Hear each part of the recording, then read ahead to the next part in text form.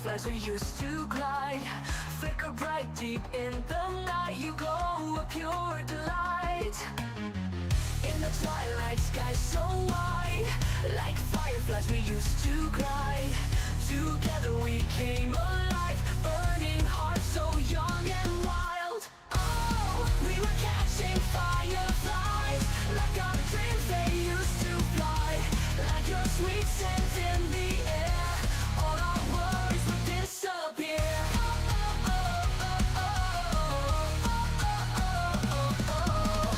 Hand in hand we ran so free, me and you unboundedly. Whisper wishes to the night, captured moments in my mind.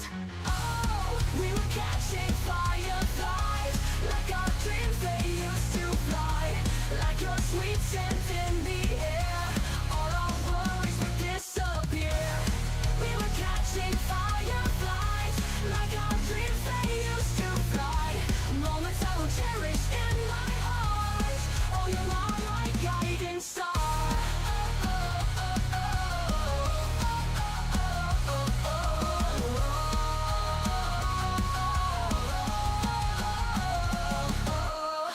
Little lights guided our way through the night till break of day. Trees to fight we didn't hide, fireflies light up the sky. Oh, we were catching fireflies, like our dreams they used to fly. Like your sweet scent in the air, all our worries would disappear. We were catching fireflies, like our dreams they used to fly. Moments I will cherish in my heart. Oh, you are my guiding star.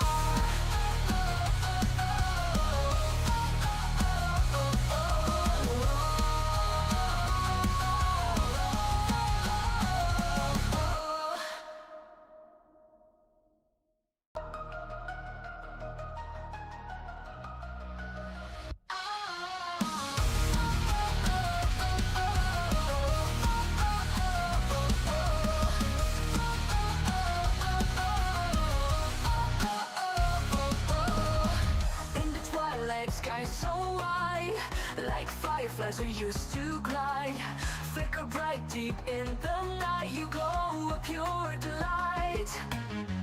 In the twilight sky so wide, like fireflies we used to glide.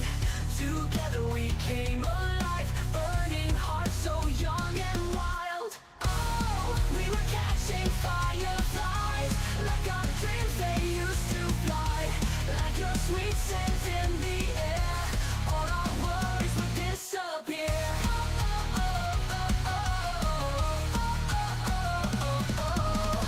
Hand in hand we ran so free, me and you unboundedly.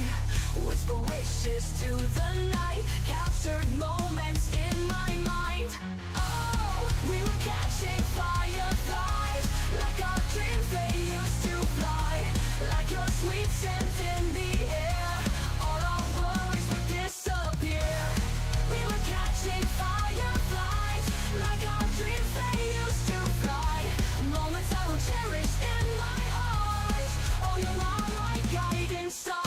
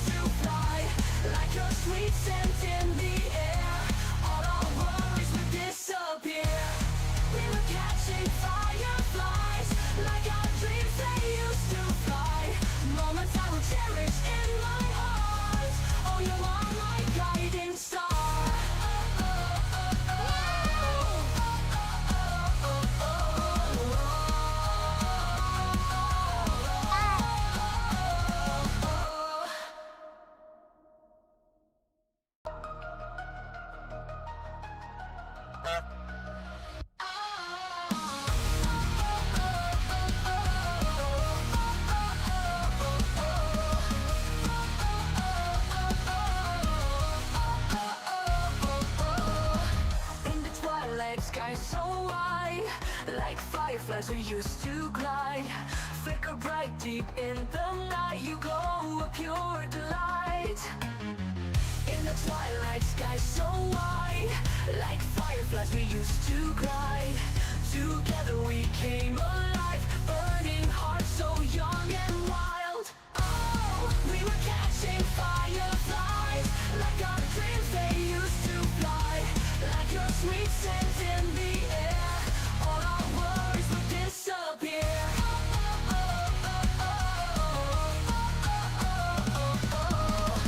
Hand in hand we ran so free, me and you unboundedly.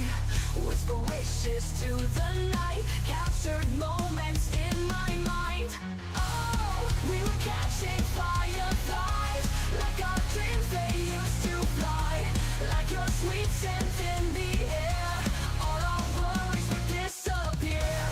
We were catching fireflies, like our dreams they used to fly.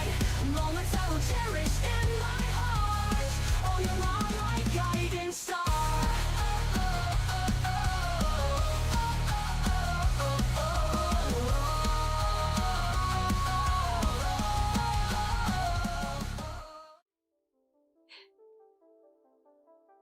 There we are. Hello, everyone. Welcome in and welcome back. It's good time zone, everybody. Hope we're all having a nice cozy day.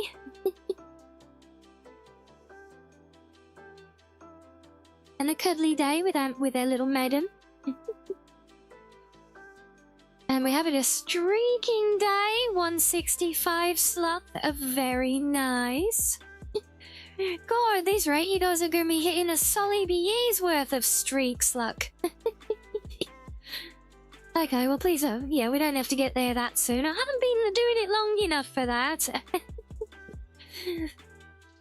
Oh, but we missed all the nuzzles. Mystery guys.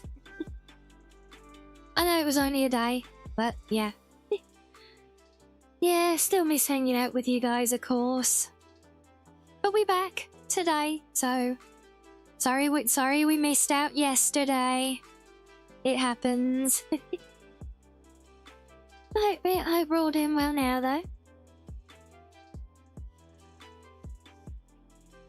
Yeah, I'm doing better, Purple. Still not quite, yeah, still not quite right, but yeah, still better and good enough that I should be able to be here for a few hours before passing out again, at least. Hopefully. I've been kind of in and out of it all day, so yeah. We should be good, bye. So hello to you, Purple. Lovely to see you all. Hello, Peppy. Hello, Basil. I think you've been misinformed. It is not my birthday yet. Not for a while. Hello as well, Halloween. And hello, Corliss. Hello, Keys. Hello, Sla. Hello, Galactic. Beauty for the lurkies, it's all good, we love our lurkies. And hello, Reggie.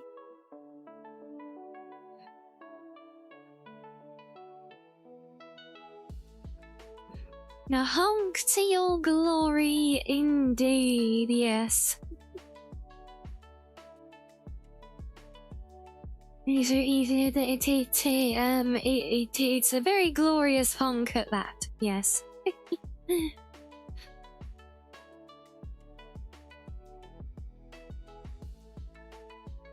Seems the issue we were having were directly to blame for your issues finishing Dawnguard, is that right? So the stuff you were having going on with the fight being crashy and everything, and it was then misbehaved, it was doing that because of the script bloat that seemed to be occurring, was it? Oh. Yes, well, do make sure to get into Resaver and check your saves. Make sure that keep an eye on them for a while. Check them periodically. You know, make sure nothing, because it could be something very unrelated that still caused it to back up like that. You know. Yeah, it does sound like it's looking promising for you. Mine's been good so far, but I've not done anywhere near as much yet. I did do another test after my last little run, and yeah, so far so good. Cause yeah, I just don't see that boss fight in Midnight Sun or all that mod in general causing bloats like that, you know. But yeah, it would not surprise me because it is a very mechanical, scripted fight. Yeah, my best theory right now is that maybe you did a die and respawn during it, just as I did, and whether it's a Masma one or the alternate death one, whichever it is, I think it ends up leaving one of those scripts broken, and so it just ends up polling indefinitely.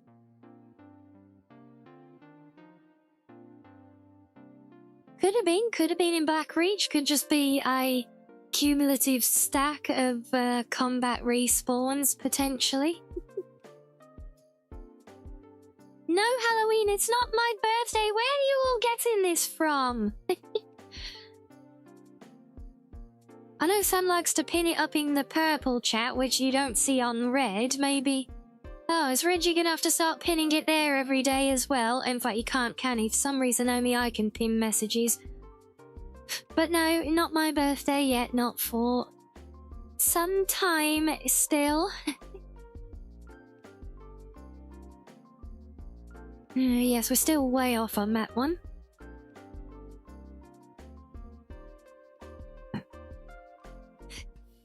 The cheesecake told you, did it, Corliss?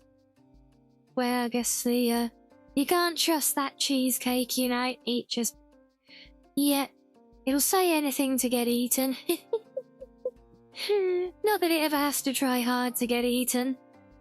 Not in this den, anyway. Yeah. No, but yeah, so apart from me not doing well and still recovering today, I've been kind of drifting in and out of consciousness. I do hate when it ends up like this. Like, yeah, yesterday I literally didn't know whether I was coming or going for most of it, you know. It's not very nice at all, honestly. And it hasn't been much better today, but yeah, less painful and everything today, so it's all good. Managed to get, you know, a few hours here and there, which is kind of the same as most of this week so far, but without the suffering, it leaves me a bit more energized. So yes, there we are. So yeah, not really any no news. No news is good news, right? I do have a new mod that I've started working with, which I'm actually quite excited to show off for you guys today. You think for my birthday, I'm gonna wish for a birthday cake in the shape of a gazebo? Oh, well, if it's right, as long as it's a birthday cheesecake the size of a gazebo.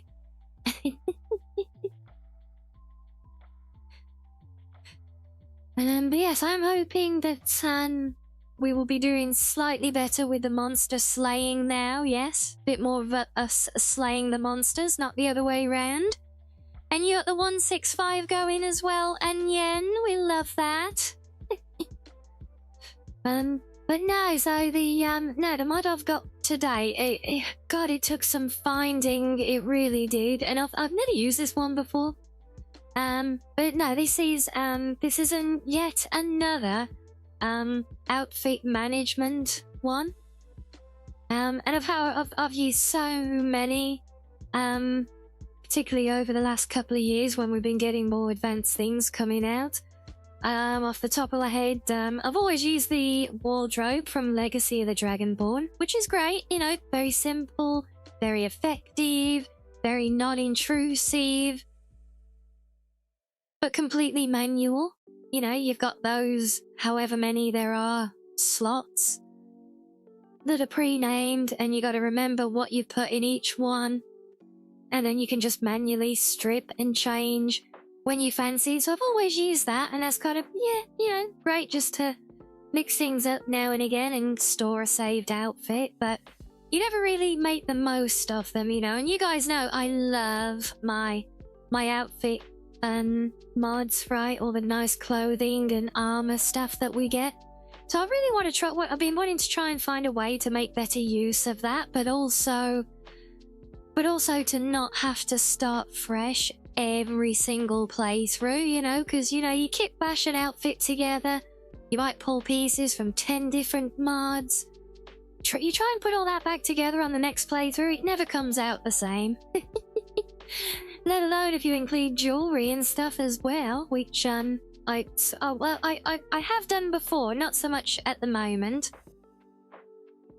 Yeah, so then I tried using one called Lazy Outfits on top of that, because that would let me save outfits and import them to new saves, which, yeah, great, did its job. But it gets tied to the load order because it uses the form ID number. So as soon as the load order changes, it gets foobarred. And hello, Comb, welcome in. But then, yeah, so then we get into the more advanced ones, and there's two prominent ones that are very similar and easy to get mixed up. So there's the Skyrim, outfit, something Skyrim outfit system NG or something like that, which is the one that I was trying to default to, because that one actually lets you save all different outfits and then will automatically swap them. But I've had a horrendous time getting that one to work. Yeah, issues with the MCM breaking, and then with it not saving its data. So yeah, so then I started looking for alternatives, found the slightly older one of a very similar name, which is just called the Skyrim equipment outfit system or whatever, but it's basically one's NG and one's revival, and the revival one is actually a transmog mod, so it keeps your equipped armor stats and just lets you do a visual change, which is an interesting approach. So I tried to get that one to work, couldn't get it to work either. It didn't want to play nicely for me, so then I found a new one that someone's just put out a couple of weeks ago. It's called something like the Armor Manager or something. Seems very promising, but in its infancy, it's like an alpha at the moment, so very full of bugs. Functionality's not where he wants it yet, so it's one to keep an eye on. But then in all my endless hours of perusing through comments and everything else, I found mention of one, which from you wouldn't even think it does the job, but it's called conditional equipment. And I've been playing with it today a little bit, and I think this is the one, guys. I think this is the one. So we've got automatic outfit switching. We've got the most versatile set of conditions that you control in game via the MCM. To the point where you can literally assign things to specific keywords and locations, certain weapons, individual cells, you know. So it does all of that. It automatically swaps, saves everything externally, so it will round off to the next save as well. So full user control. The offset for that, I would say it's not really clunky, but it's not exactly a one-click operation either, you know. You, the user, are setting up variables using game data, using keywords and things, so I think if you're like an advanced user and you're good with those bits of information and setting up, because you can set up like multiple variables, almost like a logic thing, so you can say, you know, if it's cold and we're in this region and it's this time of year, you know, you can literally even set, I'll show you guys when we get in there, you can even use things down to the real world time off of your computer and have it just change periodically. But here's the real kicker, and I've not seen any other ones do this. For each variable you set, you can either allocate a single outfit, or you can create an outfit pool of multiple outfits and have it randomized, or even set different percentages to each outfit in the pool. So like you could have like as many different outfits as you want as your dungeon crawling outfit or something, and every time you go into a dungeon it will just randomly pick one of those outfits to change you into. And yeah, I think it is worth the slight fiddliness to set up and get used to. So yeah, I'm really pleased with it. It is a little bit slower than the others to actually process the change. So yeah, if you use this one, you might suddenly find yourself spontaneously becoming naked at times, but it's a slow enough process, so hopefully it won't get us in any trouble. Do you know that? Yes, we asked about, wanted to know about dragon boards. Yes, we got lots of those in the playthrough, but I don't have, I haven't initiated the main quest on this run yet, so I don't have them, but yeah, we're pretty much using the full set. Visually, it is the Game of Thrones dragons across the board, plus some various enhancers to the death mechanics and the skeletons and everything else. Plus then I think there's a couple of mods as well, adding the greater variety, the naming, the more advanced combat AI for them. Complete overhaul, really. And yes, Purple, all the data from the outfit mod, it is all saved externally in JSON files, so the only thing you might, in fact, no, I'm not sure actually. I have to check. Well, I know all the like the outfits and the conditions that you write, they all get saved. The only thing I'm not sure about is if the overall, I think you can save a like a settings file for the MCM itself that you could then use to reload all of the setup. But yeah, all of the raw data though, that is definitely in external save files, I know that much. So yes, it's like having a little mini gacha system. and you can allocate any storage container of your choosing in-game to be used as the wardrobe, and that will allow it to swap. It will actually remove items and add them back, and because it's removing what you have equipped and re-equipping, no issues with enchantments getting lost or any of that nonsense. Because that's a big problem for a lot of the other ones. So yeah, this one, honestly, it really does feel like it's the diamond in the rough, you know?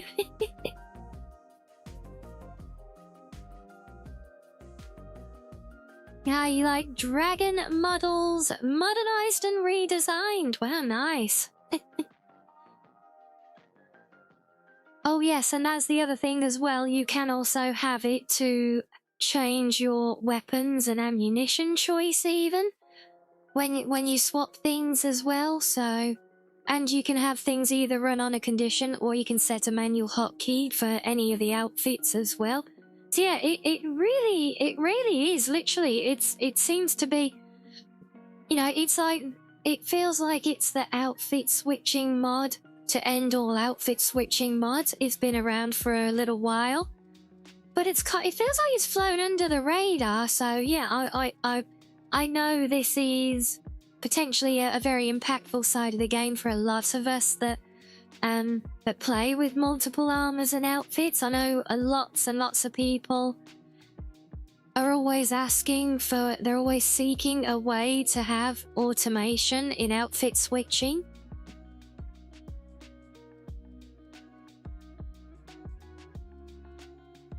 So yeah, I'm definitely very keen to show this one off. I haven't got a huge amount set up for it yet. It does take a bit of time, like I said. But I've been testing today so far, and yeah.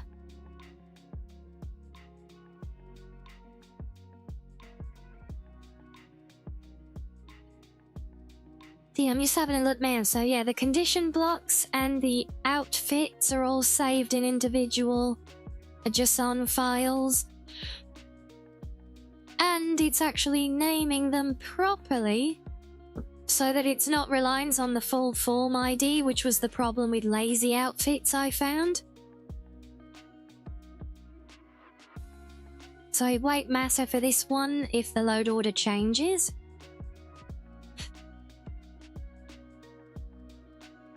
Yeah, so we got there. So I've been playing dress up for most of the day when I've not been passing out. Here's one called Dreadful Alduin, yeah? Nice. Yeah, I wonder if that's the one. I know I've used a dedicated Alduin one before. I couldn't tell you the name of it now though. But I know there are some gorgeous overhauls specifically of Alduin. So you had the enchantment issue with Go to Bed and the Lottie wardrobe swapping thing. You haven't touched them since, really? Ah. Because there is a fix for that, which I think is included in Nolvus. Yeah, the equip enchantment fix. Yeah, I've never had an issue with the go to bed stuff or legacy, but I am using this new one, conditional equipment. I'm using that to manage my sleepwear now. But yeah, in base functionality though, because it's removing what you have on and putting it in a container, and then it's pulling from that container to put stuff back on you when you re-equip an outfit. It doesn't seem to have any issues, honestly.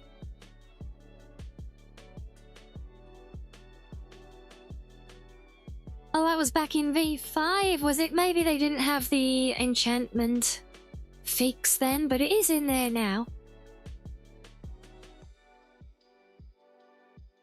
So that's all good. Well, hopefully that's all good. But yeah, so we'll see how we get on today with this one. Like I said, I know I've got it set still at about a 5-second polling, because I don't want to risk it bloating when we're doing a lot of exploration, but you can speed it up to 1 second. We slow it right down. It's just how often it checks for new variables.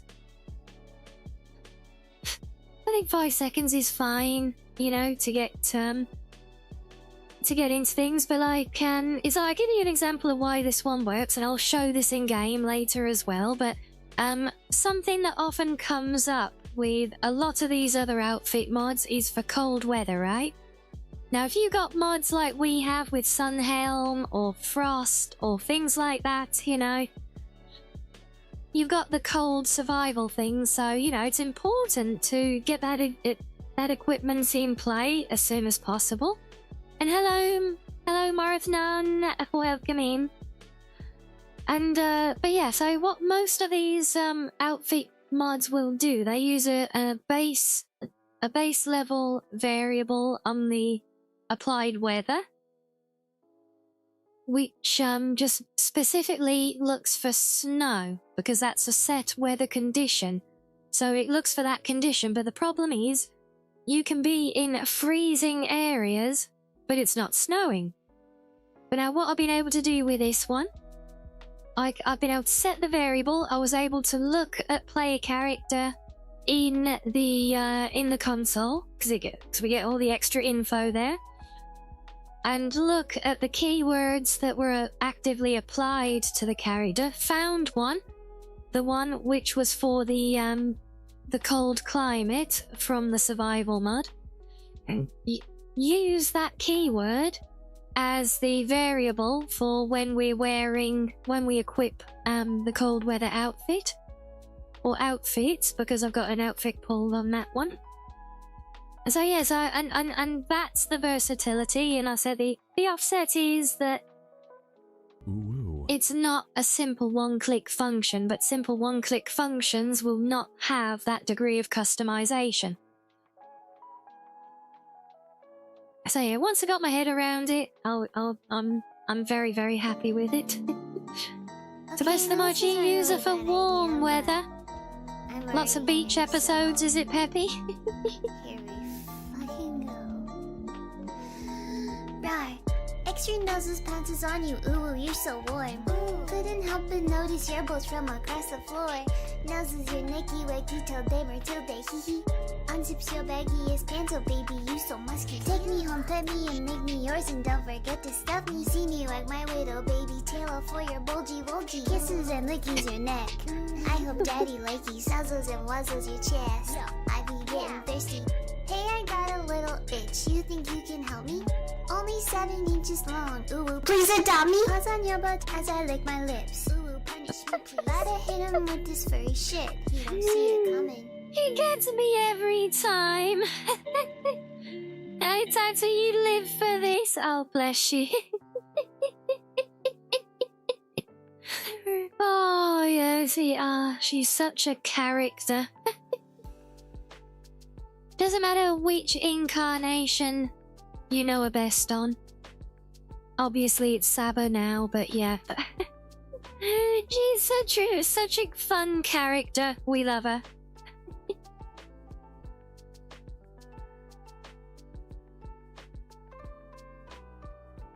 Okay, well, as for what we're gonna do in game today, I don't really know, to be honest. I know I was just leaving a place. I can't remember if it was the place that I was trying to explore, or if I think it was. I think it was another one of those random locations from the from the monsters mod.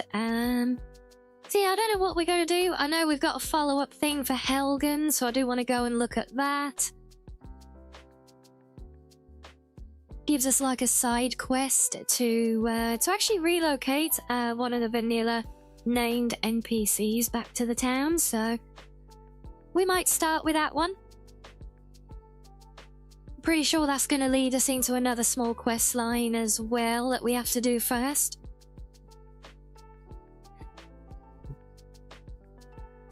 Yeah, because when we finished up with Helgen, obviously the town was still mostly in the process of being rebuilt. So I think it should be good, because it should be more complete, if not fully complete now. So you guys get to actually see Helgen reborn. Quite literally. But apart from that, we might pick a mod to go and look at. I've got half a mind to go and start on Falskar, but I don't know yet. I also got half a mind to go back and finish and go root through Midnight Sun, but we did that on stream before, so I'll probably just cheese through it when I feel like attacking it again now. Because there were some very cool spells that we got from that, and I'm sure as hell not missing out on them. And yes, on that one, I know you've got that mod as well, Purple. If you don't know, if you didn't find it before, there is a flat world map framework paper map for that mod. I found it after the fact.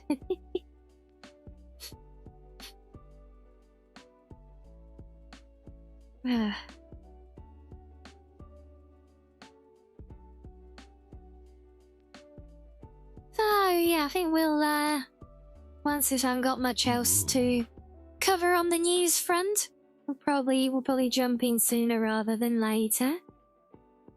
You're in the same boat, not sure where to go now. Dawnguardi's done, you might finish. Umbra. Is that flat map? No, the Falscar flat map should already be included in Nolvus. No, I'm talking, no, Midnight Sun has a paper map. And hello, Pizza Cat. Hello, Sarah. There's our big bro. Hello. Hello. How are you today? Hope you're all well today. We won't set a high bar as long as you're doing better than me. That's a win. And I don't know why I'm giving you guys the thumbs up there. But yeah, I am. I promise. Just doing some editing stuff, are you? Oh. You might also do the Frozen Heart. Is that another one of Kitty's, is it? So you're actually doing VTubing things rather than being lazy? Yeah, I really need to, I definitely need to try and do better with my shorts, try and make them more fancy and edited, I think, but I don't know, I feel like the channel is just shadowed at this point. It's like, is it gonna be worth it, you know? Maybe I should just relaunch the whole channel again, I don't know. Honestly, I wish, guys, I really wish that I could have the time, when we do a playthrough segment, because it invariably goes over a couple of different streams. I'd love to be able to put the time into, you know, like pull 2 or 3 VODs and then put together either a whole game, like condensed a long form video, like half an hour or something, or, you know, focusing on a particular mod in Skyrim, you know. But it ends up so messy, and, you know, a lot of these are, because they're bigger, I end up doing stuff, some of it offline, so then it's not captured. Yeah, it's lots of very big work, and yeah, I don't know. I'd love to be able to, but yeah, I'd love to be able to hire an editor to do that for me, but there you go. Oh, so it's not one of Kitty's mods, it's just, you doing it before they short and sweet? Fair enough. Include zoom-ins and you'll see go, what are we gonna see go crazy? Sorry, what? No, William, no, where are you all getting this from? It is not my birthday. Lunatics. I don't know where you all keep getting this from. Yeah, I know the zoom-ins are me coming closer, but I don't know. Like, what are we seeing going crazy? That I don't get. I know, Pizza Cat, don't you start as well? Honestly.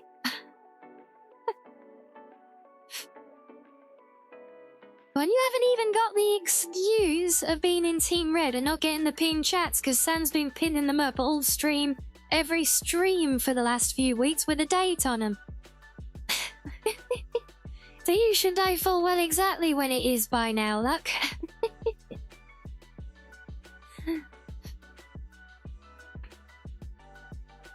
Oh dear me. Well, anyway, enough of that nonsense. So yeah, we'll jump in early, guys.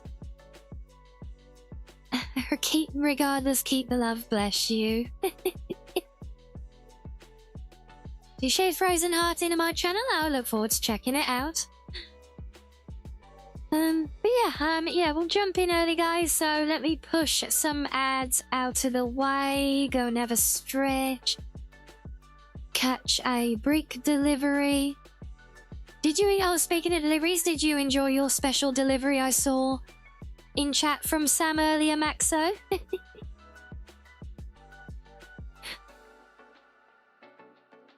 Oh, well, that was very fun. Very clever.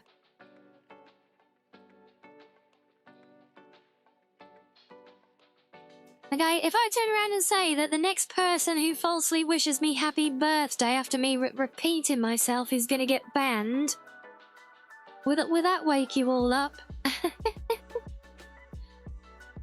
You hate us all, yeah, we love you too, Maxo.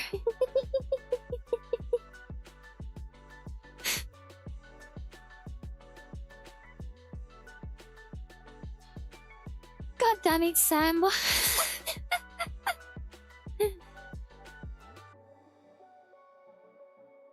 Okay, well, now I am just gonna go on a stretchy break. You will get it out of your system.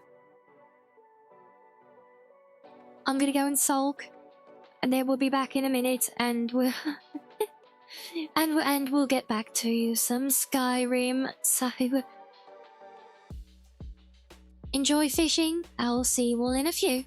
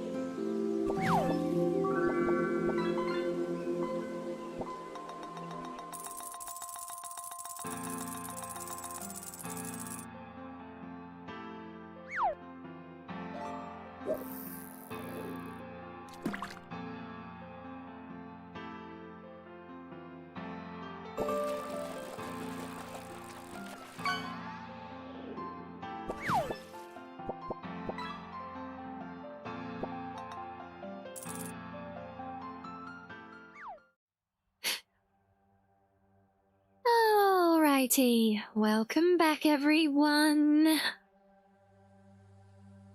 Hi, let's just get ourselves into character again. There we go. Yes, thank you, Purple. Thank you, Heavy. Thank you, Peppy. Thank you, Menace. Welcome into you as well. Thank you, Sam. And no, it's not Birthday Fox. You check your own pinged message. Thank you, Sloth.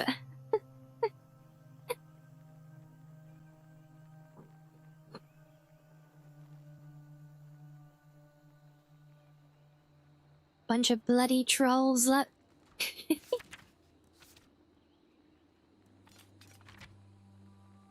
Right, so here we are. We're sporting one of my new alternate outfits left. It's August night somewhere in the world. Yeah, no, I don't think it quite works that way with the date.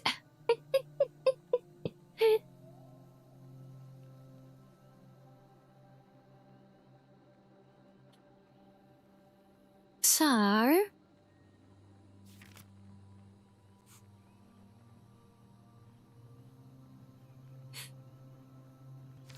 yeah, we need to,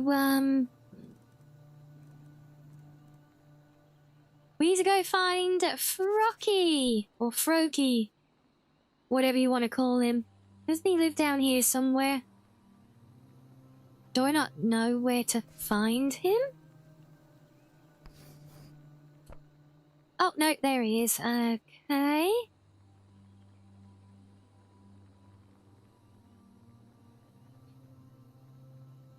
Okay, no, not cakes and candles, Maxo, behave.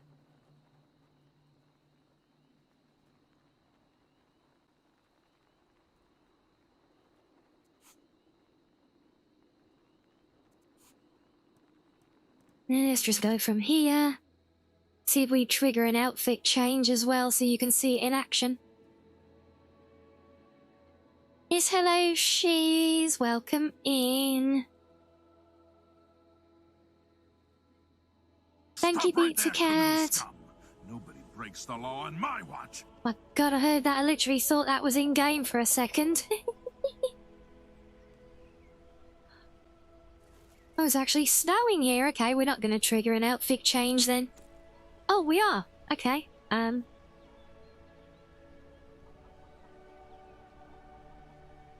Fair enough. Guess it's just stopped snowing.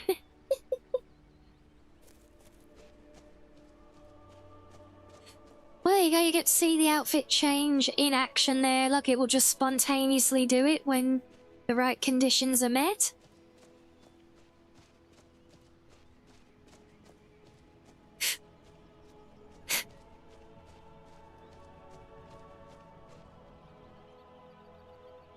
We on a crusade for the Emperor.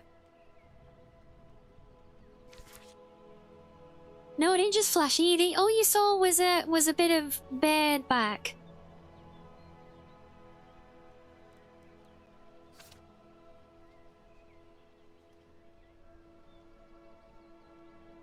Hello, Giselle. Yeah, so this is the mod that I'm using for it now. As you can see, it pulls a lot of info, but basically, you set your outfit up in here. One thing I should point out for anyone looking to use this, it does not, it doesn't play nicely at the moment with the Mara stuff. No surprises there.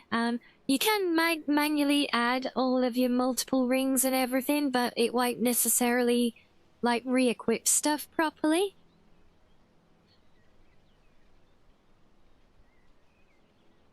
So, I mean, obviously, I've just left my rings and everything as they are. But yeah, you can set your outfit. You can literally just tell it to use what you're currently wearing.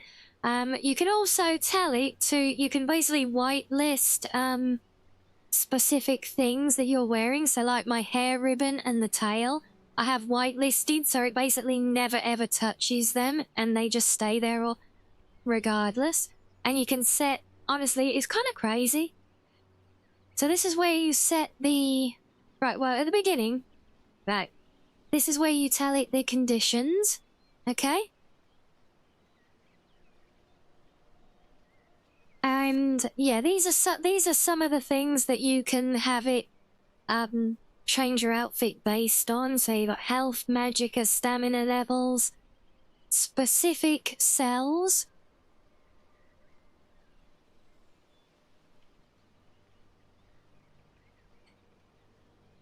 you're not really utilising the system at the moment here.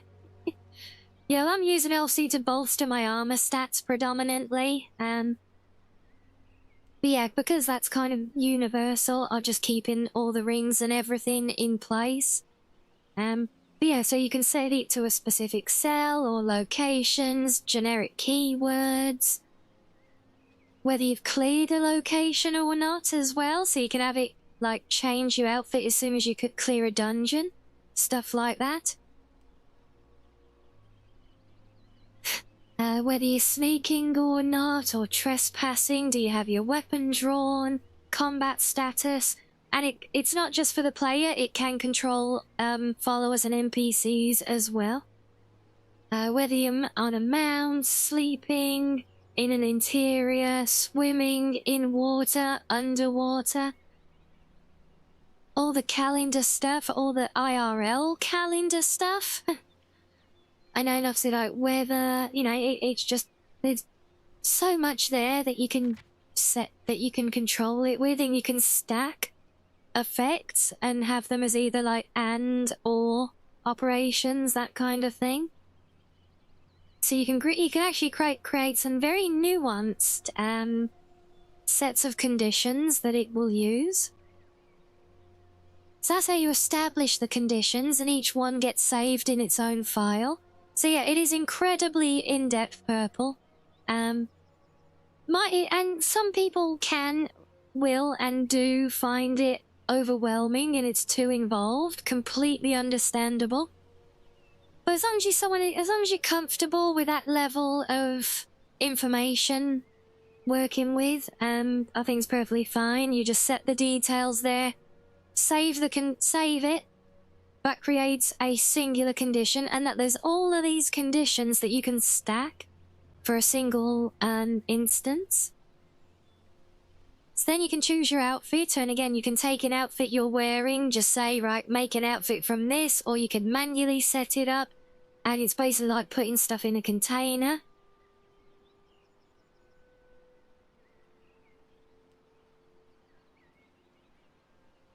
And this is the screen where you're going to make it all happen. So we choose the condition from the ones that we've created. It just appears in a drop-down list there, so we can just choose which one we want. And you choose which outfit, or in this case, look for the cold one here. I'm using a pool of outfits, so it will randomly choose between the different outfits in that pool whenever that condition's met. I think you've got all the usual config stuff. You can have it ignore weapons or specifically do weapons, do partial outfits. So that's the crazy thing here as well. You know, if you just want to put on an extra cloak when it's snowy, or like put on a hood when it's raining, you can just edit the equip slots that the outfit will change. And yeah, you can literally have it, you know, because think about it, there's some armor sets that are like, there's one I'm using now, it's called Elaine. And it's basically a very nice, simple little dress that you wear, but then there's a load of armor pieces on top. So I could literally have it, if I wanted to, that I could wear that outfit casually. And then when I go into combat or something, it will just put all the armor on top of it. You know, it really is so diverse. I've been very impressed with it so far.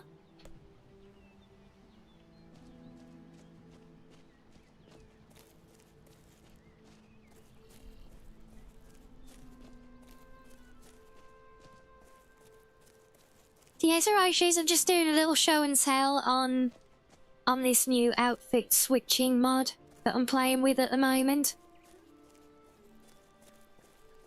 So yeah, it is awesome. And I'll say it's crazy because, and that's why I'm making such a fuss of this mod, because oh, hello. Because yeah, it's an aspect of modding that many people have tried to attack. There are so many mods that try to do it. Those that seem to get close all seem to have been abandoned now. Or they just don't quite do what you want them to do. But this one seriously seems to tick all the boxes that you could ever possibly want. And the offset to it is...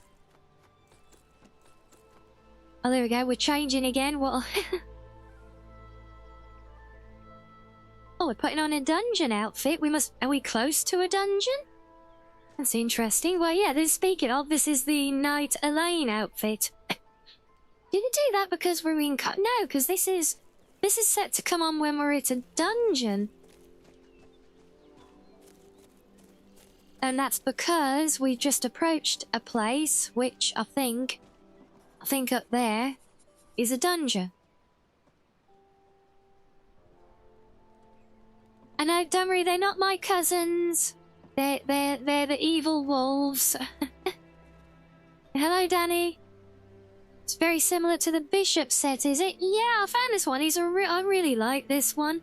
So yeah, I've got this as one of my dungeoning outfits. Because yeah, this has got a pretty decent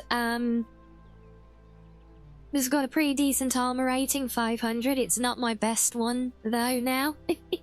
So yeah, so I can wear my usual outfit exploring, but if I go into dungeons now where it's going to be, a lot more challenging, I can equip this much stronger armor. We're in a jiggly metal breastplate. Where's the metal breastplate there? Tell me. I see natural movement. I don't see jiggly metal.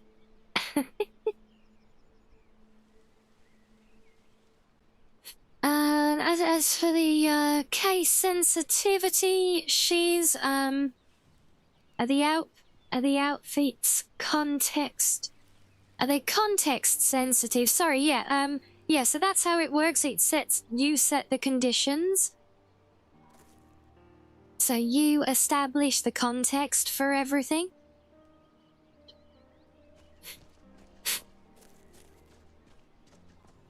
So yeah, it's changed into this outfit because we're right outside a dungeon, so the location says that we're at a dungeon.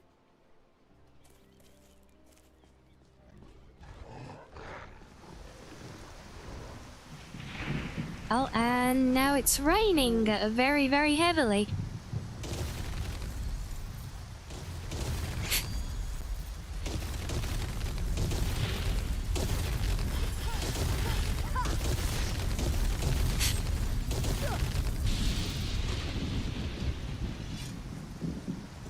Oh, we're changing again. We're not at a dungeon now.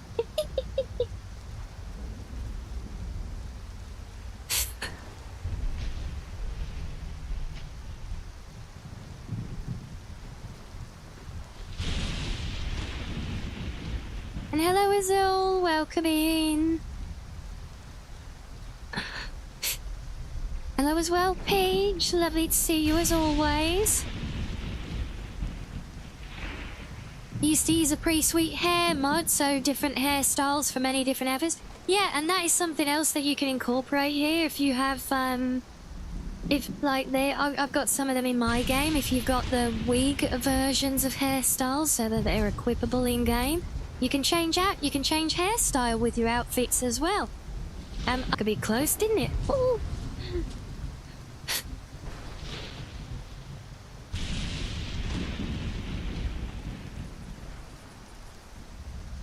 The thuggums. Well, this is not where we were looking for, but, we found a place, so...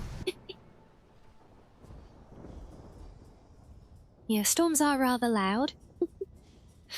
Yeah, you could even set yourself a unique outfit for doing different types of dungeons, like if it's a Dwemer place or something, you just gotta pull the right keywords, you know?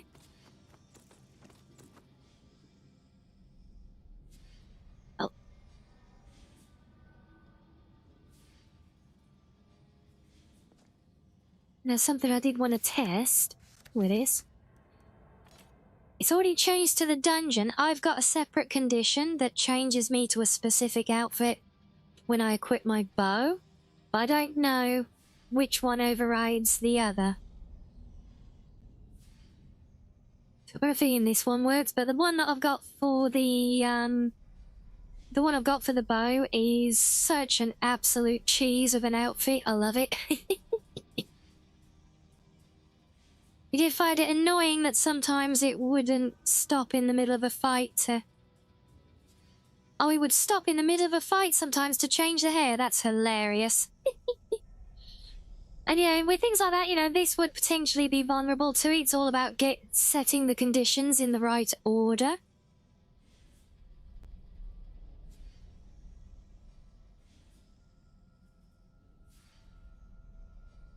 Aim of adventure? Yeah, well, we'll see. We'll see, Shiz. You like the quality of life of it? Can go to explore, go to dungeons, etc. and outfits change to give you the boost you need for whatever set, i.e. yeah, mage, you know, if you equip certain spells. Like, if you equip a specific spell, you can have that as a trigger, you know? Or specific magic effects, or if you have, I know, something like the Prepare for Adventure one, and you use that, you know? And yeah, you don't need to carry them around, either. And also, you know, you can literally have a different outfit for visiting each town. You can have a specific outfit to wear at each different tavern, if you want to. It really is, you can get as creative as you want with it. I think the only limitation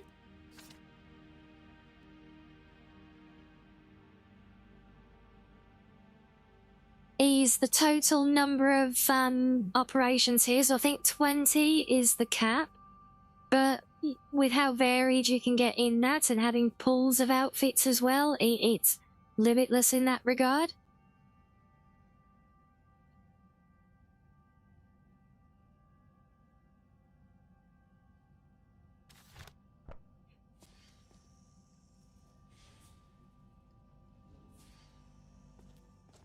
Say we jump in on the squats. Well, we'll see if I actually feel like doing them today.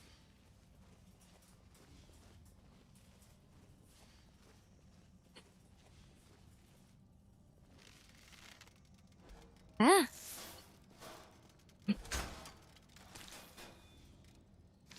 Okay, never mind. Never mind the stealth.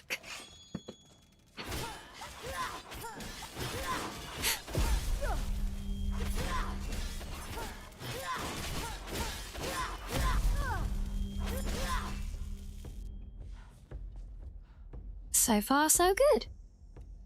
Yeah, I don't know what this place is, actually. It's not the site that we came looking for. This feels like a Dwemer-themed player home. Very odd statue placement.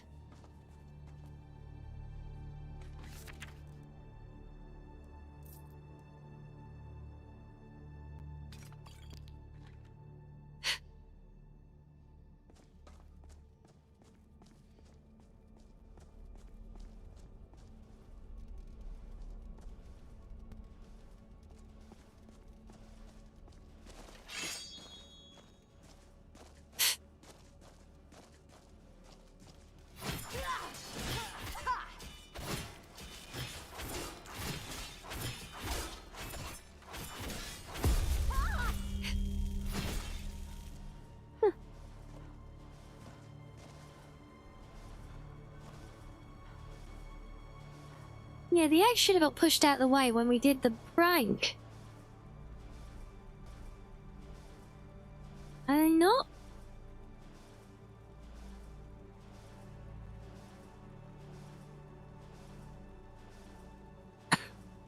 Why the hell has that lost its connection again? I'm so sorry, guys.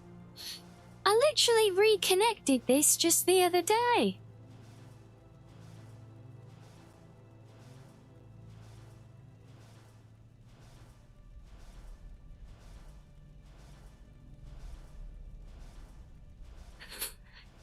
Yes, my automation, some reason, is...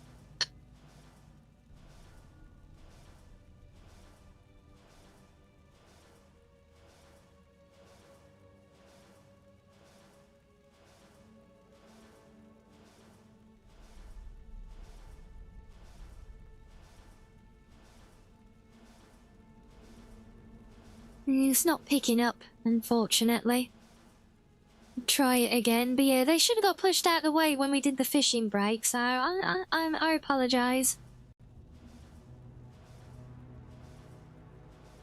How did I get started modding, William? Oh, that is quite the tale.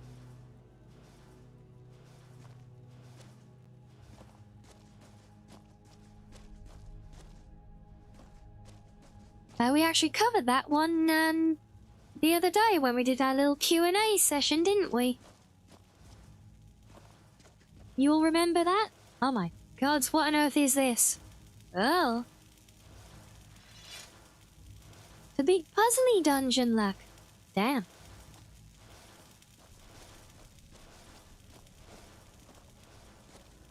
Yes, were any of you paying attention the other day when I talked about that? I wonder. I told you all how I first got into modding. Story we're told many times now.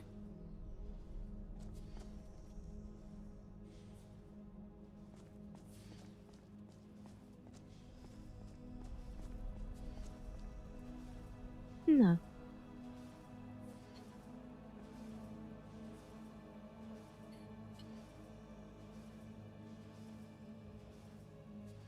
Sam says Rhea started modding when she realised Vanilla Oblivion didn't have enough bathing scenes and hot springs. Quite, son. But not quite. It did involve Oblivion, I'll give you that.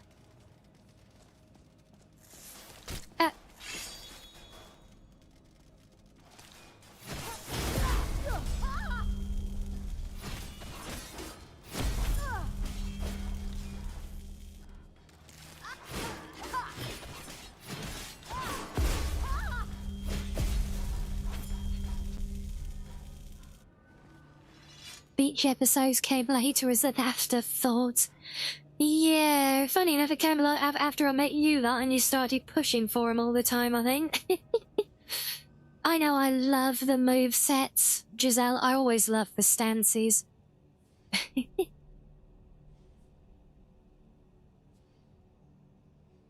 It's because of me. Oh. Stop right there, criminal scum. Nobody And of course I breaks the hadn't law actually on got my to watch. saving at that point yet. God damn it. Oh well. Time for a little jaw. We didn't exactly do anything significant, did we? So it's all good.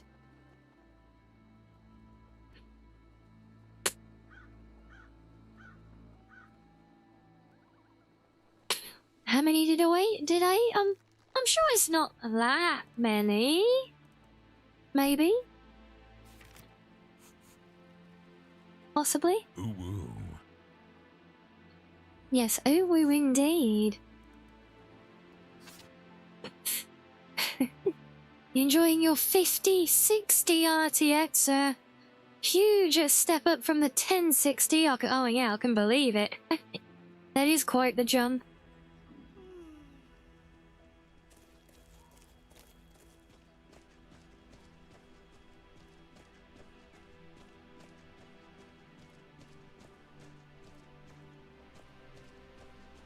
Are we seriously that cold? We're being slowed down? Oh, there we go.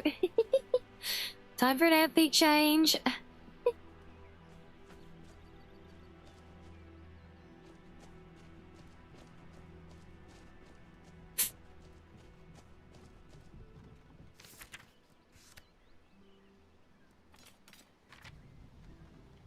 Not naughty, no. Look, I did preface it earlier saying that that's how this mod works. It's not naughty, you didn't see anything. My tail preserves my modesty. You just got a bit, said to be a... Oh, you said... You got... All you got to see was a bit of scandalous shoulder luck. And we have a rogue tree floating. Ah, the classic. Let's, just drop you down into the ground. It always happens with tree replacer mods.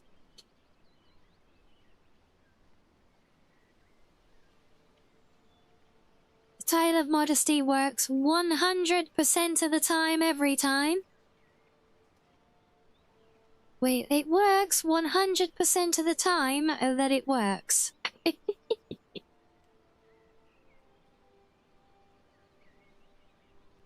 Alright, let me just make a note of this one. What is it? D1, D85.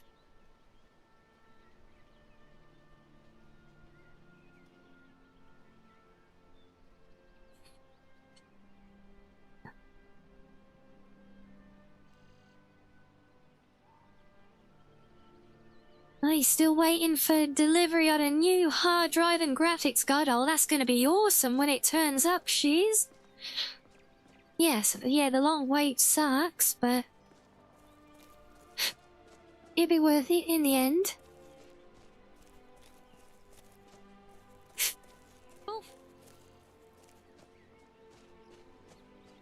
And Dominion Soldier, hello to you, welcome, and thank you for the follow, thank you, thank you.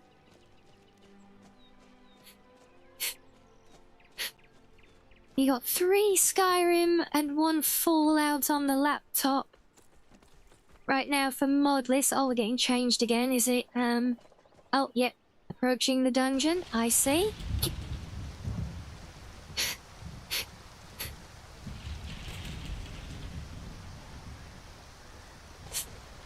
Well, if to be fair, this is the place that we were just getting started in, wasn't it? So, should we give it another go? A Felmore inspection? Oh no!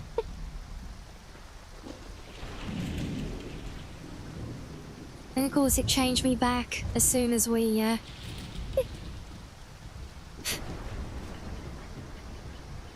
No one said the variables I've given it are infallible just yet. Inspect.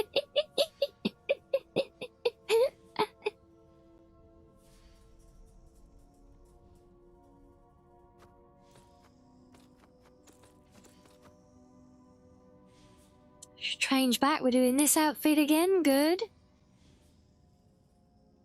Any amulets of Talos? No, just an amulet of Stendar. And I'll have you know that I'm a faithful follower of Joffrey as well.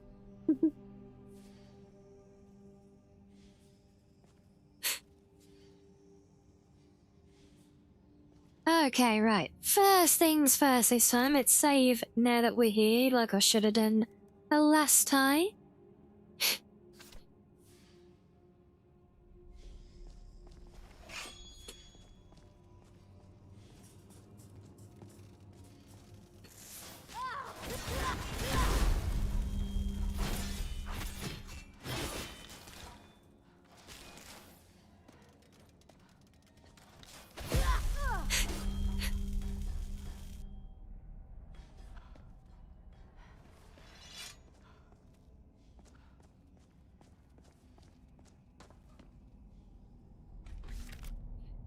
So you got a 26 terabyte drive coming this month. Jesus, Peach.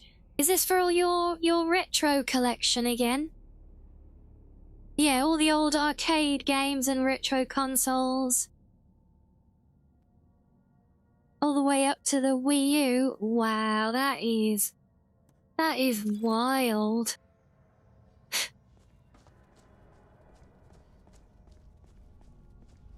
So you're gonna have to build yourself, you have to get yourself one of those home like arcade machine setups to plug it, to root your PC through, you know, so you can actually get the whole vibe of standing there at the machine, you know.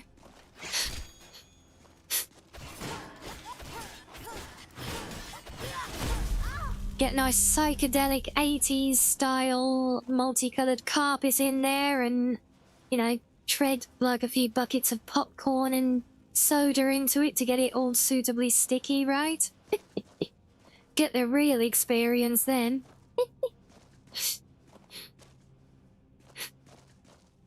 Yeah, I remember it died, so this is literally a warranty replacement one that you're waiting on. Oh. Well, hopefully, the next one, the replacement, is good.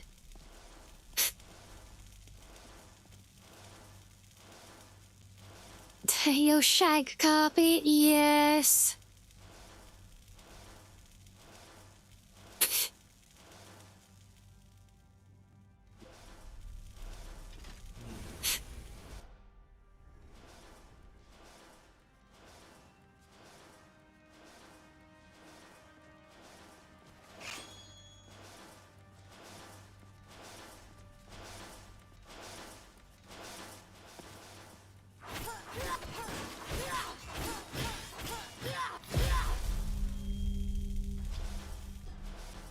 I think that's not the only one here.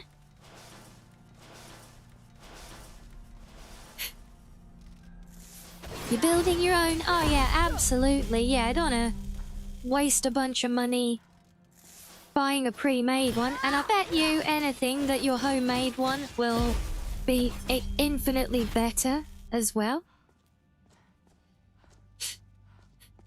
Yeah, I don't recognize this place either, Purple. It's called, The Thuggums? The Thuggums? Something like that?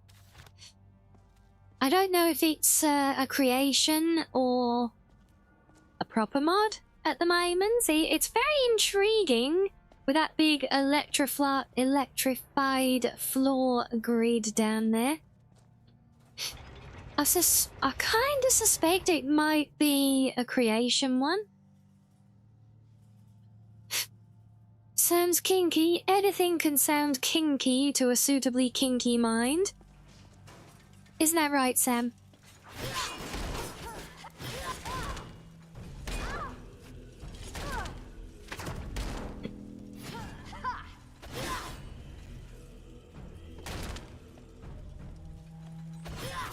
Damn it. Yes, it is, yeah.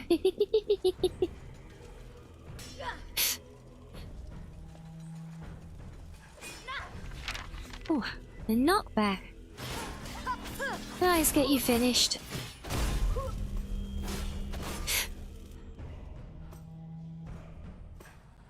Yes, I've played Forgotten City many times, Giselle. I've done all the endings at one point or another. And the last time we played it on stream during my previous playthrough, I actually then paused Skyrim and went on and showed everyone the standalone game that was, that came about because it was based on that mod. Because that's honestly one of my favourite success stories. Not only was it literally an award-winning mod for its writing, but they actually went on and made... they actually went on to become an indie studio and create their own game of the same name. And so we played that one as well, and that was really good, you know. Oh, you gotta start Clockwork and Worms too soon? Yeah, Clockwork's on my to-do list at the moment. So's everything, but there you go. No, let me just heal up a little bit. Best thing about Skyrim and mods, always find something new in a game, even after all these years of modding. Yeah, and I've said the same myself as well, many times, Peach, you know, so... Even using the same, largely at its core is the same base mod. This, you know, with thousands of hours across God knows how many playthroughs in the game, I can still, like, I'll open a random, like, crate or barrel, and I'll discover something new that I've never seen before. I'll find dungeons I've never explored, you know? Which one is Clockwork? Clockwork is the one... no. Which takes you to... over here. To the Velothi Mountain Cave. You go through, like, a big cave. It's like a big viaduct through the middle of a cave, and then you get trapped on the other side. And it's like... it's almost like a Victorian-era mansion with the two... Dwemer kind of automatons that talk to you. So yeah, the other one you're thinking of where you go through the mine, that's Wheels of Law.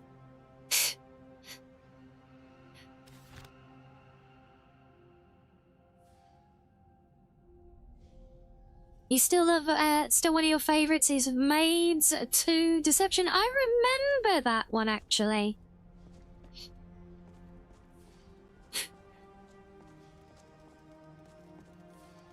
Whims of Lollies are absolutely loopy. Pretty much like everything Train Wiz does, honestly, that's why we love it. And you know some of those, a little known fact, in more recent years, he actually did another Skyrim one. You guys remember when we played OG Fallout 4 a while back? And we had a great time playing that one. Technically a dungeon, but it's like on the running across the back of a moving train. Well, did you know Train was actually made, shockingly, a moving train mod, which was kind of the same thing. It was like a mobile dungeon in Skyrim.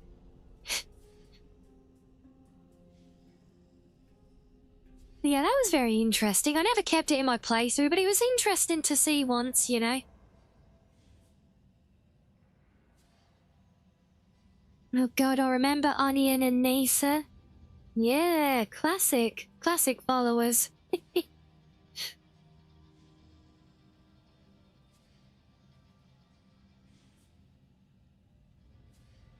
They have Worms 2 set to start after the first duel with Alduin. Kind of set up a feeling of some dragons trying to set up their own dominion. Oh, nice, yeah. Hello, Uncle Part. Can't believe you never tried the game modded. Well, he definitely opened up a whole world of opportunity. And not just a whole new world, many whole new worlds.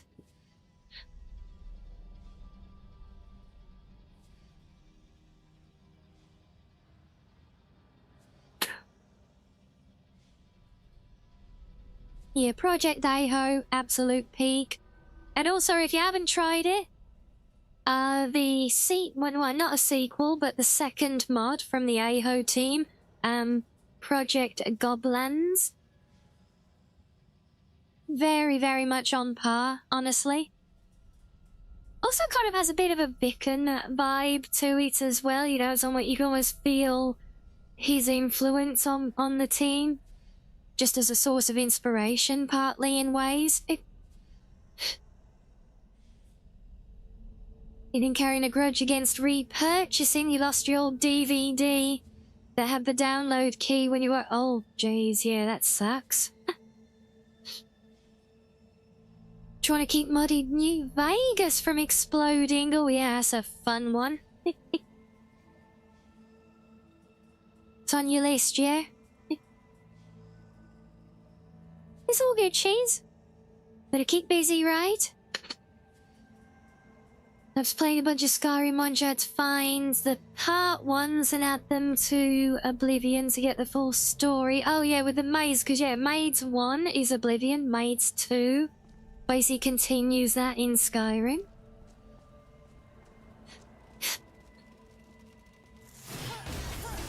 Yeah, Project Goblins is really great. It never quite seemed to, you know, it didn't get the publicity and the public impact that Aho did. But I think it was honestly a fantastic piece of follow-up work, you know? And oh boy, this place is huge! Oh yeah, we all got our favourite followers. We got Arius and a couple of others as well.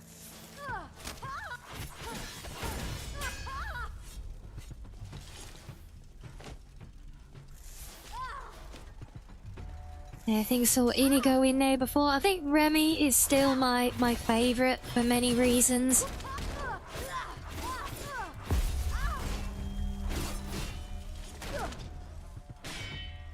Ah! Uh-oh.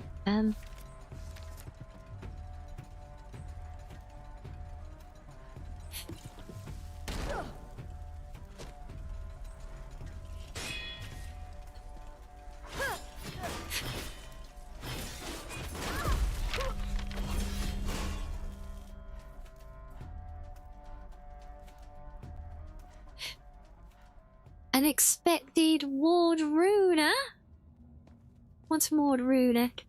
And why is it unexpected?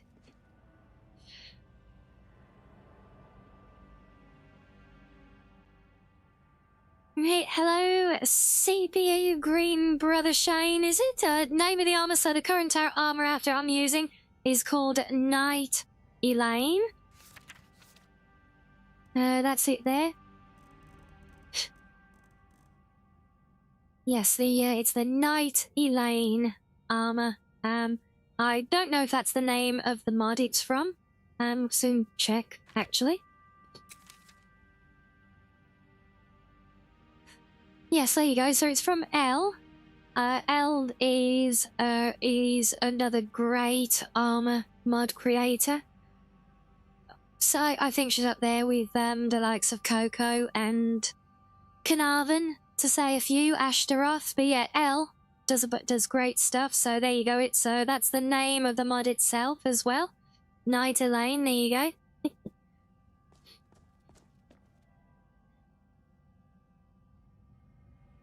I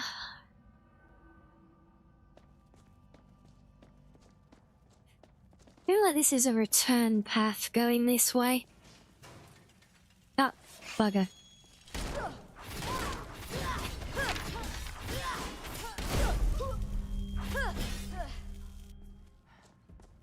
Well, I'm really not sure, but it does feel like it's heading back the way we came at the minute, so let me just, oh.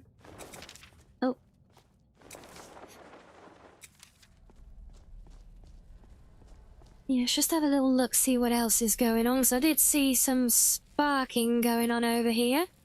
And that is highly suspicious. Hell?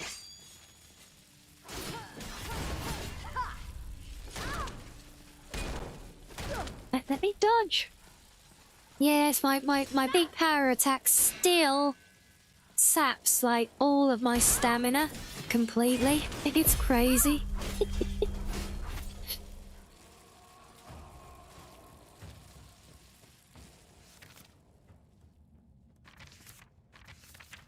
Well, maybe healing, that's what we're doing.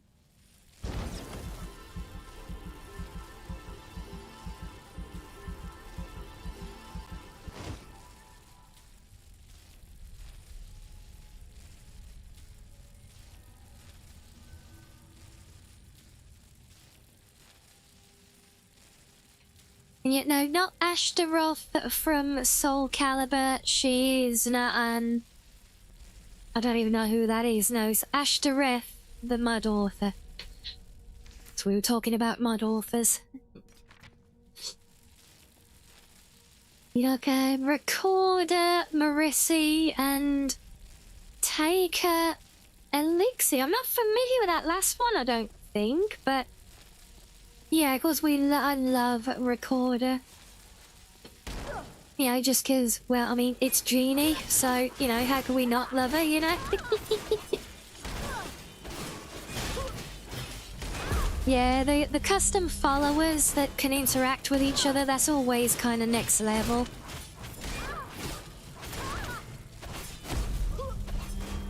Whew.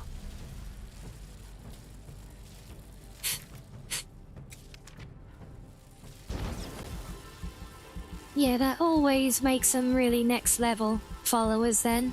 That's one of the reasons I love Remy, because she does, not only does she have that follower awareness, but also with other quests and other content like Legacy of the Dragonborn and stuff.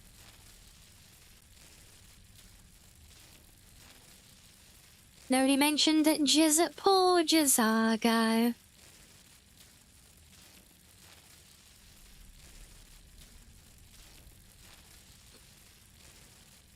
Yeah, love Inigo. I've got Lucian. I've never pursued too much with him though.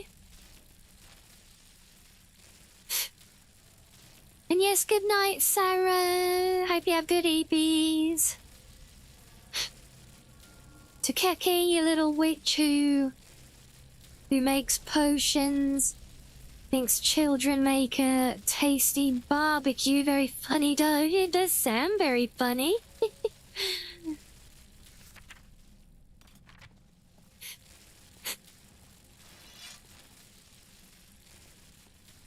So, I don't know, do I want to pull this lever?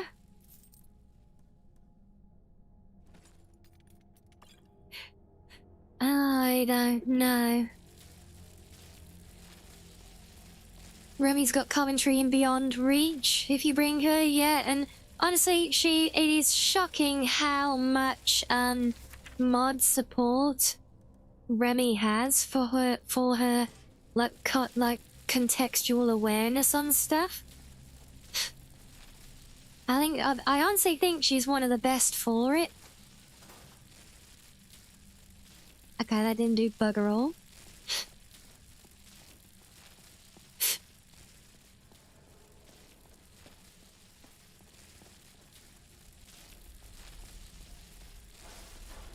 And yes, that is the thing. You know, you can overhaul fights, make them challenging and everything, but it takes a lot more to actually change the whole story and everything. That's always going to be very different.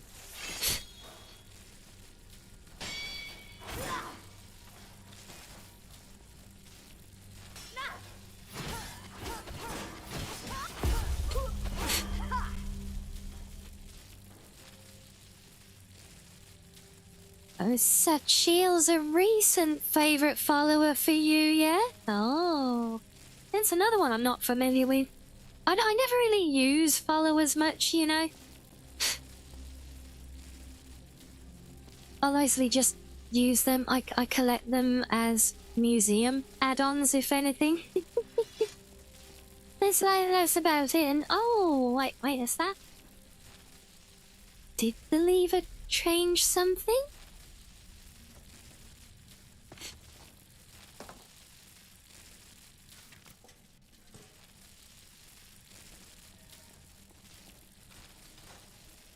I wonder what the purpose of that is then, 'cause we can...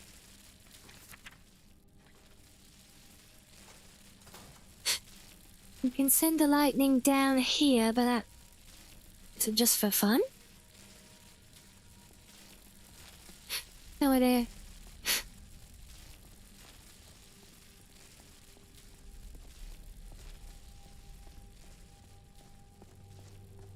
No, they're not walking mannequins, Peppy. Of proper mannequins for that. No, they're just the sources. They're part of the museum campaign. I have an area that they can go, and they all have quests and content with them, which brings unique display items, which fill up otherwise empty areas of my museum.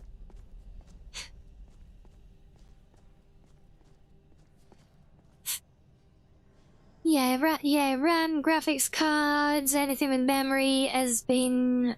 You know, there's the whole DDR5 price hike that's kind of been horrendously going on for the last few years now, really.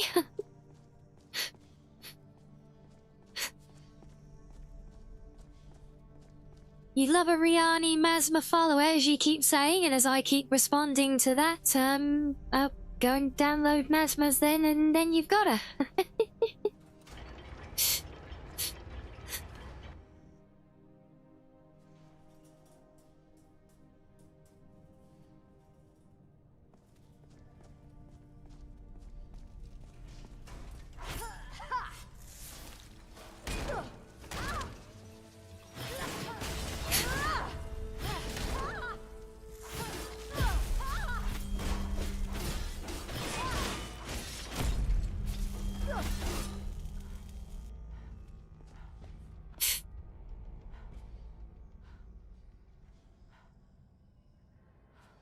That's Cookie's pretty funny. She doesn't like Faendal.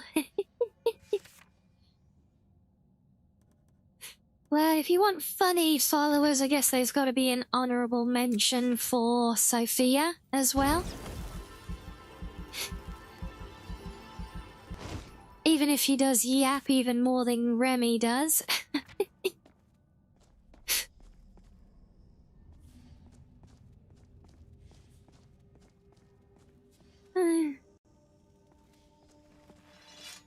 Hello, so we've got whatever this place is at least patched for Legacy if we've got an artifact thing here.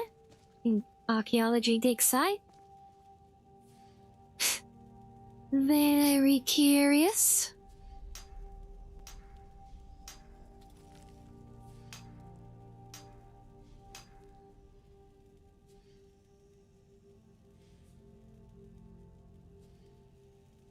You mean a standalone follower? I mean, I guess, you don't really see the distinction. If the follower's standalone or part of a bigger mod with more stuff in it, but...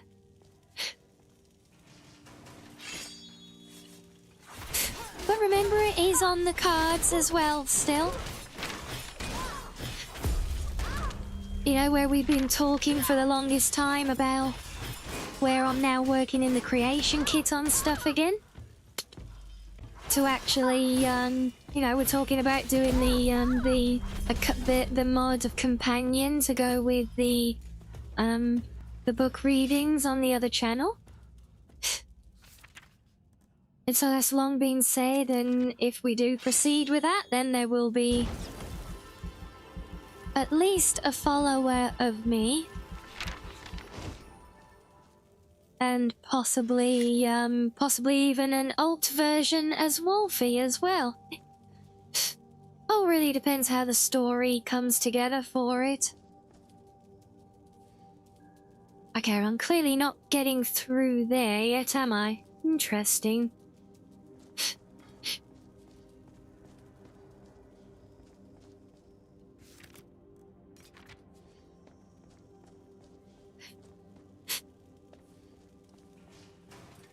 Ugh.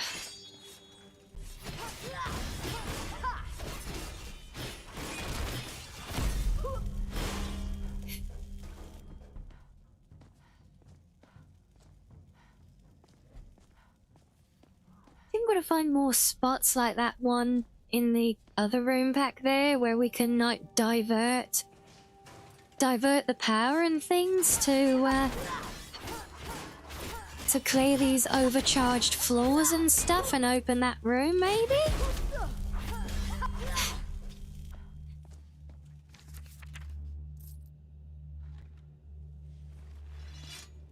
Yeah, it's obviously impassable still, though. Just so we can potentially go underneath. So yes, Drizel, it is from a mod. I have no idea what it is from at the moment. It might be a creation.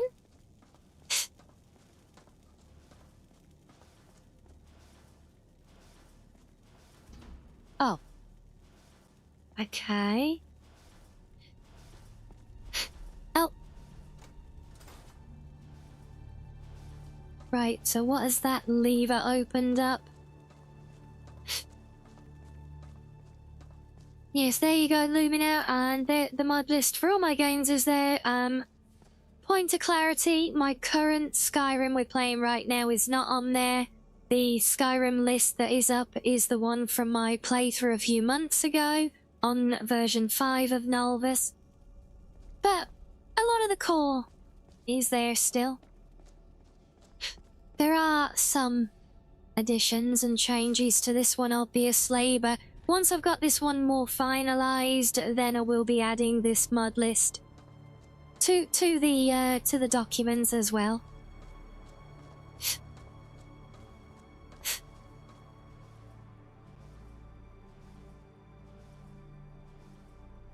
You know, and I've been taking as anything you said as it's liking it. I'm just not sure the distinction, because you know, you say like you don't want the whole big mod be like collecting followers, but wouldn't you want the big mod with all the followers in then? Because then you got even more to collect. But like I said, there are the plans. And that will be the foxy version of me, as seen in game now when I'm not blocking the way with my face.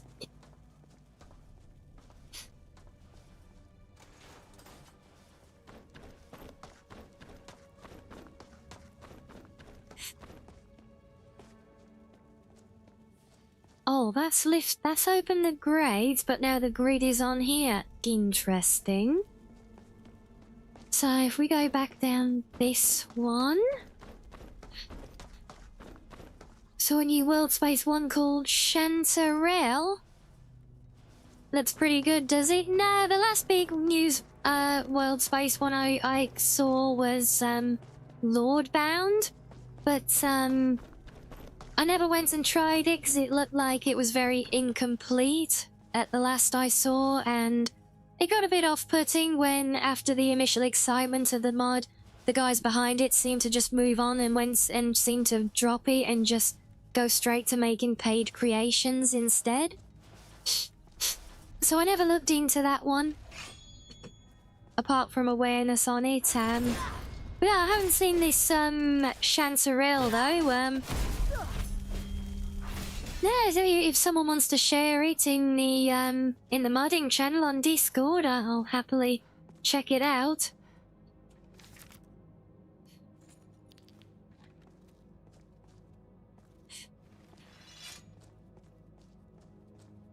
Oh, and now we're just back here, are we? Okay, hold on, I wonder... Let's see, is that, so still that area at the back of the one room here, which, we couldn't get into? Is that... No, we still can't get in there. Oh, bugger. Nothing seems to affect it. Maybe we gotta do something in a different area first? Another one is Journey to Barn Malor. You wanted to add them, but you're scared to rerun Dyndelod? Oh, I mean, you know, it's not going to be a hard requirement. You know, Dyndelod isn't necessary. You just add them and, you might find you don't even miss Dyndelod in those areas. It depends how, like, sparse they are, you know, with how far you can view and how filled or empty it is. Yeah, you might find that you don't even miss it. Look, I didn't miss it in Midnight Sun.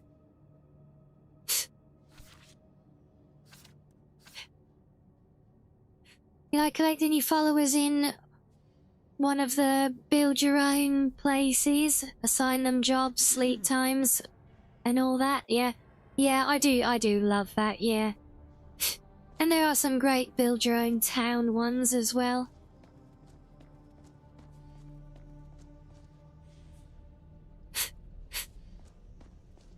You suddenly getting paranoid about Steam shutting down? Yeah, I don't see that happening anytime soon. I don't think there's any risk of that. They've got like at least a 3/4% monopoly on the entire PC gaming sector.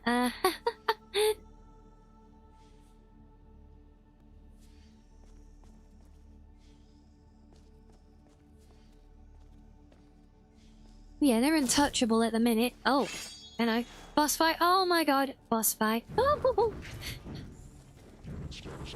Yeah, the thing with Steam is, holy oh my god, oh wow, ow.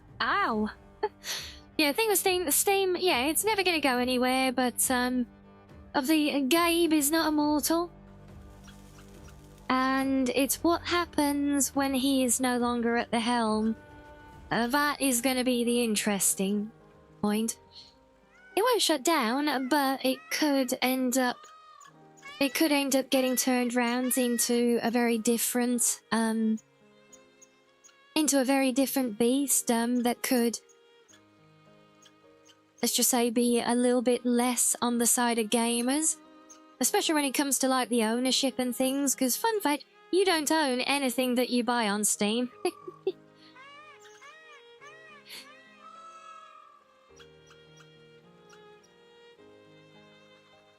1,000 years ago, your progeny shall worship the disc case as a relic of the golden age of technology, yeah. 1,000 years later, yeah.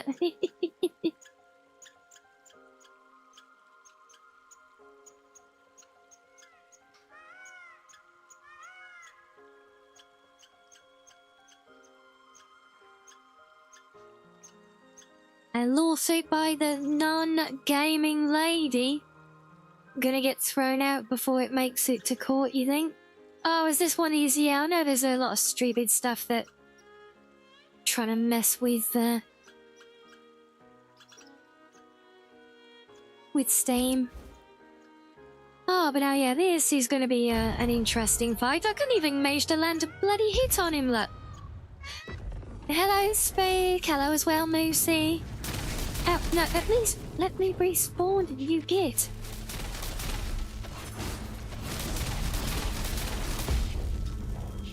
Oh, we got him. Ah, that was reasonable then. Okay. Do I get shinies? No? No. But I wanted shinies.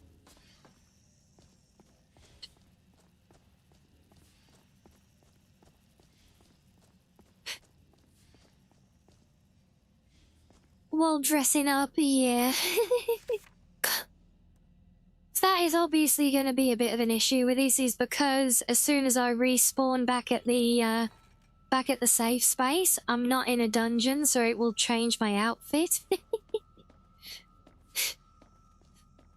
But of course, if I'm in the middle of the fight, I'm going to want to spawn straight back in, so, see, Astra's heading outside, so... No, let me go back and see maybe now if that room is open.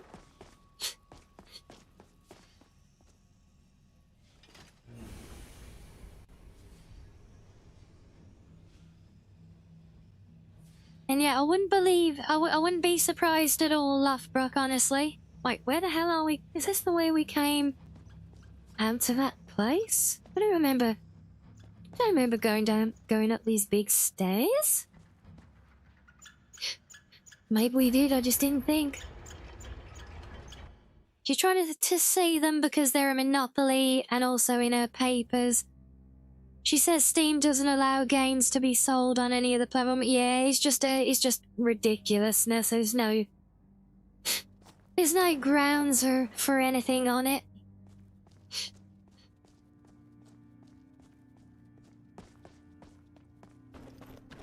Let's go have a look. Maybe now we've killed the boss, we can get into the treasure room here? No? Really? Okay, let's have a look. Well, we got this. That looks like... Ah! Hold on.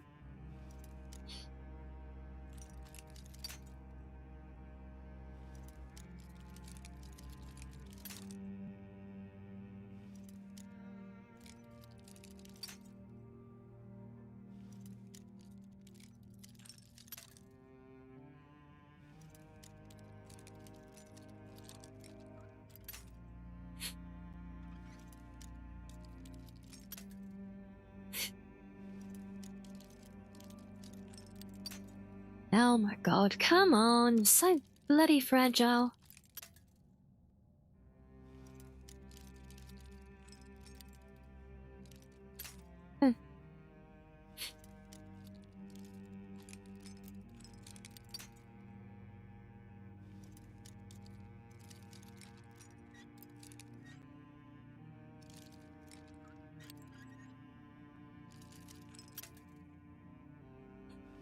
Imagine it's the year 2077, you buy off-brand a skill chip from some hustler and it's Gabe's engram and they prepare to storm the EA tower. Oh, love it. Oh, for God's sake, with bloody lockpicks. Come on. Oh, I just didn't give you a chance.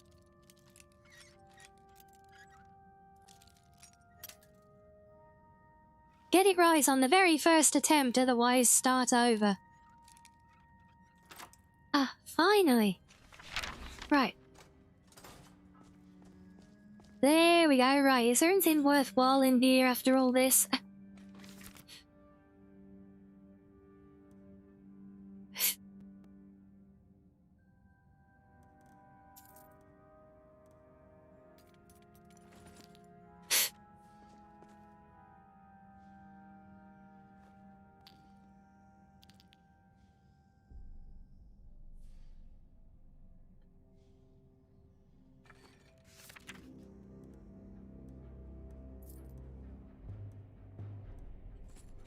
Okay, so the long and short of it, some nice, unique looking enemies with their overcharged appearance and everything. But nothing of any actual substance. What promised to be a very interesting kind of puzzling approach to get around all of the overcharged floors, and it was basically nothing. Just a lot of heavy decoration. Yeah, it's an interesting bit of flavour. Would be nice if there was at least some kind of story component to explain this overcharged thing. Maybe a unique item as a reward or something. Okay, what is this from? Wait, no, there should be a unique reward, because this is from artifacts. Now, where the hell is its reward, then? Yeah, no, this is literally from one of the museum add-ons that creates all, like, a bunch of lore-friendly, collectibles, so there should be something.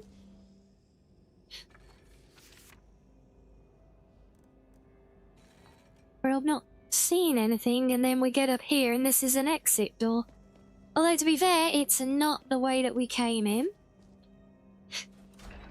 So let's have a look. Yeah, because Artifacts Revised is another one of those. It's another one of those obtuse hidden gems now, because it's an author who pulled all of their presents. Oh, there we go, look. Yeah, they pulled all their presents from the Nexus, and so their mod now, it's still actively supported, but it's only on their Patreon. So it's like, if you don't know about it, you're never getting it. Yeah, so here we go. So what does this say? No. Game, why are you stripping me like that now? I suppose we're getting changed because of being out to the... Well, that was a close one. Let's have a look. After years of searching, I finally found it. The legendary Dwemer weapon Stormforge is in my possession at last. It was in Windhelm of all places, in the possession of a Dunmer refugee. The mayor was in such dire straits that the promise of a few hundred septims was enough to get him to part with it. I will head out at first light to the ruins of to return the weapon to its resting place and claim its true power for myself. As I pass through Darkwater Crossing, I find myself musing what form Stormforge's true power will take. Its superficial power is obvious, it has a keen edge, and can deliver a substantial jolt of electricity to its target. But what will it do when returned? Knowing the Dwemer, it could rival the power of the gods themselves. Couple of days after a small convoy with Inigo, Serana, and Ash in Dragon's Bridge, the forest element type dragon attacked. The Thalmor searchers were too dumb to leave, aka try to attack you and let themselves killed by your companions and dragon. Nice.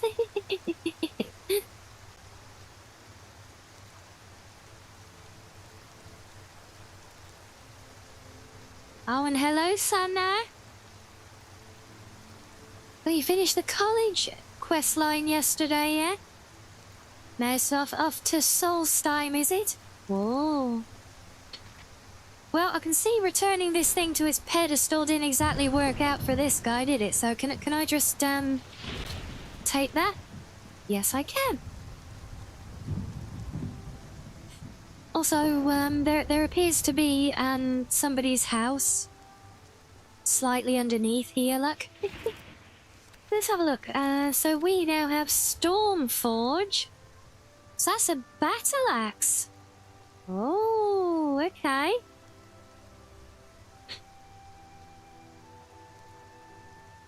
Interesting. Yeah, there's obviously a hilltop settlement here. Let's have a look. Where are we?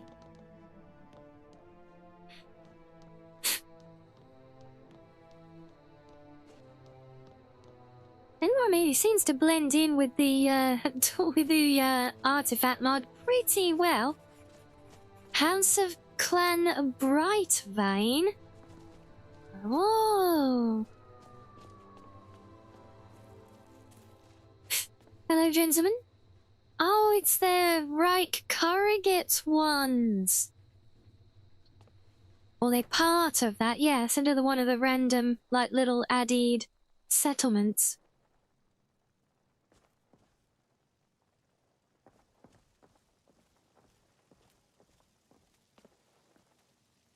Another quiet day. Mm-hmm. Good, I'll leave you to it then.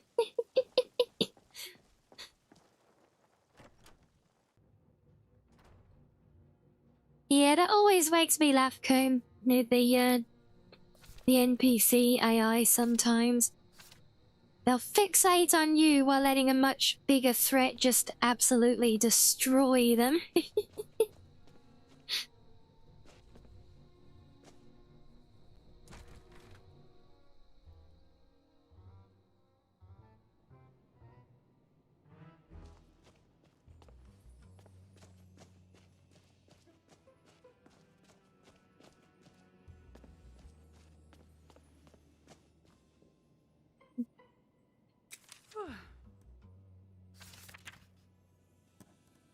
You back to some cleaning, are you? You're getting a new pup tomorrow, Peach? Oh, yes, gotta get the place puppy-proof. Oh, that's so exciting, the new puppers!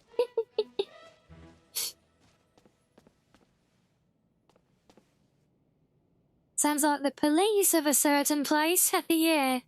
Yeah, it actually does, doesn't it? Yeah, ignore the major threat to the safety and well-being of the people you're tasked with protecting, and, yeah, let's round up people who make Facebook posts that we don't like.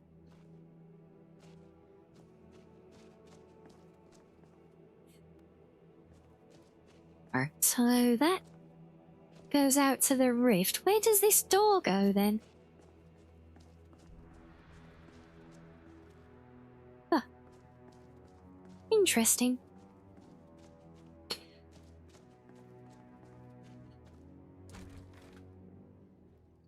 You sent a pic of him on the Discord? Oh, we look forward to seeing that.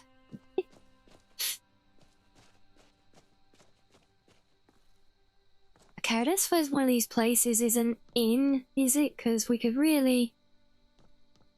We'd really do well with resting up while we're here.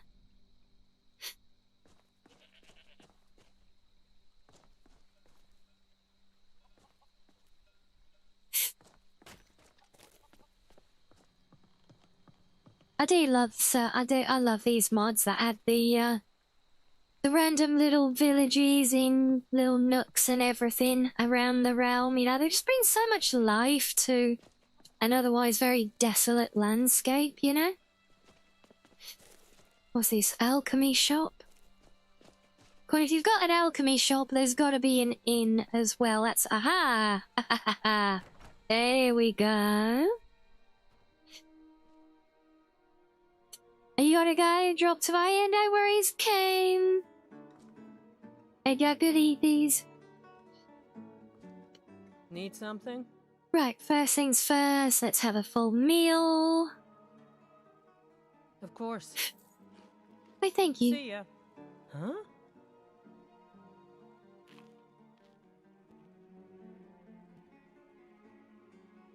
I'd like to rent a room. Sure thing. It's yours for a day. I'll show you to your room. Right this way. Why, thank you. Yeah, I'm never sure if these added little towns actually have any little quest line to them or anything. A legend we I feel all know like and love. sometimes they Someone else might is anything else have, you but need. never seem to be able to trigger things, so... Oh, we there, are we? Why do I get the room under the loft access? Oh my god.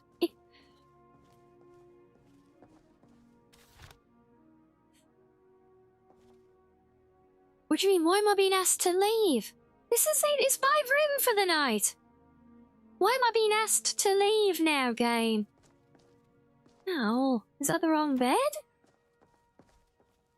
Now that one's owned.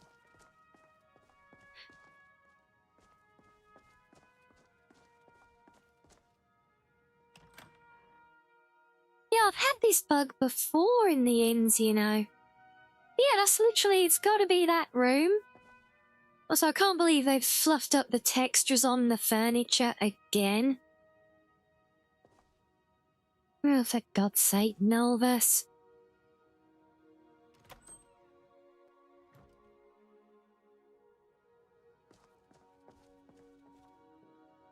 There we go, that's better. Oh, no peeking. There we go. We did actually get I did actually get changed into my little nightie there. Okay, so we'll have some EPs.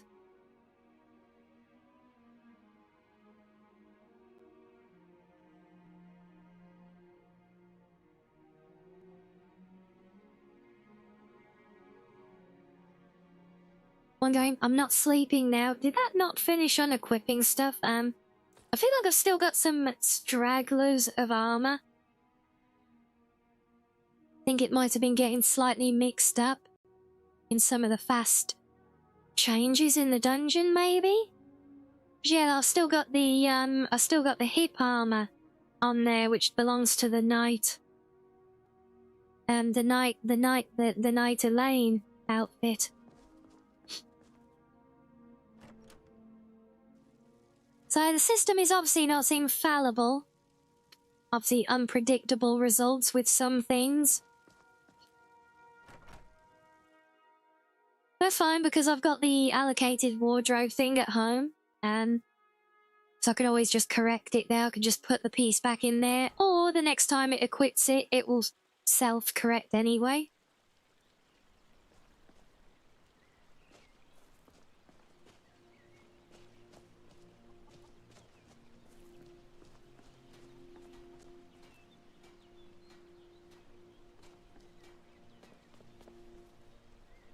Remember, did he say there's a fox folk race related to? No, they're not related to Khajiit, but they're the same similar kind of setup, and they're called the Lilamite.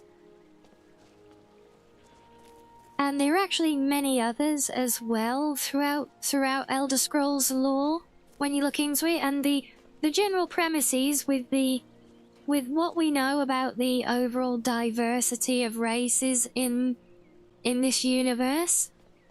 They're not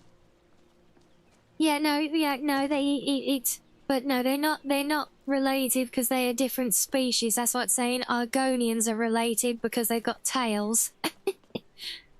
But no, they're a similar thing. Now, the strongest theory is that basically because of different sources of information, different things we know, different things in lore, etc. as well, plus what we get in game information.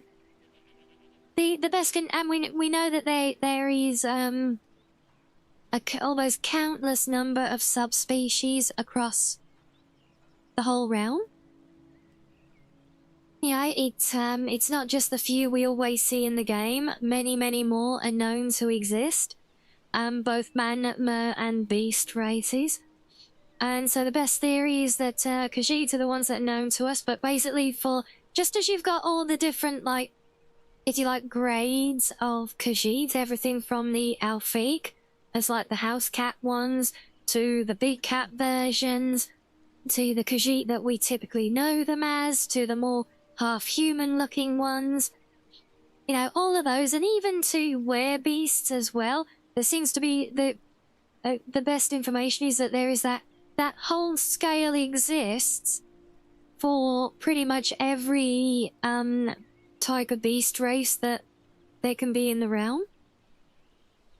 So, you know, so you could have anything. So it could be that it would be the same with foxes, bears, skeevers, literally anything. Could be anything from like the pure animal form but with sentience, all the way through to a kind of half human, half beast kind of hybrid, to a slightly more furry version like the Khajiit, and even to a werebeast form of them as well. And the best theory is that there's actually a broad spectrum across everything. It's just most of them are much they're much lesser known, you know. Unrelated gaming news: Destiny 2 is going to have its final update ever. Oh, well, there you go. Wonder how long the live service will keep going afterwards now then, if it's the last one. And no, Peter Cat, Tails does not equal Argonian. No.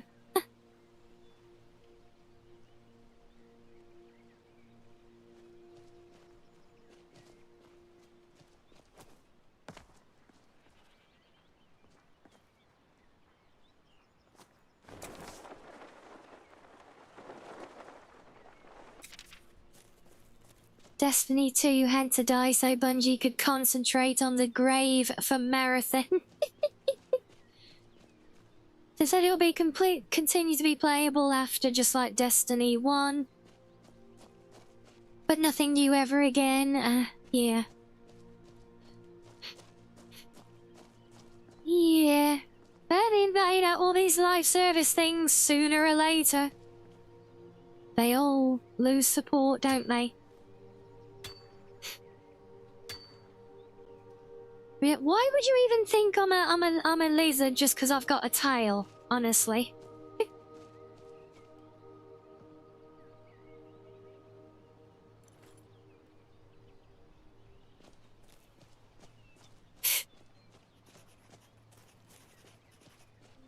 Here we go, we found him! So yeah, isn't he the one that sends us to hunt a bunch of random creatures? If I recall.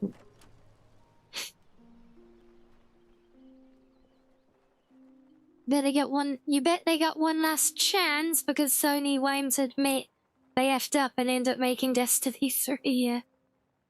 You said Argonians if have tail, what? No. No? What? That's ridiculous. Just what we need. City folk barging in. Probably looking for an offering to their precious divines. What's wrong with the divines? They're stolen idols. Imposter gods, sold by silver tongues. No thank you.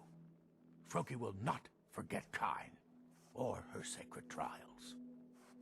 What are the sacred trials? It's an old Nord tradition. A test to prove your worth in the eyes of Kain. Show that you're a hunter, and no simple butcher. He's from the Kain Boldonian teaches us to race. respect the beasts, and blesses the hunter who will face their champions. True Nord hunters are those who survive the trials. Do you think you're strong enough for Kain's blessing? I would be glad to pass this tradition down. Yes, tell me what to do. You must defeat guardian beasts, blessed by Kain. I will anoint you with the symbol of the wolf, the crab, and the skeever. This will compel the guardian to appear when you reach his lair. Here's where you need to go.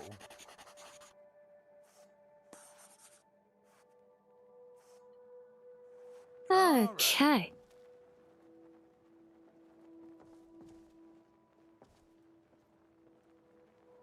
Right, we'll steal his stuff, when we're done with him, because we're going to be back and forth a bit with him while we do his quest, and we'll take him to Helgen afterwards. I'm pretty sure he refuses to acknowledge us until we actually do his quest for him anyway, so... Right, well, I think that's a good time for a stretchy break, guys, so you could all enjoy spider fishing for a minute, and I will be back with you to continue in a few.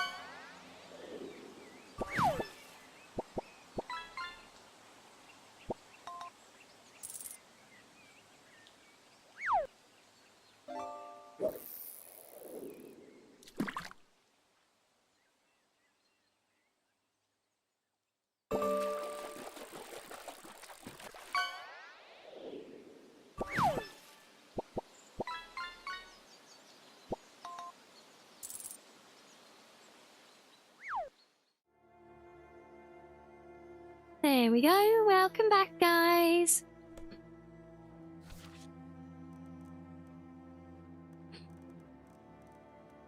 So we got the Sacred Trials.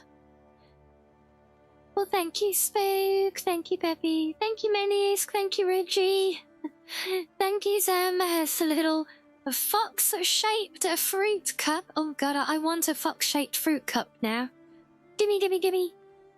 To make sure I'm doing the on the gif, on the gif of the anime girl at the desk with the hands. Gimme, gimme, gimme, gimme. With fox-shaped fruit cup. With a small fox spoon to eat it with, of course. And a side of a rump cake for dessert. Oh my. What flavour rump cake? Thank you as well, Peppy. Thank you, Pizza Cats. Thank you, Shees.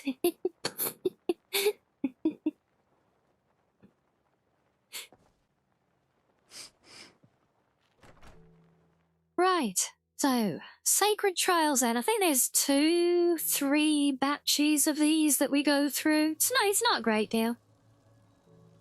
Goes very nicely with the random exploration. Exploration, la la la. So, where's our first trial? Got one over here somewhere? Up there? Oh, all the way up by Dawnstar, the Skeever. Let's start with the Skeever, shall we?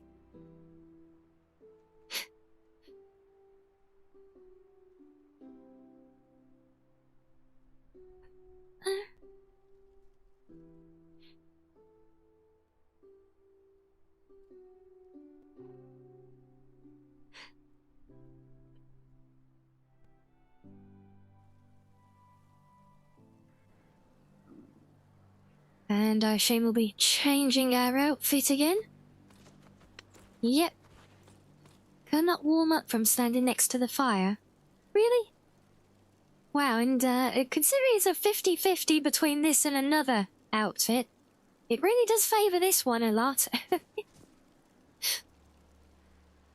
it's not quite aimless, to be fair, because we are pursuing objectives. But we are definitely exploring.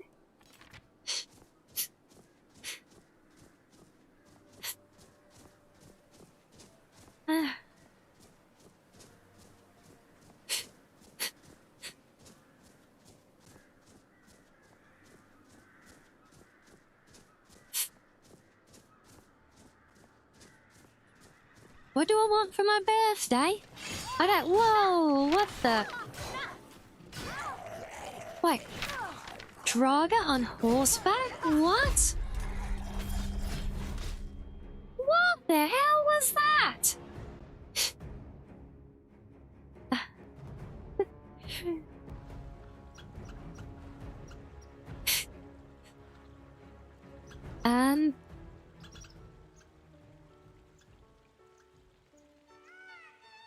No, that's not what I want for my birthday. Yeah, I don't know, but oh no, wait, let it finish changing.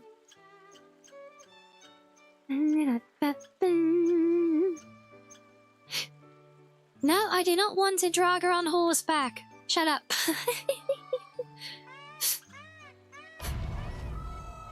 No, so I don't know. That was new. I've never seen that before.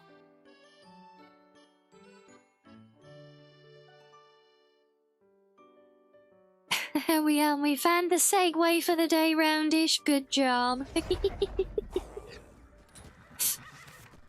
Well, I don't think they're particularly tough, but yeah, they completely blindsided me because they sapped all of my stamina.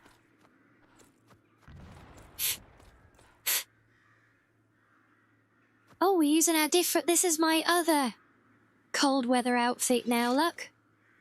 With my hair glitched through my torso, as you do. There we go. This is my other cold weather outfit, see? This is where it does the random selection from the pool of outfits that you apply.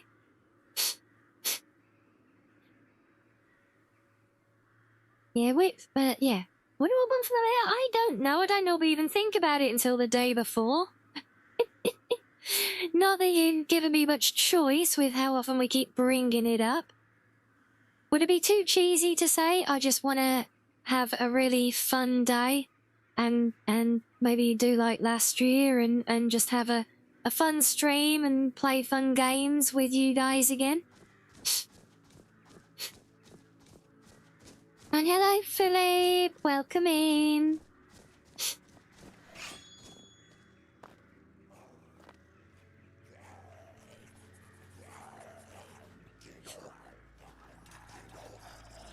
Oh, God, there's more of them. Ah!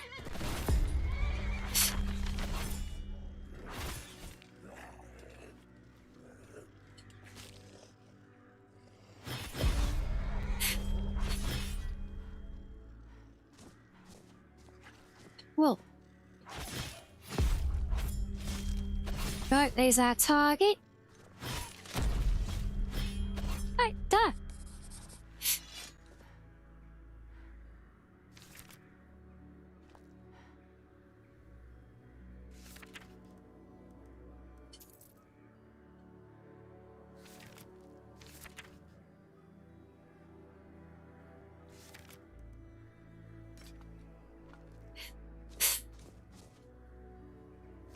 Oh, okay, so it does count the horse as the same enemy. Alrighty.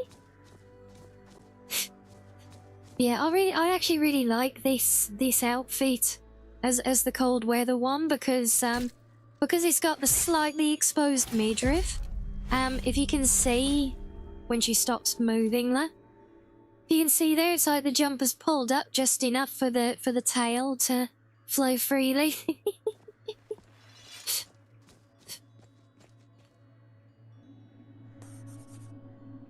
It's like it was made for fox girls' luck. But yeah, this is another, like, this is an old outfit. This is called North Girl. It's another great modular outfit. Actually originated like on Legendary Skyrim way back before. It's another old one, like my mate. It's funny, isn't it? All my outfits are preference. The ones I use all the time, they're all like really older outfits, and I've got loads more that are being added into the game, but I never really make use of them.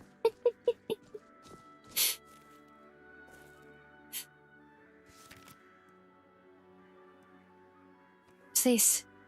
As a rain? Completed search the vigilant. What do you mean search the vigilantly with what? What have I... Why have I completed something unrelated? Ah?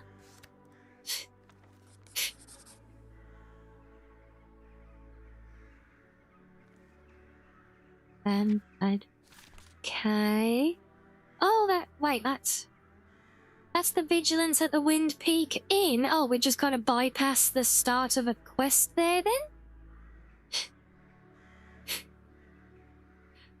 So now we gotta do... what?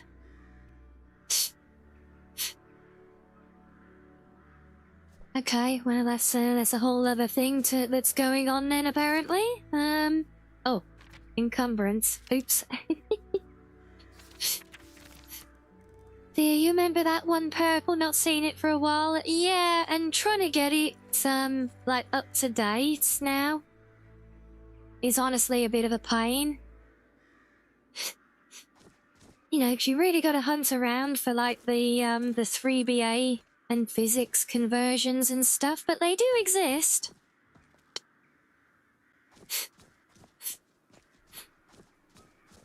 Same with a lot of these.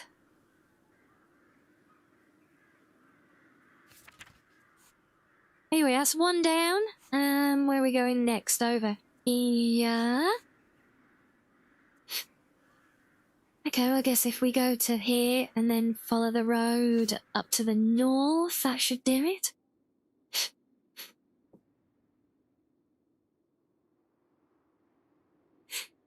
So now you've got to see like how you can use the randomization in the outfit pulls in this one.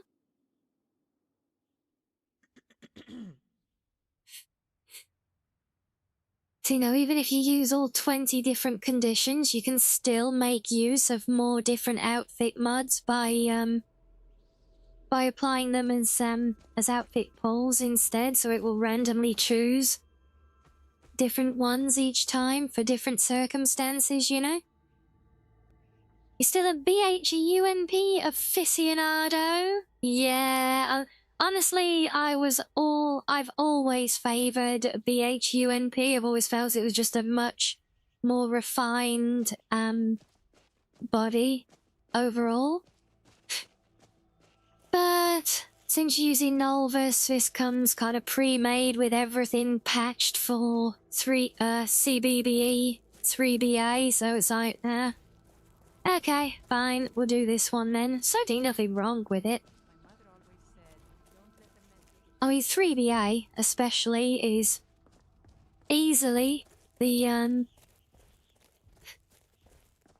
I'd say the next best thing to BHUNP, and it does generally have a bit more widespread support. I do think BHUNP is still the more superior body, though.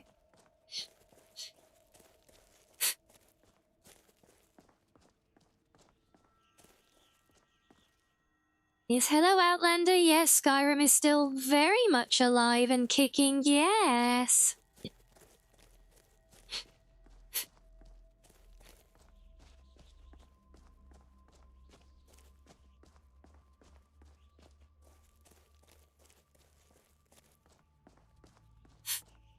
Oh right, this is this is where the giant mud crab guy is, right?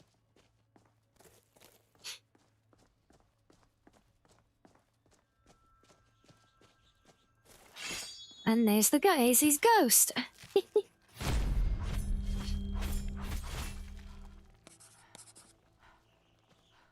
that takes care of that then. Don't think is there anything... Well, I know there's not normally anything else of consequence here, but you never know in the game now. Most game companies don't really give a reason to let Skyrim die. Yeah, no, Skyrim will never die. Honestly, I don't think Elder Scrolls 6 will even match it at this point.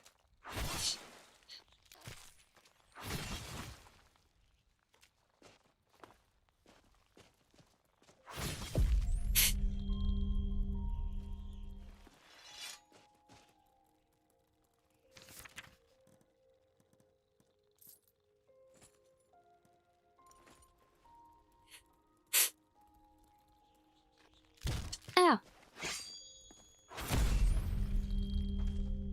Oh, there you go, guys. There's a poll. We've got a poll. What is the poll? His birthday gift ideas. Oh, boy. Okay, well... So what do we got? Games of her choosing. Month supply of cheesecake.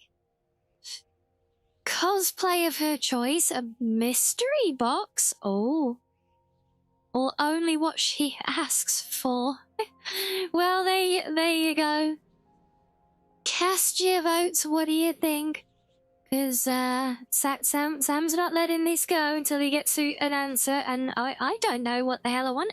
Look, as far as I'm concerned, the cosplay that you very generously gifted me the other day is that's my early birthday present, so I'm happy.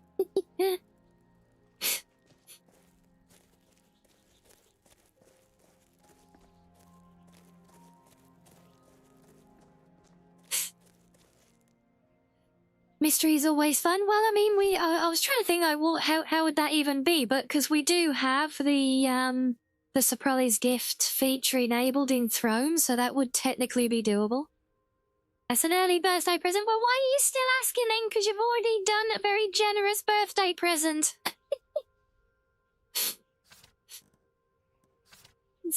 Nobody's spoiling me.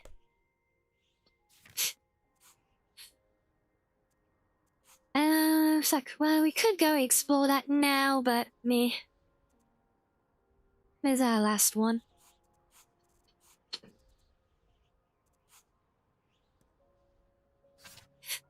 Mystery box will be a random pull of whatever you choose to put in it. Well, yeah, I assume as much.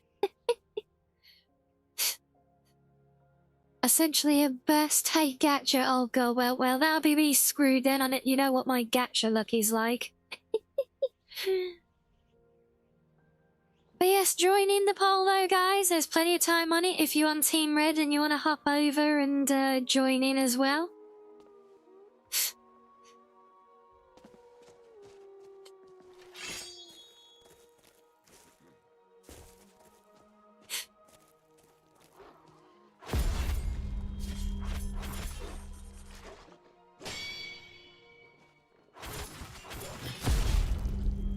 Ooh, double kill.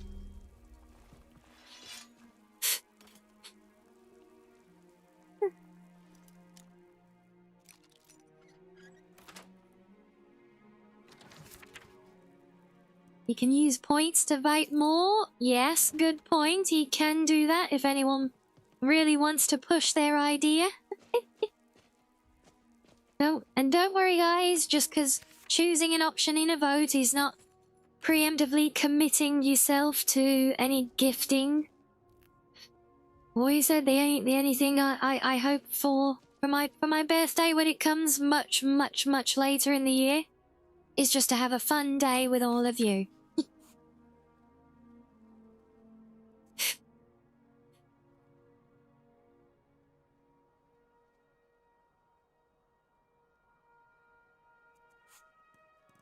Right, let's go back to Troki.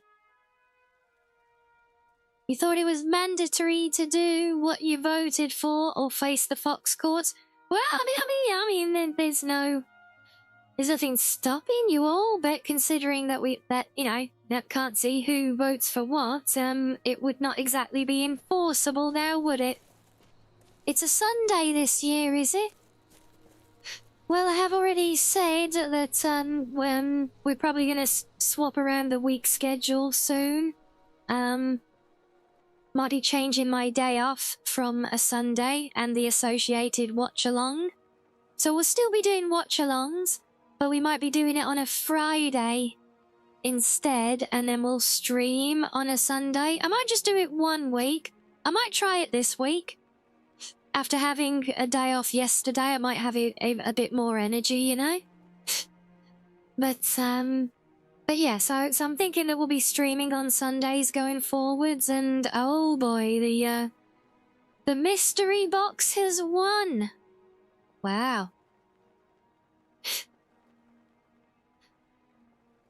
You're saying like it's a year away, it's literally less than 3 months? No, my last birthday's still in too much fresh memory. It hasn't been long enough to be a year yet. I've defeated the Guardians. So for Elder Scrolls 6, you believe it's like Elder Scrolls 5 and Oblivion Remaster with the clean features together? That's what you think it's... You know, I've been saying the same thing, essentially, Philip, ever since the remaster came out. Here's where you need to go. Time waits for no sassy Foxo. Well, what about Say-So Foxo, then? Yeah, $70 DLC. No, yeah, I've long said, because we know, after the Oblivion remaster, Bethesda wanted, they didn't want, I forget the name of them, but the third-party studio who did that, the ones who, you know, specialize in those remasters, the next one, which I think was looking to be Fallout 3, even though New Vegas was the sensible choice, but when you look at the behind-the-scenes stuff, it all makes sense. Because Bethesda, that studio, aren't the ones doing it.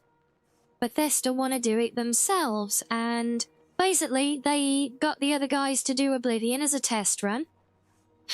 And now they can look at what they've done, basically reverse engineer it, learn how to do it themselves, and yeah, I think they want to use that. So I think all their new releases going forwards are going to be that same format from scratch. It's going to, because they ardently stick to the creation engine, rightly so, I think, honestly. But they do take a lot of heat for how it looks, because You know, they can't do what the modding community can do with Skyrim, up clearly. Otherwise, Starfield would have looked more like this than Oblivion. But there you go. So yeah, I think Elder Scrolls 6, which will be the next one that we get from the studio, it will be forgetting all the nonsense with the lackluster approaches because they're a bloated corporation. It's going to be even weaker than Skyrim. You know, there's a very consistent pattern. All of that nonsense and a lot more activism stuff gets further and further injected into their titles as well. But all that aside, I say it's going to be a weak, unoptimized version of the game, kind of loosely dressed up with the Unreal wrapper on top to make it look pretty. But it's still going to be kind of crappy underneath. But yeah, and the reason for Fallout 3 being the next remaster, even though New Vegas would make sense with the success of the TV show, is because Bethesda lost the code for New Vegas. or yeah, they had it, or it's been lost or misplaced or whatever. But yeah, basically they've lost it, so they can't do it. Yeah, no, we already know it's going to use the same engine. That's been long established. So yeah, I'll take that bet. For sure.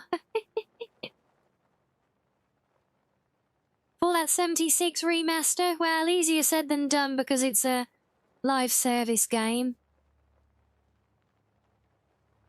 But no, I think Fallout 3 remaster is all but confirmed now as the next one.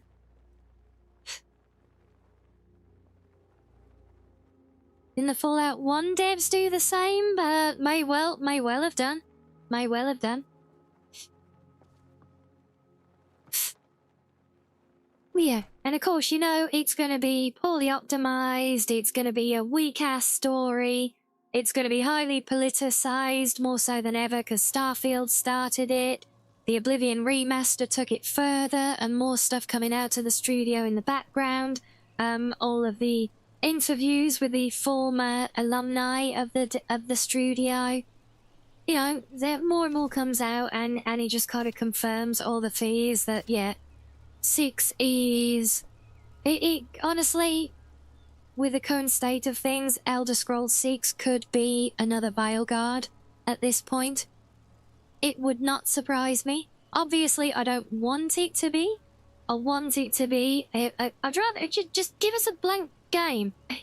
Just give us the engine and the assets and let the mod community do it, because you know they're just going to do a better job.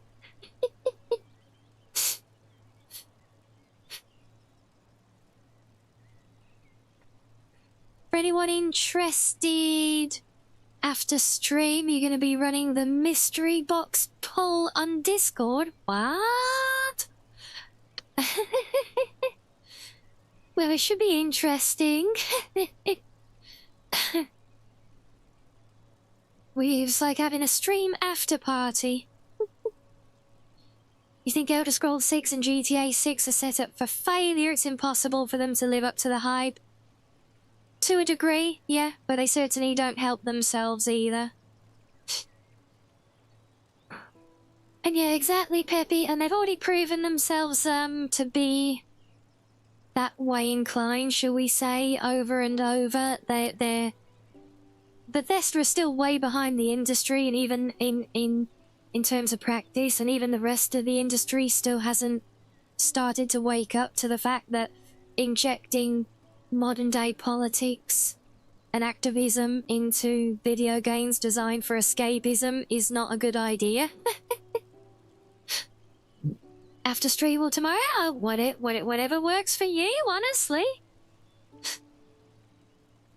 You want to do a thing, you do it when it suits you. If you want to do it after stream, you do it after stream. You want to do it tomorrow, you do it tomorrow.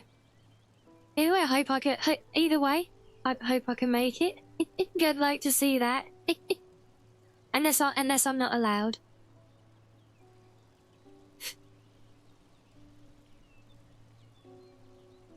Give it a year, then we can mod it. Yeah, but like Skyrim Purple, it's still going to be the same core contents underneath it all, and if that's all slop, it's going to be much harder work, you know, and it's just going to be weak in the end. And when it's at that point, because things like Nolvus, Gates to Sovngarde, Lore Rim, all these fantastic mod lists, and all these incredibly powerful mods have done so much with the Skyrim version of the engine. Even if we get that, for one, the Unreal wrapper on top of it is just going to make it... It's going to make it harder to optimize, and it's going to make it messier, and it's going to... Everything's going to have that uncanny, like, clay model look that Unreal seems to have on everything, but honestly, I hate it. I do, I hate it. So, you know, but it's not just the main quest line, it's all the core mechanics. You know, you look at Skyrim's core mechanics with the perk tree and things, compared to Oblivion, or to Morrowind, even, you know, when they were at their best. You know, every generation it gets dumbed down. It wouldn't surprise me if there's only 2 or 3 player race options, and of those, they can have probably 5 different body types that all look exactly the same, just like Forza. If you guys haven't seen that, by the way, it's hilarious. Check out the videos get circulated online about it at the moment. Body type 1, 2, and 3 that all look exactly the bloody same, yeah. You want me to know the fear of seeing the things that I might receive as a birthday gift? Okay, well, it's... That's fine, I know what my gacha look is like, so I'm sure I have nothing to fear.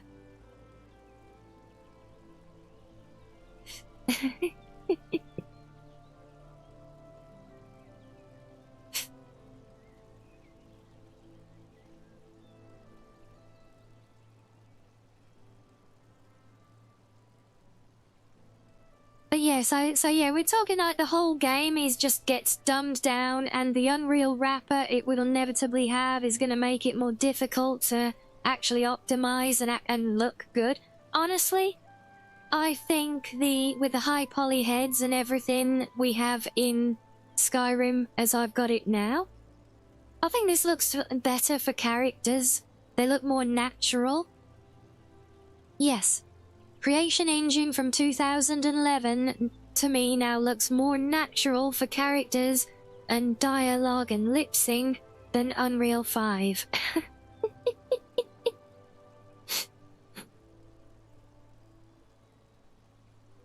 And it's going to have all that to contend with on Elder Scrolls 6. So when it's got, you know, if it has the dumbed down system, the reduced overall capability and options, and the reduced gameplay mechanics and everything else being crappier, and the difficulty of working with an Unreal wrapper, I don't think any people will ever be able to get it up to the same level that they've got Skyrim as it is now. So yeah, I don't think Elder Scrolls 6 will even come close to Skyrim's numbers. I think it will have an initial surge, and I think it will do well, and the studio will consider it a success. But I think within weeks of initial launch, this is my prediction now, within weeks of initial launch, Elder Scrolls 6 will have a lower concurrent player count on Steam than Skyrim Special Edition. I'll call it now. Yeah, I mean, it wasn't Giselle. It was peak in terms of the market and everything else, but it's actually, like, really the crappiest of the Elder Scrolls series. You know, all the preceding games were better. But it's the most capable and moddable.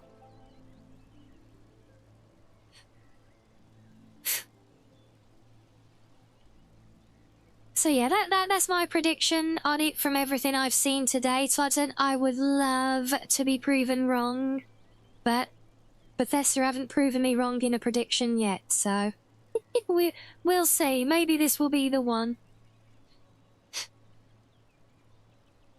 Yeah, it will be broken and at launch, and yeah, I think the trouble is then they're going to be drip feeding DLC, but it's going to be built on the microtransactions from the beginning, so you're going to have the creation stuff. So they're going to be constantly shoehorning updates, and that's going to make it even harder for the modding community to actually take the reins on it, you know? It will have books like the enthusiastically consenting Argonian-made person. Gods. It doesn't bear thinking about, does it?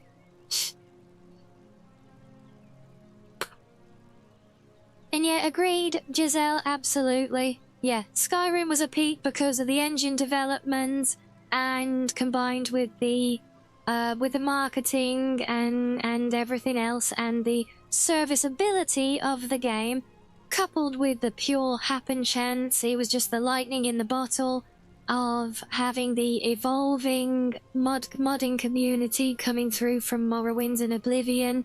And at the point of Skyrim, you've actually got modders coming into the game with several years of experience of working with the game engine. I mean, think about it, when Skyrim released, there were people modding straight away. Look at Helgen Reborn, how advanced that is. And it came out within months, a year, possibly, of the game's initial release. So you had I think that could actually be what made Skyrim special, because it was the first time that you had the game releasing, but then you also had an existing modding community already with more experience on the game engine than the developers building the game. So it had the spike right from the beginning, you know, because that expertise was already in the modding community. And obviously the size of the community and everything else with the larger franchise, but yeah. Saluting the coloured flag. Oh, gods. The 36 lessons of Vivet will become the 36 lessons in divine non-binary identity and radical self-actualization. Oh, God. Oh. Well, if I try it, I'll be amongst the first mod in the game to put it right and take all that nonsense out of it. No problem with it in the real world, but it does not belong in retconning a fantasy world for self-insertion.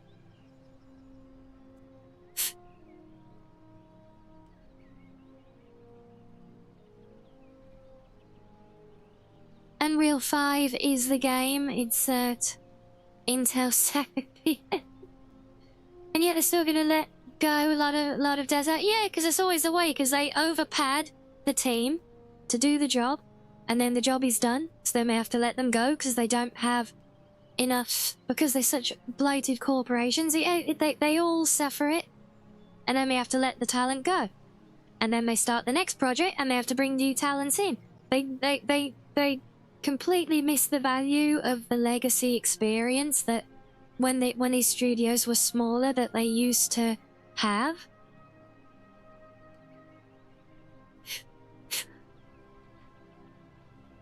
Killing before being killed will become offending before being offended. Oh boy. It'll be wild, it will be very interesting. But yeah, I'm sure as hell not holding any hopes of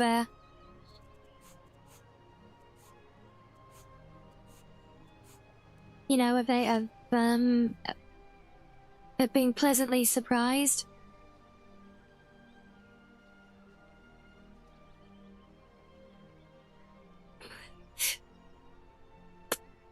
The Wolf Queen, the unapologetically ambitious and misunderstood female sovereign, yes.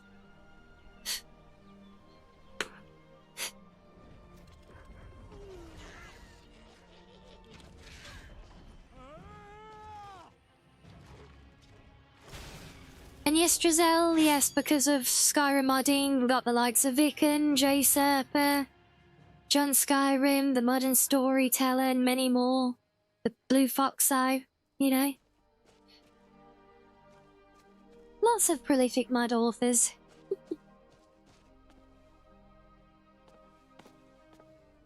Think that like Skyrim vid hit a little. Honestly, it wouldn't surprise me with these idiots. They looked at that vid and probably took inspiration from it. And they're like, oh yeah, look, this video is really popular. Everyone's really excited about the prospect. Let's add the rainbow flag everywhere for people to salute in the game. Tom, tell me you don't see them being that literal with it. Oh, hello. Oh, it's this guy again. Yeah, I remember this place. I don't remember there being all spikes everywhere, but there we go.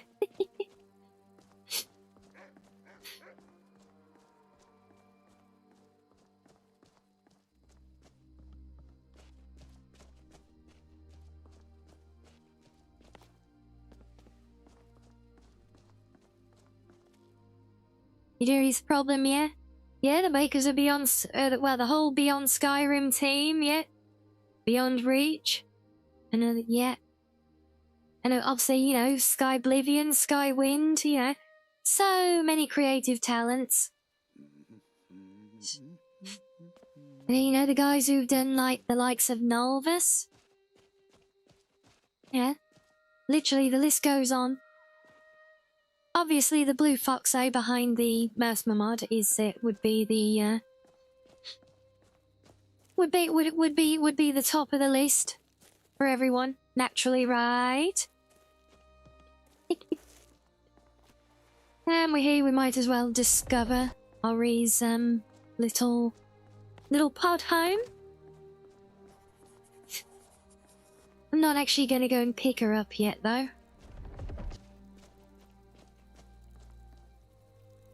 You'll have 64 times the detail and it'll just work, yeah.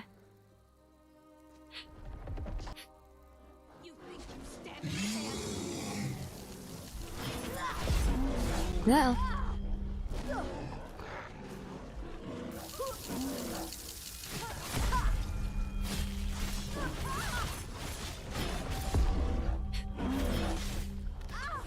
Oh, oh.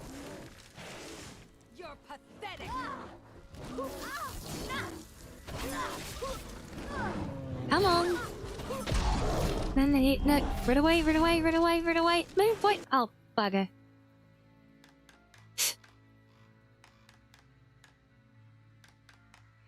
Yeah, you say it. Well, I mean, if they do, yeah, if they go down the road of adding those things, she's and mod authors correct them. If the Nexus tries to pull their usual stunts with them, well, the mod authors will just go it somewhere else at the end of the day.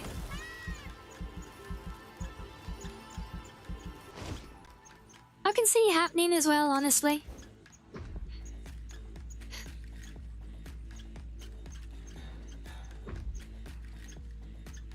So to feel if it happens, it's already happened so much. Giselle, that's one of the biggest problems with Nexus at the moment.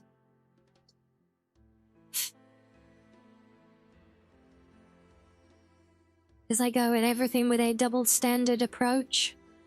You know, policing one thing because they don't like it, but letting other things slide even if they're much worse because it sells their same message, you know?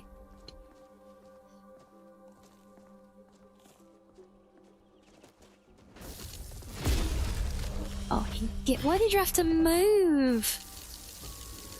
No, not the stupid oh god, the frost magic.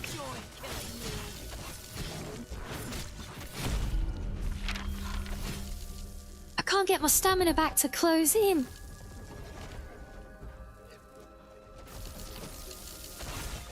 Oh, for God's sake, and then they just get one dodge. No, stop retargeting the skeleton, you idiot!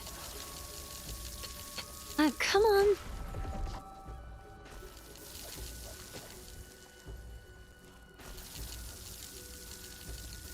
Right, Nick, she's literally using this spell to keep me at 0 stamina, so I can't fucking do anything to close the gap? Oh my god, cut you.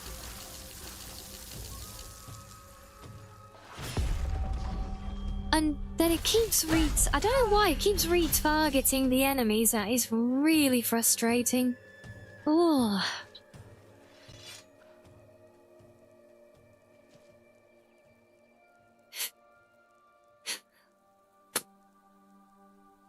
Some people hate free things. Yeah, I wish it was that simple, Giselle, truly. Which of the Daedric princes would get the most neutered if they were to go down that road for Elder Scrolls 6? Honestly, I don't think it'll be there. I think Dibella would get the most neutered.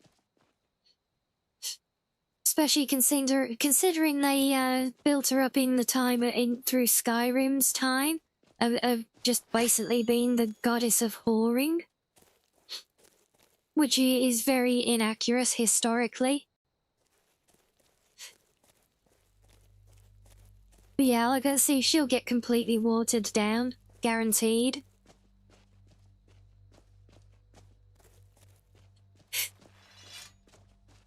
And hello, Hibby. Good morning to you.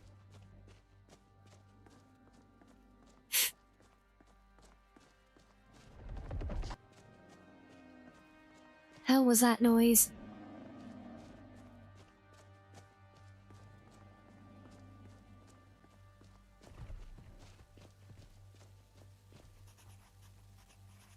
The burning caravan.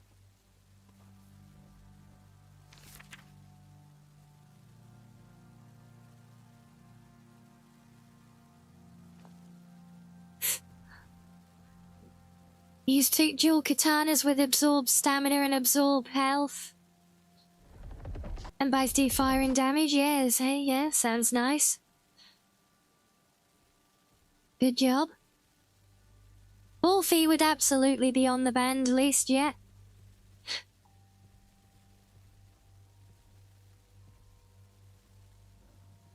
Yeah, by like Bow. Yeah, definitely an option. I think they'd definitely be rewriting components of the 36 lessons as well.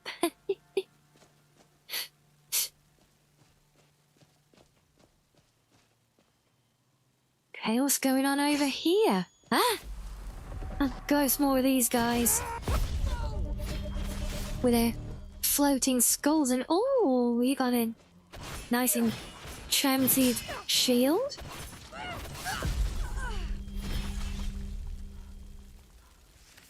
Good thing you'd ever raised it. Do we actually have... No, was that not an enchanted? Was that a summoned shield?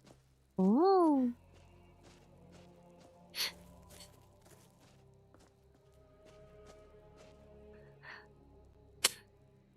You expecting LeMay's backstory will change or retconned in Elder Scrolls 6 of how brutal it was? Maybe.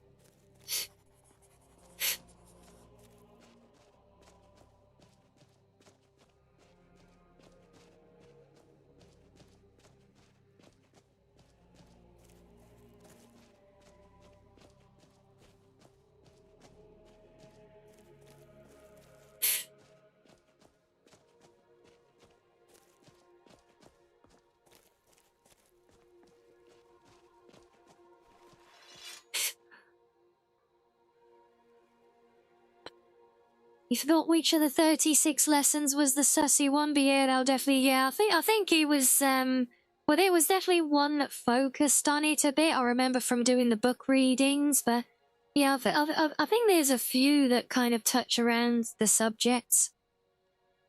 Where is Elder Scrolls 6 rumored to take place? I think the most compelling theory right now is that it's gonna be a combined region, probably using an element of High Rock, part of the Red Guard territory, Hammerfell, and possibly Orsinium as well, because there is a point where all three of those meet.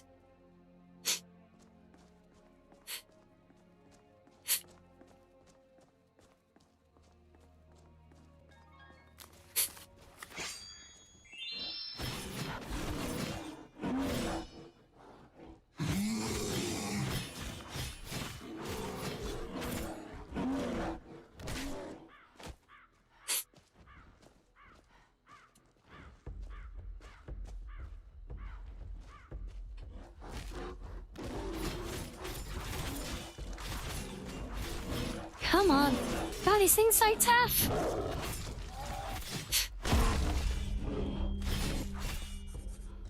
East Othakar asked me, what important event is taking place on the 9th of August this year? August 9 is International Day of the World's Indigenous Peoples. It's also Hiroshima Day, marking the 1945 atomic bombing of Hiroshima. Really? Well, there you go.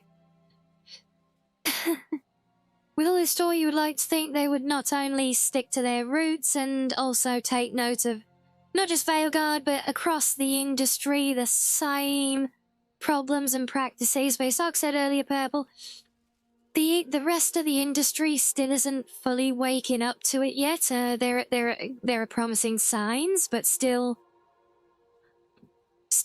it's not there. And Bethesda tends to be a long way behind the rest of the industry, so they're probably still in the phase of thinking it's all great, you know, especially because they haven't released a title in like 20 years or whatever at that point, so they haven't had any backlash themselves on things. So yeah, I wouldn't be surprised if they can continue in complete delusion, you know. Now you think about those places, the amount of politically injected storytelling they could inject into them is astronomical. Yes, isn't it just?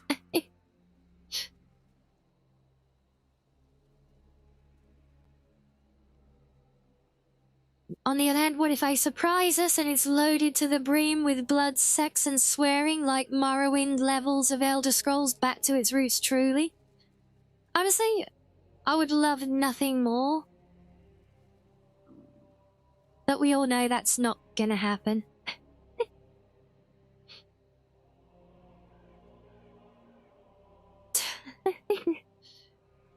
You try, Keys, Sammy's being good and restraining himself on the jokes, and you telling him to let the sus flow through him.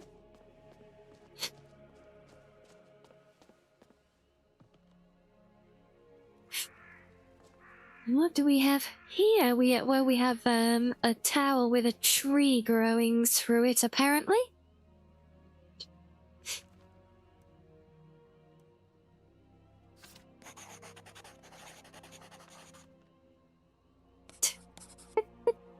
My God, you're all terrible, Lut. I've got to remove this tree because it's conflicting.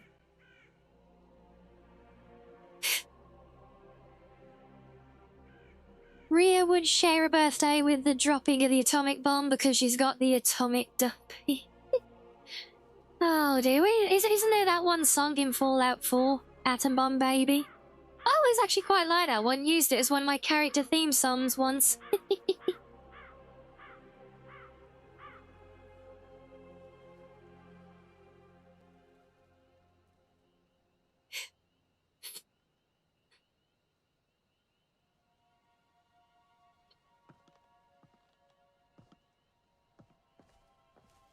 Yeah, I think this is one of the places that in that mod I added recently where it just puts in these little towers and everything to give a bit more flavor to places and stuff. You actually toned it down a bit, be thankful. I am always grateful.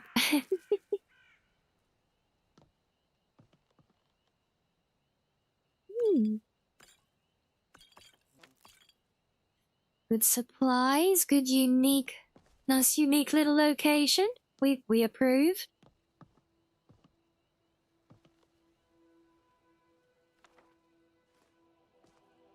Good bit of loot, and oh, we can go up the ladder. Oh, it's a shame it's not patched for the EVG ladders.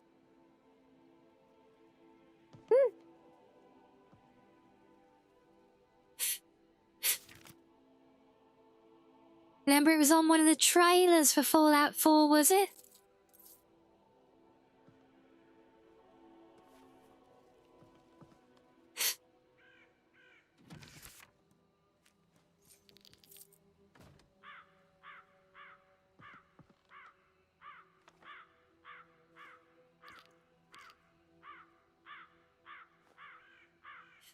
Yeah.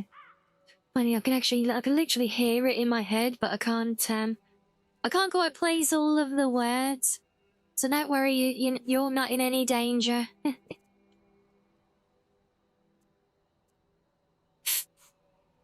Okay, so we got the Saber Cat one all the way up here at Winterhold. Let's hop on up there then.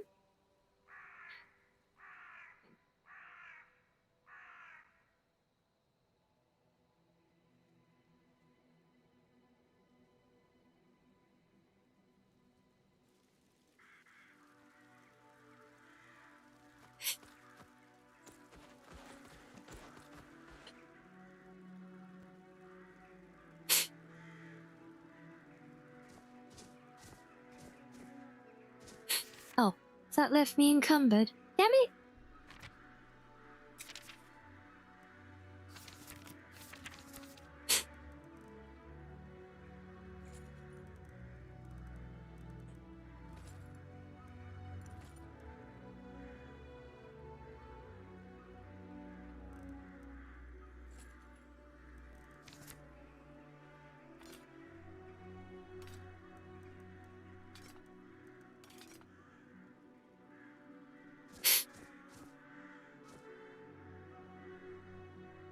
Speaking of, you saw news that Fallout 4 in Xbox will increase their mods storage to 15 gig. Yeah, that'll go a long way.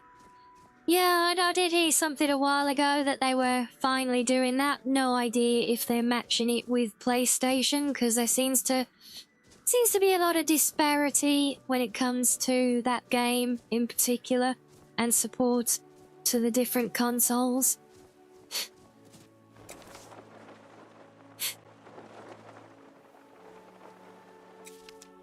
Obviously, nothing to do with the one of said consoles being their own overlords, I'm sure.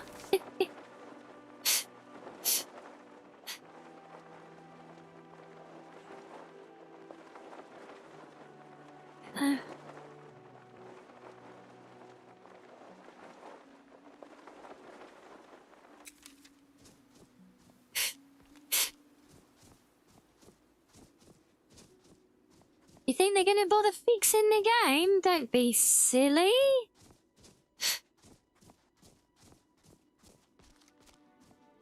Haven't they fixed anything yet, really, have they? First of all, they did the supposed, like, HD update, whatever it was, which just broke it. Shoehorned in a load of cheap crap that nobody wanted, and broke a load of stuff. Even the stuff they put into the game was broken. Like, literally, like, basic stuff. So, like, I remember seeing things with, like, missing models and things.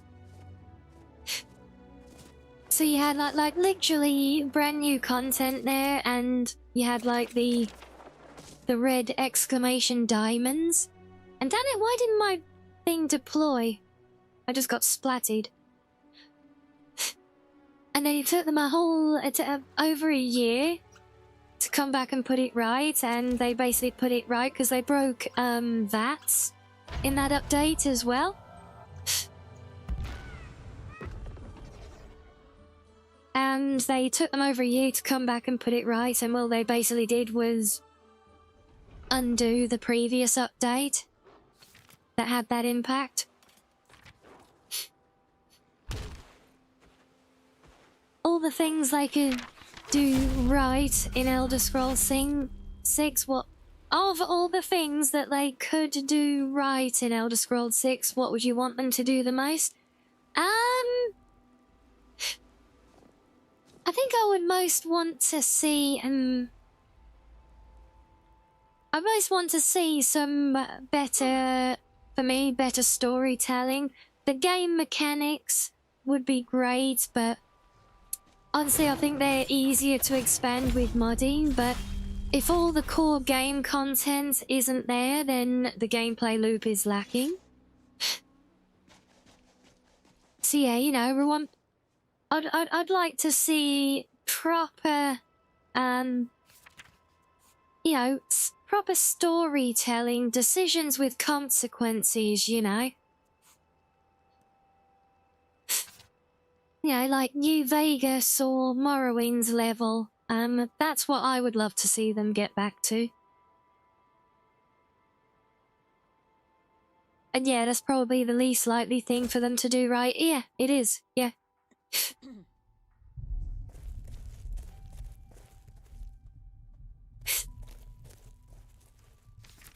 I guess I should probably have some food and drink. Do both of them. One of them? Need more food? Ah, I swear the food consumption on this. Well, I haven't got any more, so you're gonna have to wait.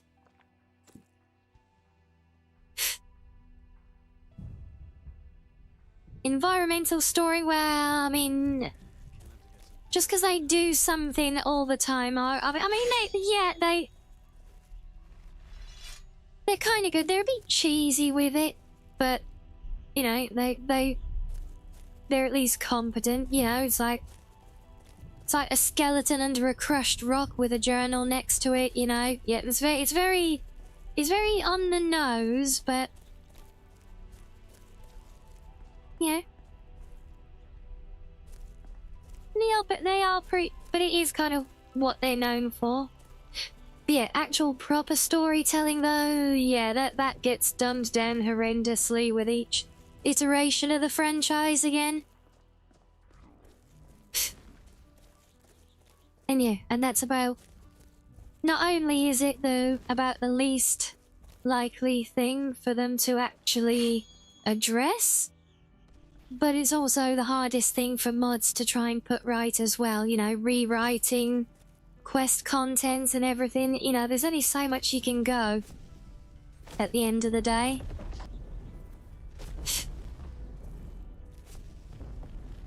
Well, they're all having fun down there by the looks of it. Oh, this is that mine. Oh my days. Okay, right, we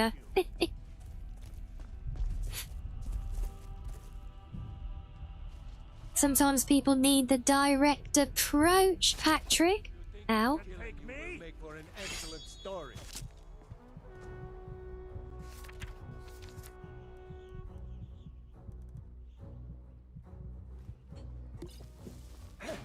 No.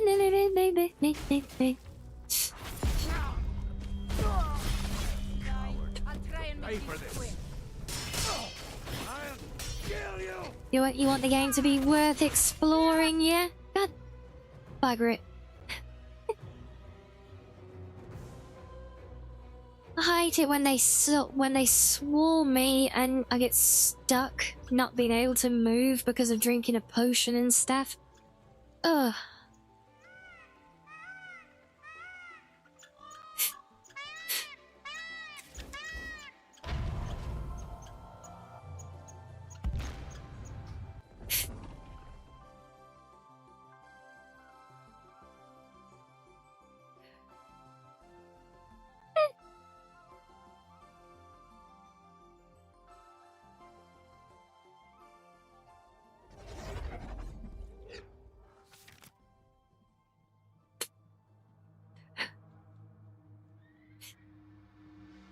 Peak environmental storytelling was the lighthouse in Tornstein. Stop right there, criminal scum! Breaks the law on my watch! Yeah, that one was pretty good for it. Still very on the nose, but it did do it good. I'll rip your heart out. Victory is yours. I stand. You like the Arthurian references? Oh, I know we get like the Lady in the Lake one. That's a real obvious one. Is there any others that really jump out for you as favourite references? Oh. Whoa. Hello.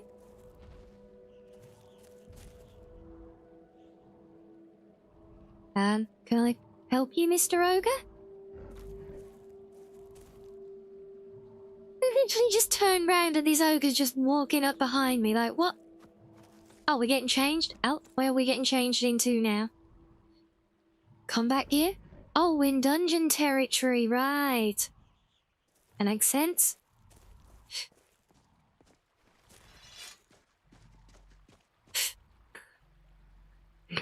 Look, when I say, see that over there? You can go there.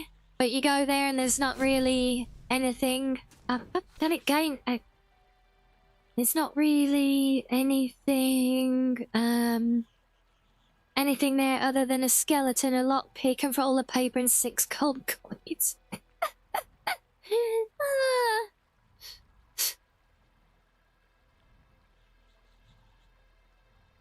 Caliburn in the stone.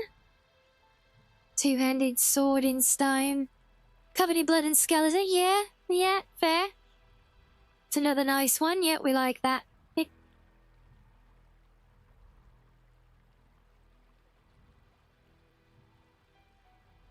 You made some LE mods, did you? Jackal, the Arabic follower mod, and some other stuff. Oh, nice.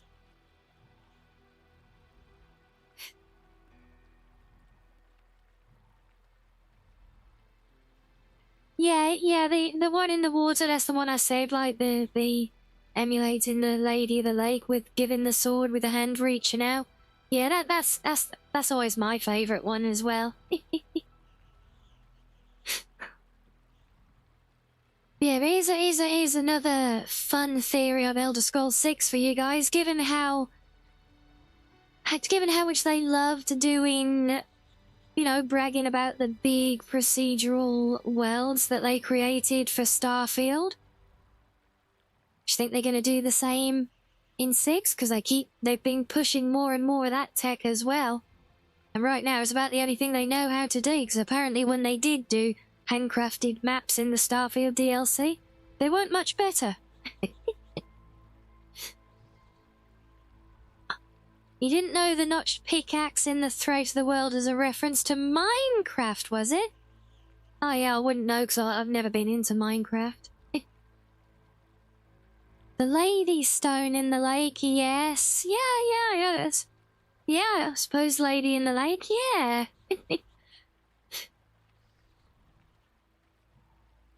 Quick fill it all in and they do it and at least have some humour like they did with Fallout. Like a dead guy with a conjure flame action act book and 10 bottles of fire resist potion, yeah. Yeah. Ow.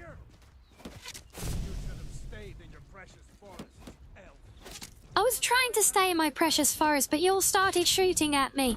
Bugger, what the hell was that? That wasn't no bandy. Were they a sucker punch by a bear or something? Oh boy, oh no, not the respawn bug, oh boy, oh. Where the hell am I even? Am I literally floating above the bloody world space? I am, look. It's the whole island back there. And he's just spawned me in floating over here. God damn it, game.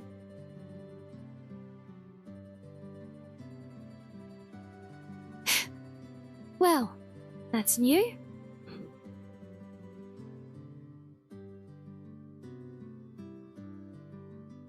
And I can't actually... It spawned me in the sky above the realm, oh, now my camera is stuck spinning. Oh, there we go. Yeah, it spawned me in the sky above the realm, and I'm kind of stuck now. I could have quit the spell, but I literally can't cast it.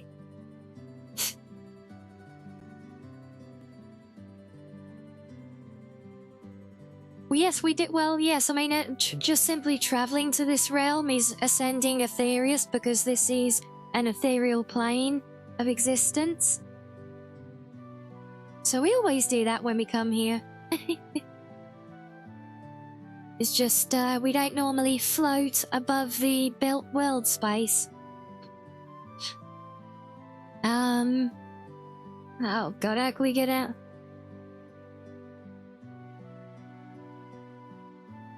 Yeah, no, I know COC, but that doesn't typically fix this broken camera thing, though.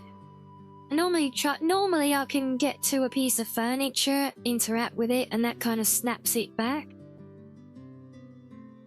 The ragdoll thing? Yeah, I'm not sure because we're completely locked. Maybe the COC will do it.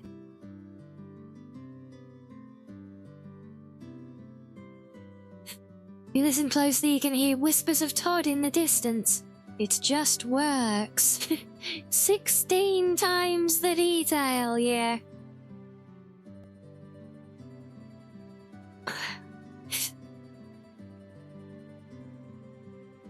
Oh god, that bug where Meridia used to drop you on the way down. Oh god, that the amount of times I've lost progress there. So what happens when you treat him? Well, maybe it's been broken now is, but no, being here and being part of the ethereal realm is literally the lore of the race that we talk about almost every stream at some point. And I've done numbers of videos on and everything, yeah.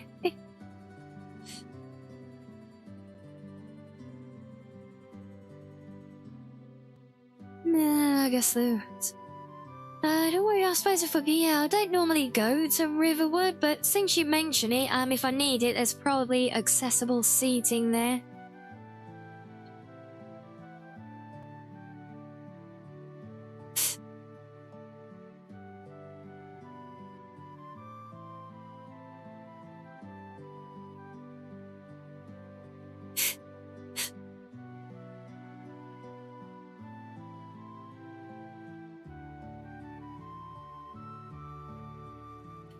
Yeah, or hopefully, is it gonna work? Yeah, no, see, we're still broken. That's why I don't, but normally.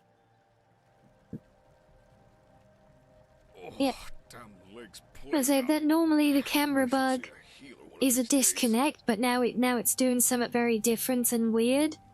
But no, that's why I didn't want to try the COC, because,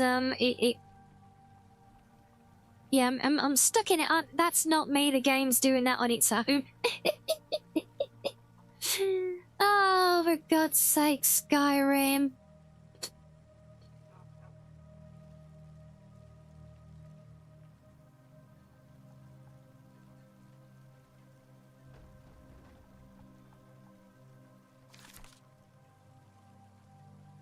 No, oh well. Back we go then. Foxo space program working us into you. Oh boy.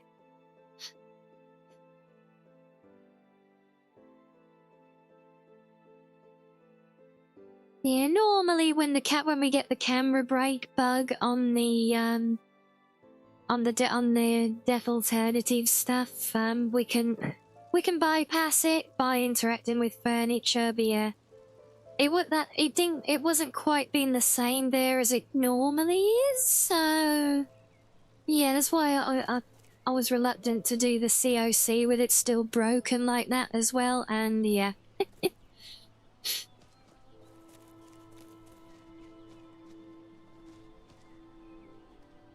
Yes. Anyway, we're back again at this point.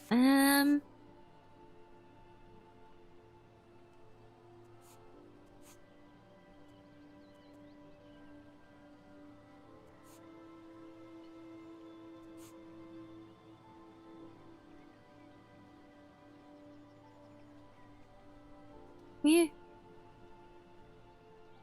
Some sideways logic at play, yes, absolutely, Hibby. Well, yeah, let's say just a camera bug, it happens. I'm surprised you all haven't seen it happen enough here by now on the respawns. No, it doesn't always... It's the first time I've seen it actually land me up there. It normally, it behaves a little bit differently, but yeah, it's not exactly an uncommon thing, and being in the realm is, you know, we go there multiple times. We've been there several times today already. We just don't normally get the view from above. But there you go. Anyway, since we're holding it back, Let me do a little stretchy break, go get a drink. The active effects, I think that is about right. Purple, let me have a quick look for... Okay, but yeah, I think that is about right, at least, I mean, obviously, no one else, who's using a similar mod list, chimed in when I asked about that one, but yeah, I'm at 480, but I think that might be perfectly normal. I mean, it wasn't, yeah, because we found the other contender for the source of the issues, so it's all good. Hello, Kakaru. Konnichiwa. Welcome in. I'm wearing more rings. Don't forget, I've got more mods doing other things as well. It's not going to be exactly the same.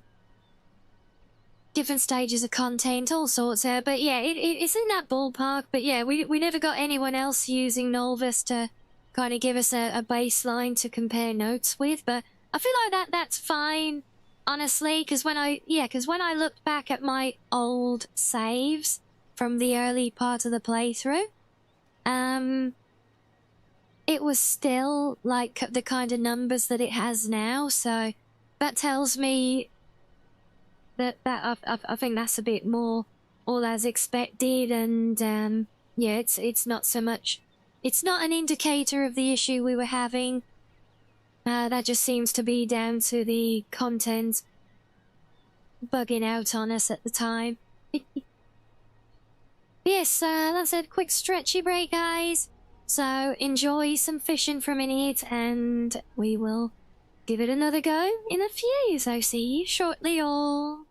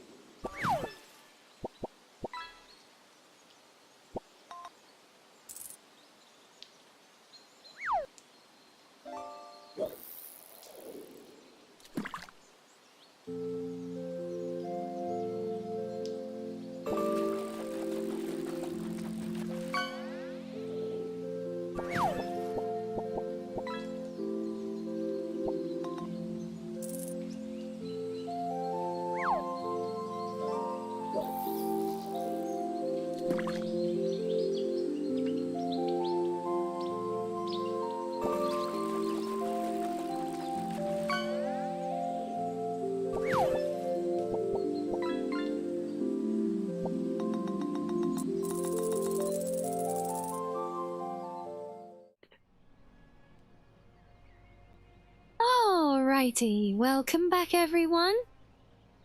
And Space Pants, thank you for the follow back there as well.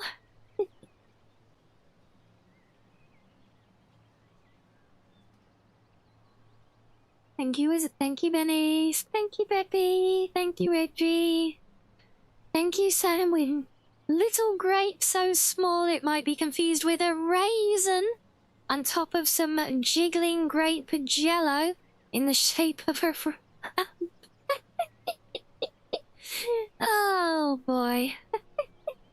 Yes, thank you Sam, thank you Shees, thank you Evie.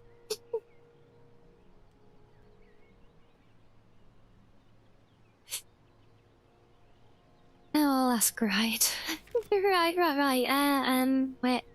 Where what are we doing? Yep, I remember. We're doing the things. We gotta go to the places and do the things, yes. Yeah, she is 2 tic-tacs tall. Not including the ears. Or the tails.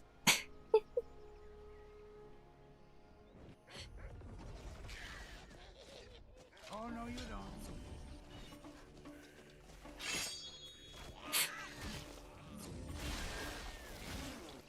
Oh yeah, it's I don't think we need to bother in there, do we?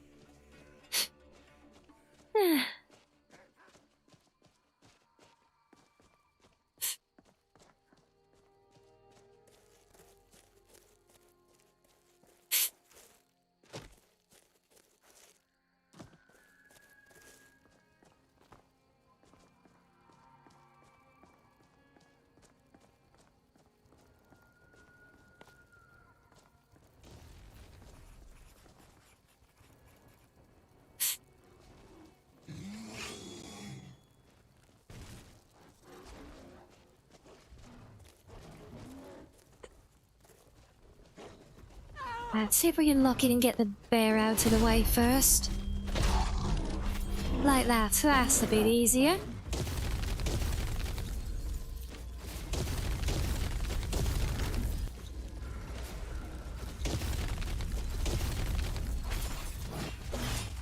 And it keeps retargeting me for some reason when there's multiple enemies. I don't know why. I wonder if maybe the, like the direction it faces me in the animation causes it to like override or something? What the? Oh, it's the old invisible troll again. Well, that's just cheating, game. Thank you as well, Hibby. Ah, well, it's close.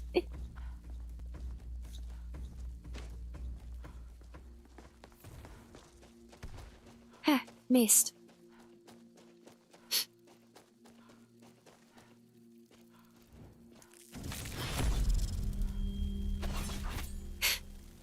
Oh, such a nuisance, those imps.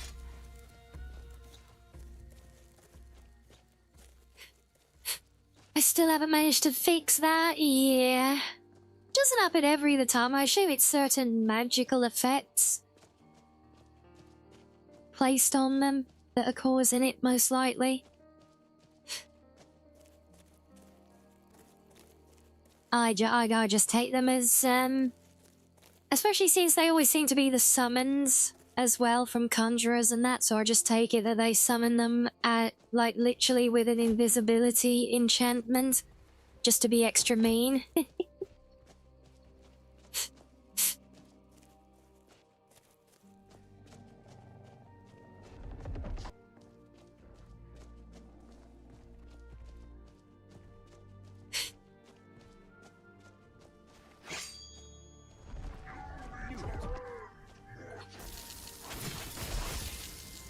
Almost. No, I can't move. Oh, good. That was the guy that summoned the Dramora as well.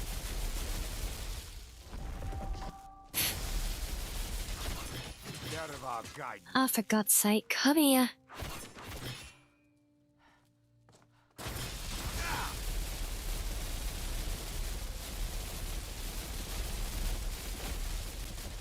Dare fight a Dunmer?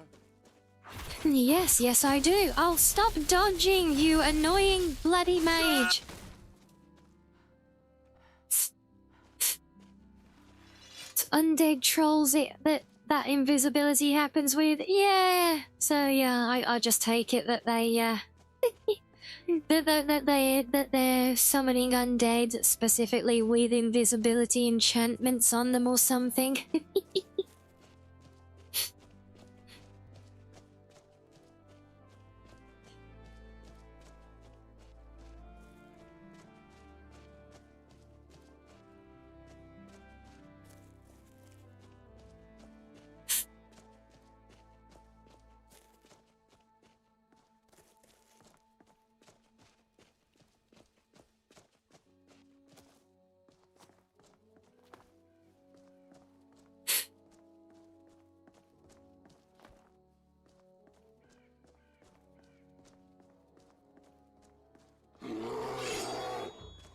Oh, this is the tough one.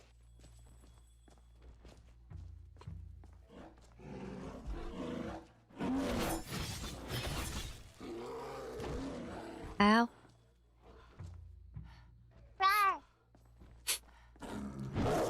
Yes, rah indeed, rat. Hello, welcome in. Guy's barely taking any damage even from the big attack. But you can't figure out how to get around the tree, so,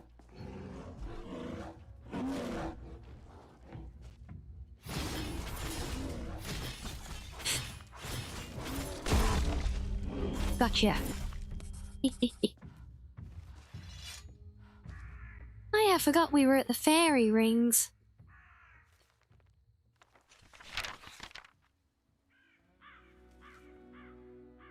See, that is why we respawned. That's why the game broke, because we'd missed the fairy ring here. Look. And that treasure map points here. Can I dig here? I've never actually tried. Do I have a shovel? I do not have a shovel.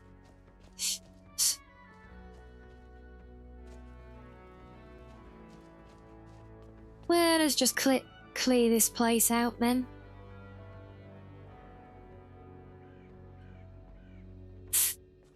Is that an invisible bear?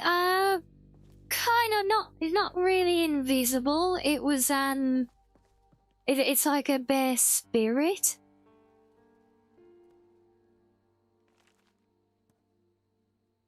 So yeah, all of these creatures that we're hunting right now, they are spirit creatures, so they appear in that like ghostly aura.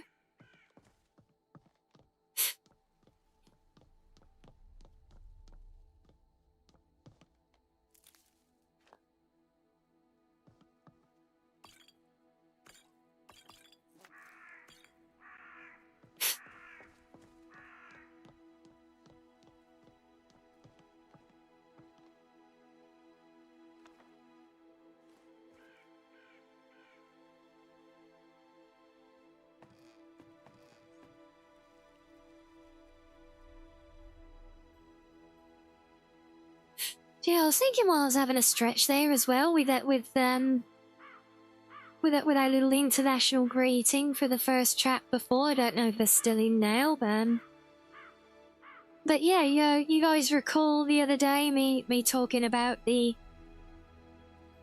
big exciting upcoming Japan stream? Well, I need to start trying to learn some conversational basics. Wait, there was a previous question? Have I lost some of chat again? Hold on. We got the Undig Trolls, remote. Oh god, yeah, that one got hidden. So if you could add a specific kind of fantasy species as a playable character for Elder Scrolls 6, what would it be? Doesn't have to be from Elder Scrolls.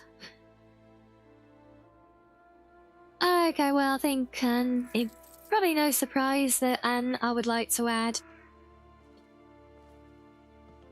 add an adaptation of the Lilymede. Basically, you know, like my player character now, but as a proper race. Shocking, I know, right? Is that EP time purple? No worries. Hope you have good EPs.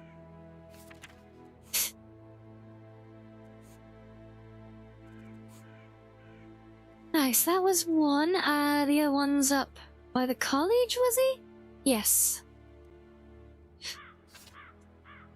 Yeah, I was thinking I might do a poll in Discord or something, see what you guys think, but I was thinking if I can set up with something like some DI lingo, I wanna see if you guys would be interested in maybe some language learning streams on the occasional night or something. So yeah, so we might do a little Discord poll and that, 'cause I need to figure out what I'm gonna do first and how I'm gonna do it, but yeah, maybe. And see if you guys would be interested in doing some learning with me. I'll have some positive votes already.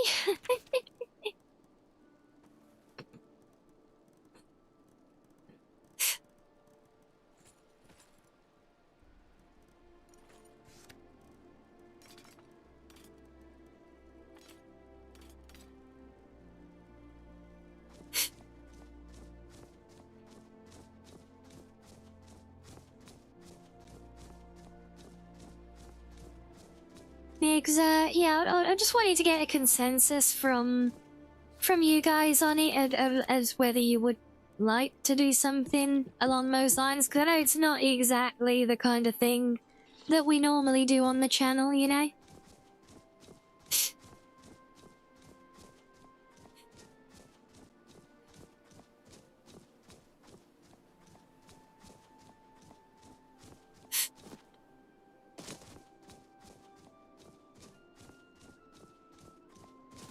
Yeah, if we could add a species though, it would be a version of the Lilymede, which would basically let me be like my player character now. And god damn it, game, are you kidding me? Really? Oh boy. I went in this pile back in here for a minute then. Oh, is it gonna be in one of those moods today now?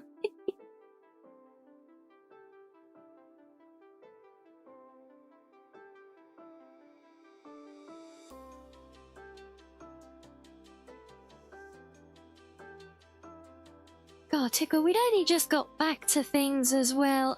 I'm gonna have to do step-by-step saves after each location.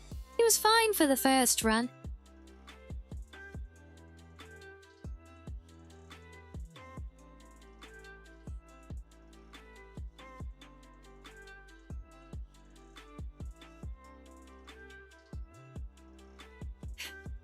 Yeah, as soon as we're on topic, I'm kind of curious now to look into it.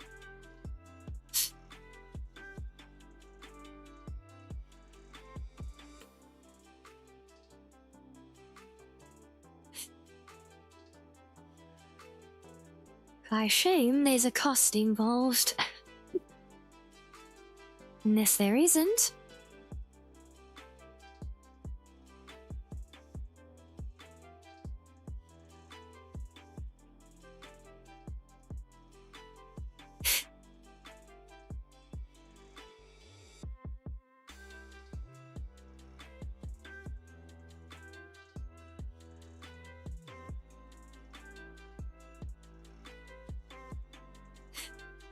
Yeah, I'm curious. Have any of you guys tried doing language learning online? I know of Duolingo, but does anyone have experience with it or other? Or any other sites and services that might be recommended?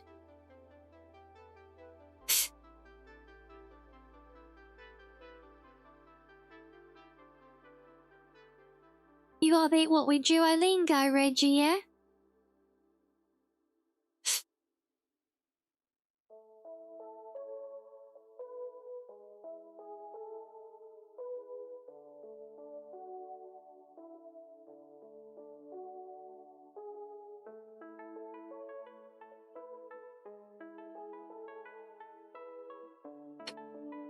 You kind of only know of this one, yeah?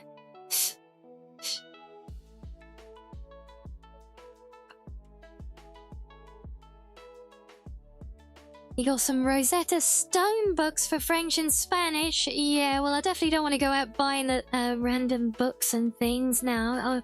I'd rather focus on stuff online, especially because that keeps things open for me to potentially do it on stream with you guys as well. You seen some other one for Japanese, but you can't remember the name of the program? Yeah, I'll have to check what Kato used when he was. Maybe it was this that he was doing his on.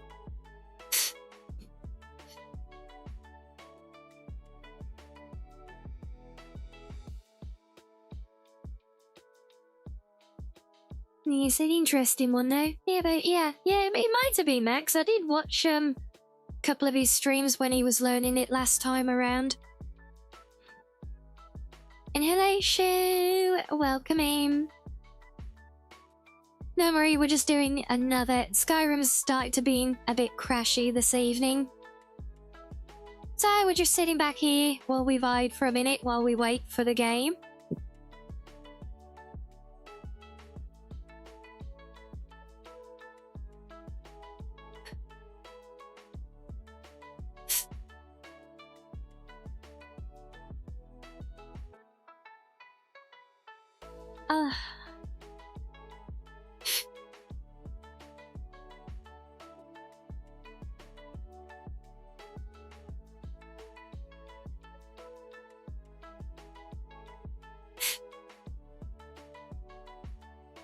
We'll get it another go. I would like to get through these trials. We'd have been done with them by now if it wasn't for the crash wiping out our. We literally had one last creature to go hunt, and now we've been reset twice. It's like.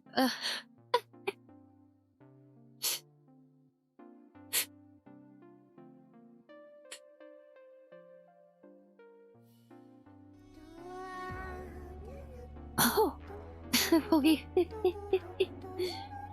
is this our little intermission, Heavy? Yeah.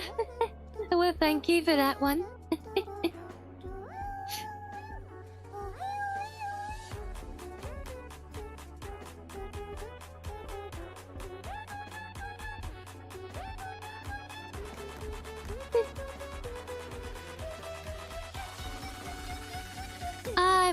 While I'm thinking about it as well, I owe squats from earlier still, so while you've got the music, I'm gonna do those squats. Ooh. Right. 1, 2, 3, 4,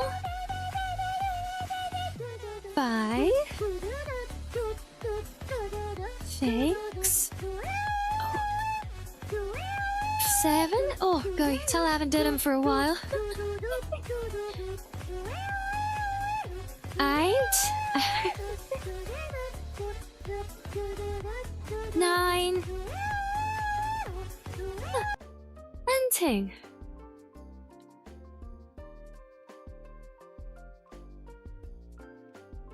Oh, there we go. I finally cashed in on the squats debt luck. Timed it perfectly with the end of the music as well as a bonus. But oh god, yeah, I could.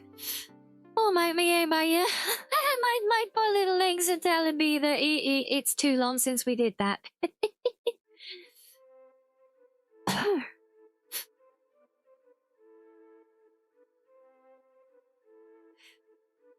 We ahead, Paps! Yay!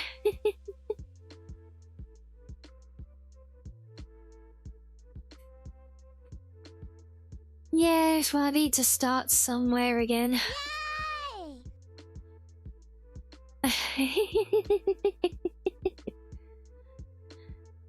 Although I wouldn't go that far just for a few squats, but I appreciate it.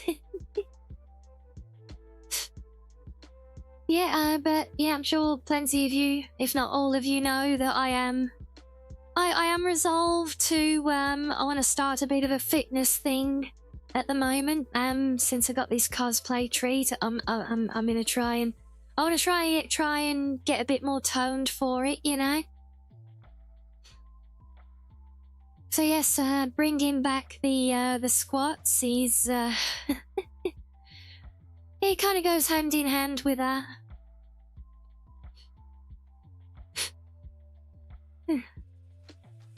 Okay, we're almost back now, just loading into the game world. Now we can head back over now, I think.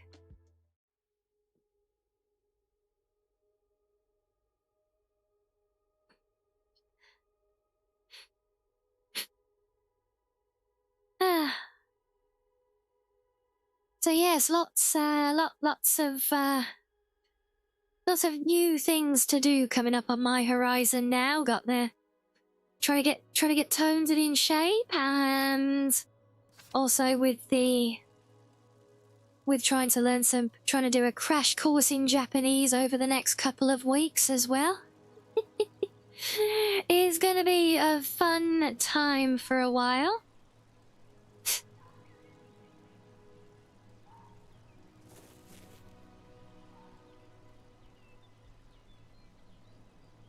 Yeah, no idea when my new yoga stuff is turning up. I'm so excited for that though, honestly. Oh yeah, really glad I thought of putting that one through the merch store. Hello, madam. Just like, no, she just wake up from her nap.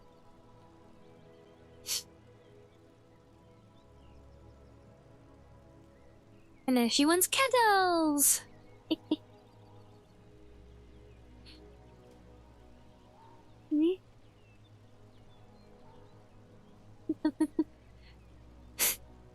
Okay, let's give this another try, shall we?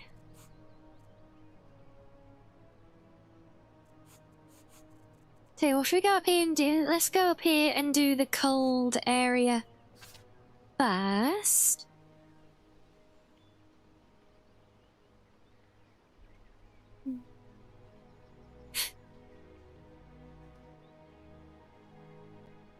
Shoakami asked me, "Hey Wolfie, while Rianni is distracted in Skyrim, here's your invite to the rich cheesecake party this Sunday. Me and the boys will be there.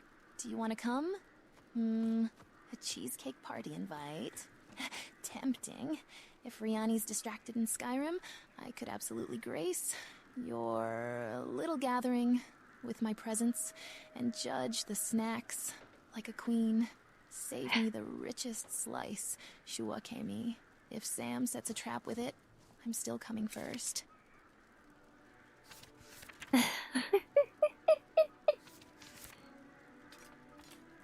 Well, there you go. Wait, does this mean you finally got your date with Wolfie?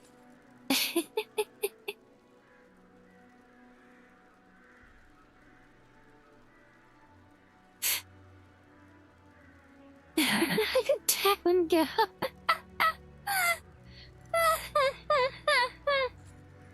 Oh boy, bless her.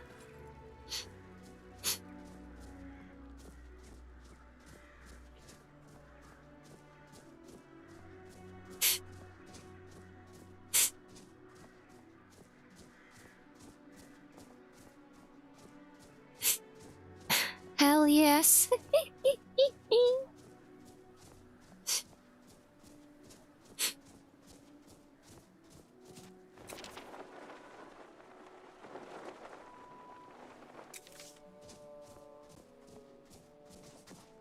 Oh boy, we're getting quite slowed because of the weather now. Will we go save your points for another question area?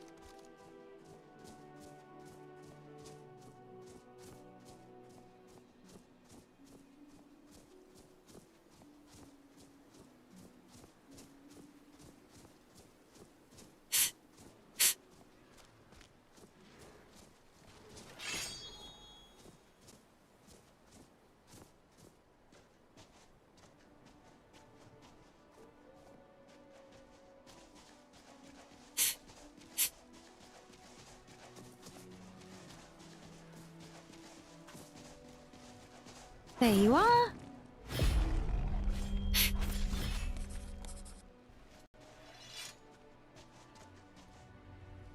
That's one down, so let's save bit by bit this time. You would head out? No worries. Enjoy the rest of your day. Ah, that's right. This one's up to the north of Whiterun. I think that's the mammoth? Yeah. Alright, let's go get the mammoth then. We'll do them in a straight line across the realm.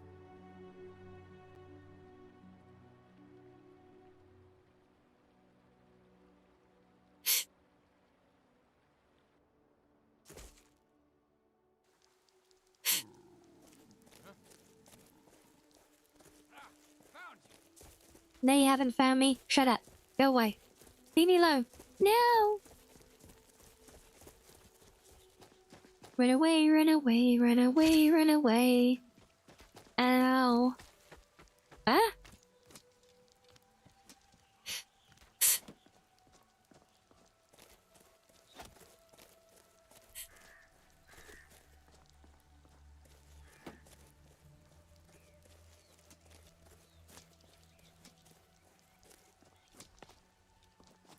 Come on, drop the aggro already. If I'm sure it's not that important to nail a random passerby. The way you're changing mid fleeing from battle. Yeah, it is kind of funny the way it plays out.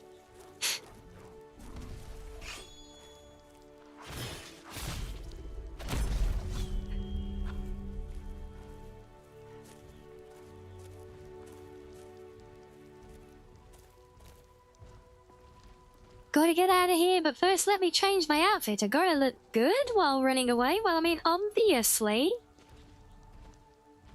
Oh, okay, no. I thought he was gonna ignore me for a second, but apparently not.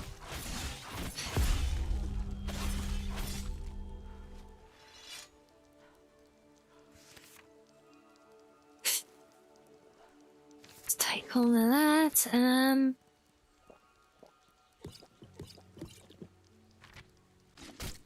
Ow. Excuse you, little wolf. You bring all the distraction, whatever you...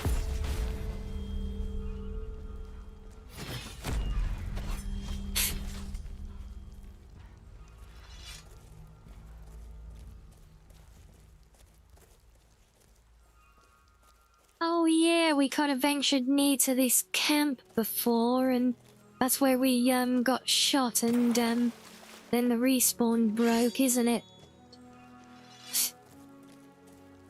I would like to say clear. I would like to clear through this place, actually. I mean, they haven't spotted me yet, so let's see.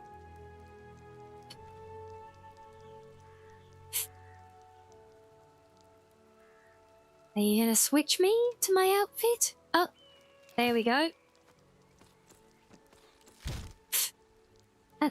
Stupid mud crab, screw off.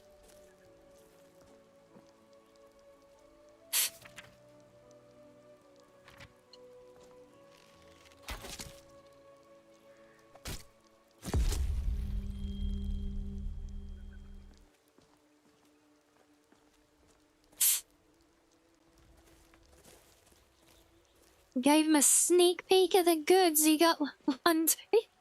Goods he wanted the whole thing. Oh. But yeah, this is another outfit. So I know you guys have commented a few times on some of the nice outfits that the Masra NPCs are wearing. They're from the mod Female Armor and Clothing. So is the outfit I'm using now. And there's something very interesting about these. So they're fully modular, right? So you can mix and match the parts, but each outfit, each collection within the mod also has a what it calls the ultimate sets. So you can actually make ultimate sets, and if you invest in them as well, you can actually level them up 4 times.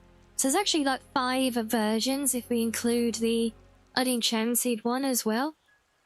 But here's the really cheesy thing. The ultimate set on its own has got an insane armor rating of over 700. The individual, like, if you build the set the exact same using the modular pieces, the armor rating is about 130, 150. But for some reason, the way the game is, I think it's the way this true armor scaling mod works. Because it's a full body outfit, it scales it weirdly. So yeah, my armor rating with just this is actually by far the strongest piece of armor that I have.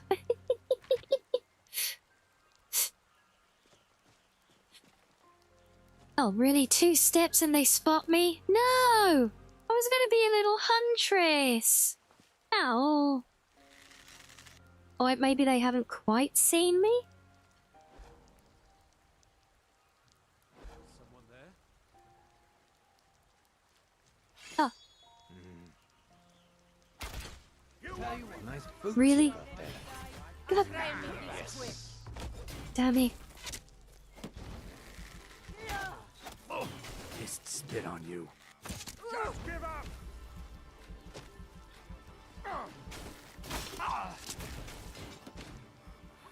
What a coward. Gods, no! You'll pay for that!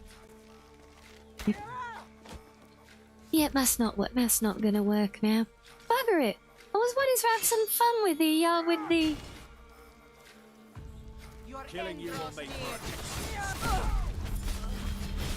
with the archery, since because that there's an enchantment on that outfit that actually boosts armory as well. And could you not strip when we're in the middle of combat, Capping? That's just embarrassing.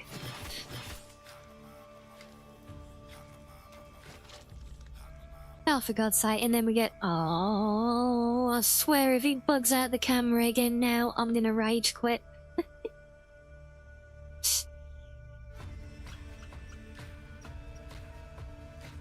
Okay, now we good? Oh, there goes the space whale.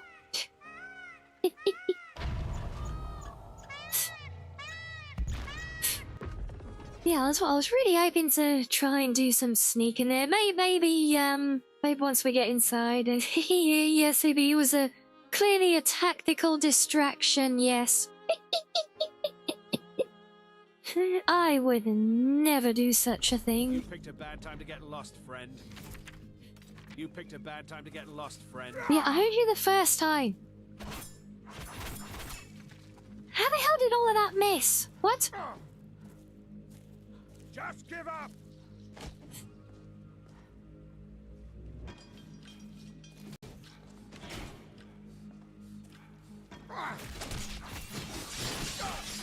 Well, I didn't miss.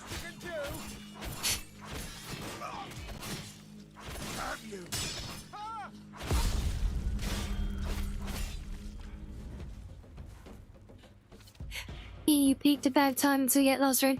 Really, did I? Well, thank you for informing me. Why didn't you tell me sooner?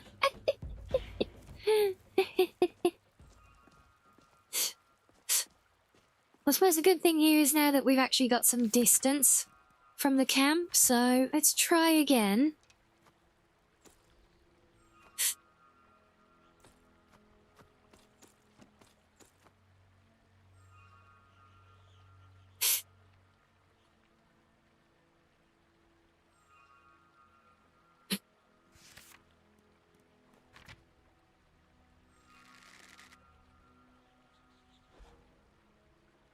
Still on alert all the way back there, look.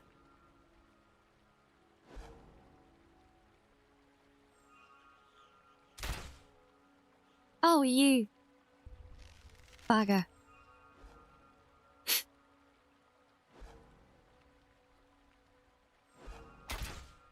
No, he's changing his route, that's cheating. Also, I noticed they're all aggroed again suddenly. Couldn't have anything to do with someone yeeting arrows into their camp, surely. Alright, let's try. If we can get up on that ledge without being spotted, maybe that'll be a good spot.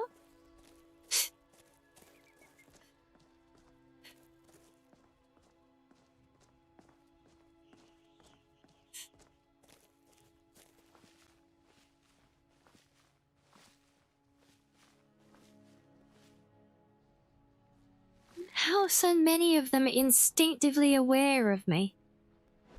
That's cheating.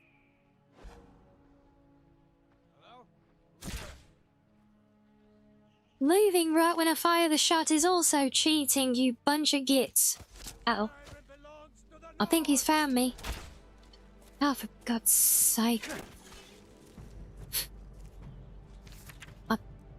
I really don't like when NPC... You know, it's one thing having detection, but when you're completely out of all of their line of sight, but they just instinctively know because one guy might have line of sight. Oh, thank you, Sabercass. We like that. No, don't turn on me. I'm still getting changed.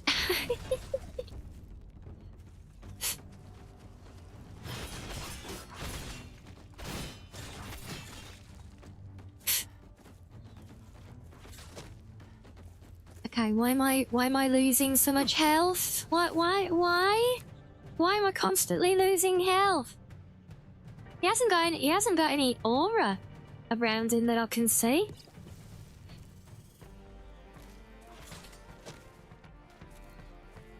God have mercy on you. I'll kill you. So why is this guy is extremely tough for some reason?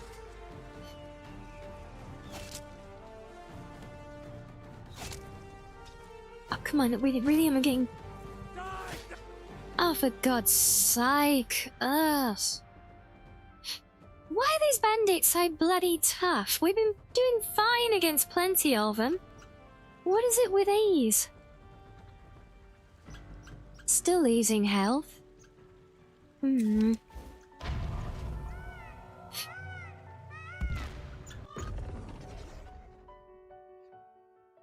They do have eyes of a hawk here.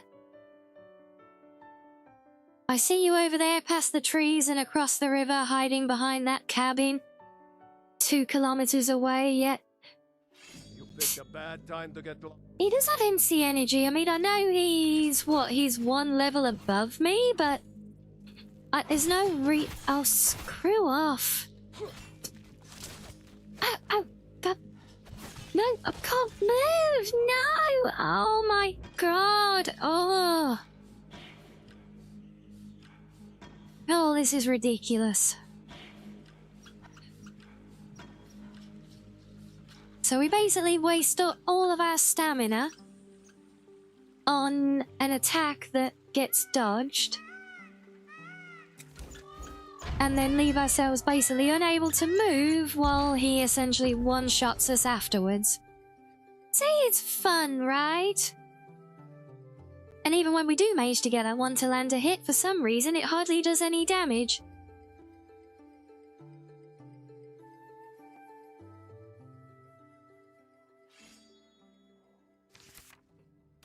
And the amount of damage that ability should be putting out, it Damn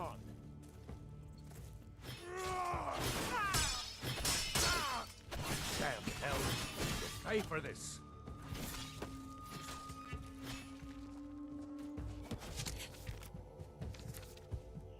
I really wish those archers wouldn't keep following us so far from... No, I said drink the fucking potion! Why wouldn't you do it? Come on. Thank you. Honestly. But what the hell was that now? What? They were all in front of me. I was behind cover. What? How? What? Oh my... Game's beating ass again.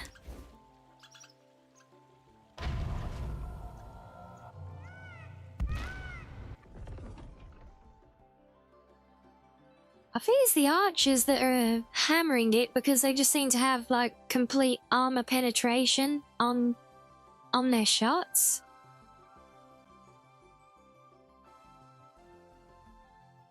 Yeah, quite how they're able to shoot me through cover when it suits them though, and You'll have it. Come on. don't much care for. Enough. This ends now. I would very much like it if it ends now, you git. Oh, see, what the hell? I should not be getting one shot by a bandit archer with the level of defense that we have. Oh, this is crazy. Nani? That archer better be like level bloody 50 or something, hitting that hard.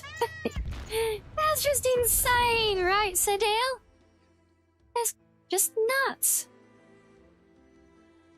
Oh, what the hell are you supposed to do against that? And there's no way they should be hitting like that. You know, I haven't got insane armor, but perfectly average for this stage in the game. Hey, back off.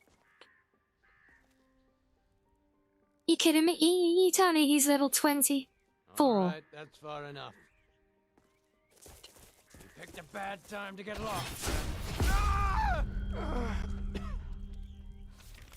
That can't be the one who was one-shotting me. No way.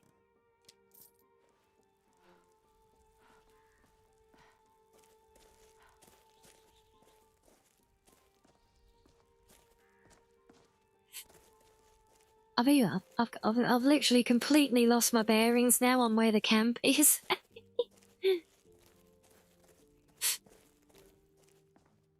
Look, it's over here.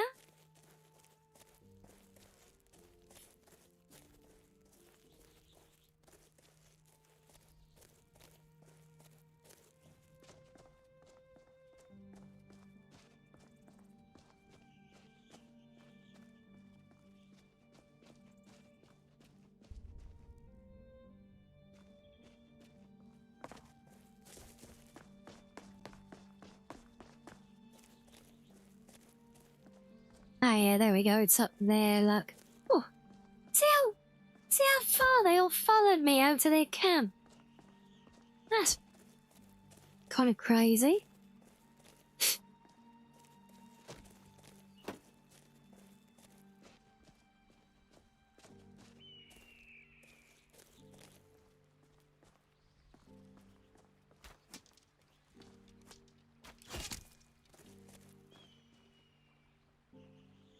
That's the kind of damage I expect from a bandit's arrow.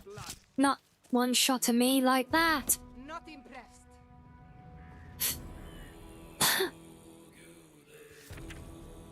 Let's try and do a heal, save the potions while we got a bit of cover.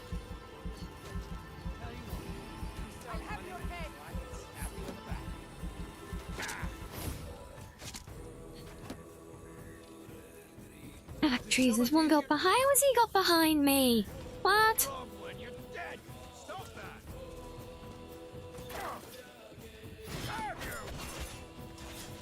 Of course, we end up flying straight past him and missing and getting exposed. No, finish the block. Oh boy. Hello, Lystra. Welcome in, Raiders. Oh my gods, this guy. Oh. Why is he being such an ass now? Oh. Obvious welcome though. Hope you had a fun stream. Hope whatever you were doing was nicer to you than this has been to me at the moment. Because it's been a complete boozy to me right now. And no, again, you don't need to change outfit yet. No.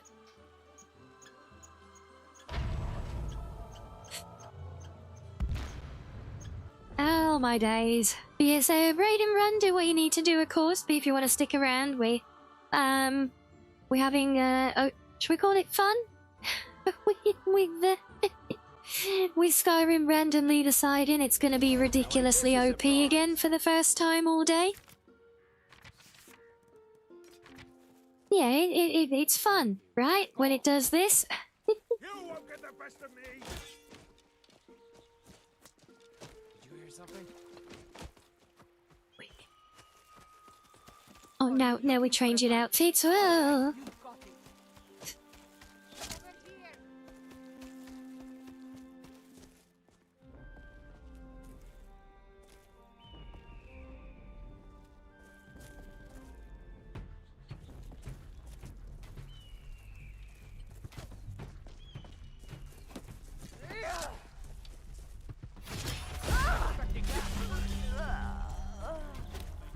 Oh, why are you changing again, Gate? What? Oh, for God's sake, why? It's stuck walking. Ah! Oh my God, what? Have they got a slow effect on these things or something? I know I get drained on stamina, but not that much. I don't know why it randomly decided to change outfits there, unless we're right on... We must be right on the cusp of where the location is counted as a dungeon?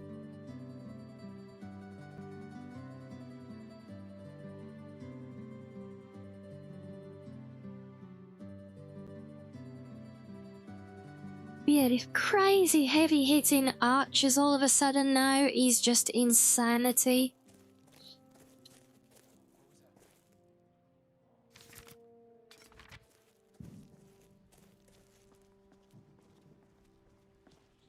Well, we are working through them, but Jesus. I've never had such a hard time with this dungeon before.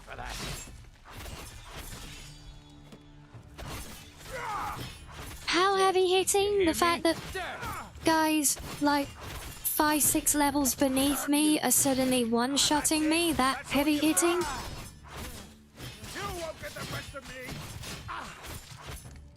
Nah, for God's sake.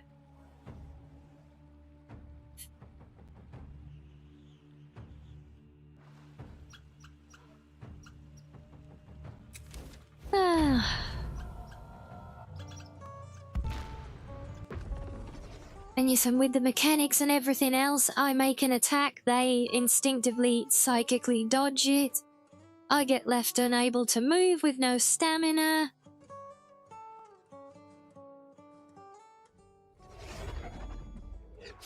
Yeah, no, let me spawn in.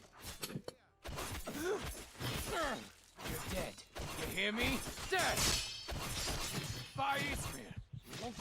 Oh, for God's sake! Game, you're not supposed to change outfits while we're.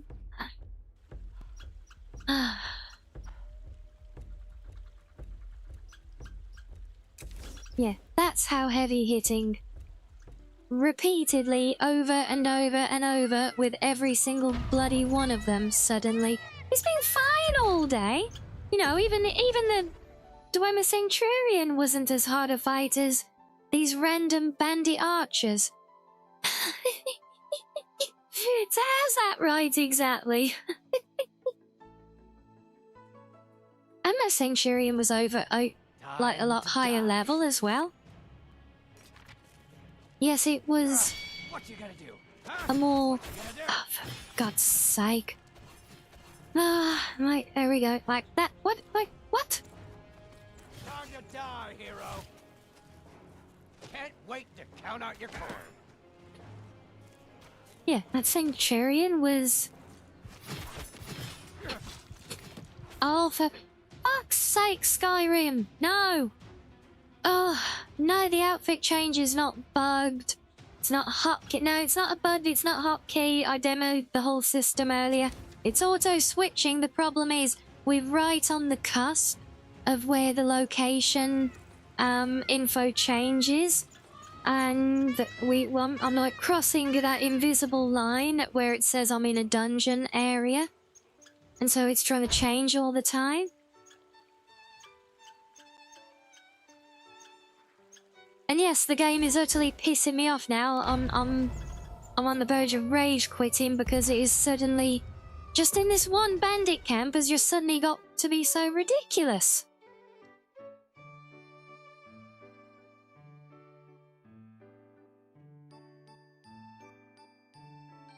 And no, they don't have the capabilities I do, She's, because I'm not psychic.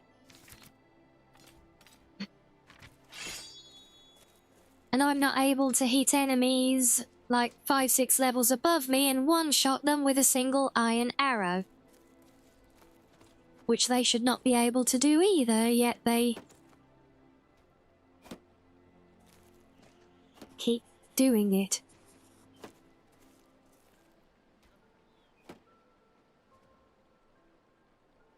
Still got the balance stuff compared. See, what the hell? What? For God's sake, one fucking arrow. And we're nearly dead. Oh, and there you go. It's not the same, She's, because if I hit them with an arrow with a sneak bonus and everything else, I'm lucky if I do 10% damage.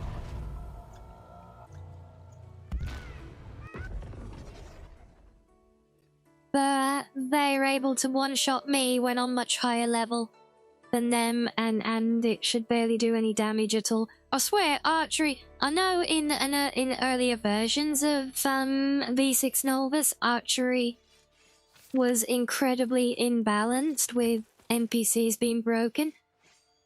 Feels like it still is, honestly. Something's not right at all with it, I swear.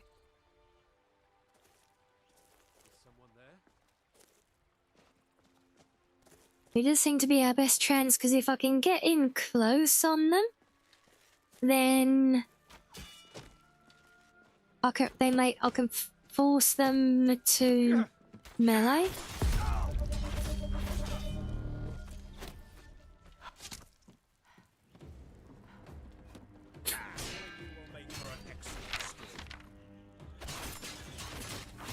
And once they're in melee, they don't have their OP archery strength then, and see, then they're much more doable.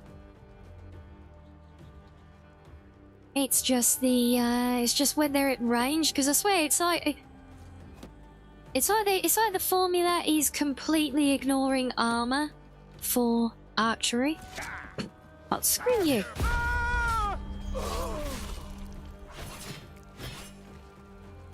One move, dodge something. Ah, my God, right. We got cover. Right, I think there's one left. One bandit cock womble left to go.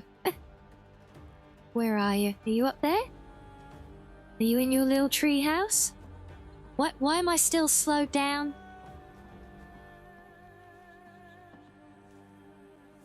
We're not at walking speed. And he's slightly tied on the exhaustion. So yeah, I don't know why we're being slowed. That is definitely not helping either. That does keep happening and I haven't figured that out yet.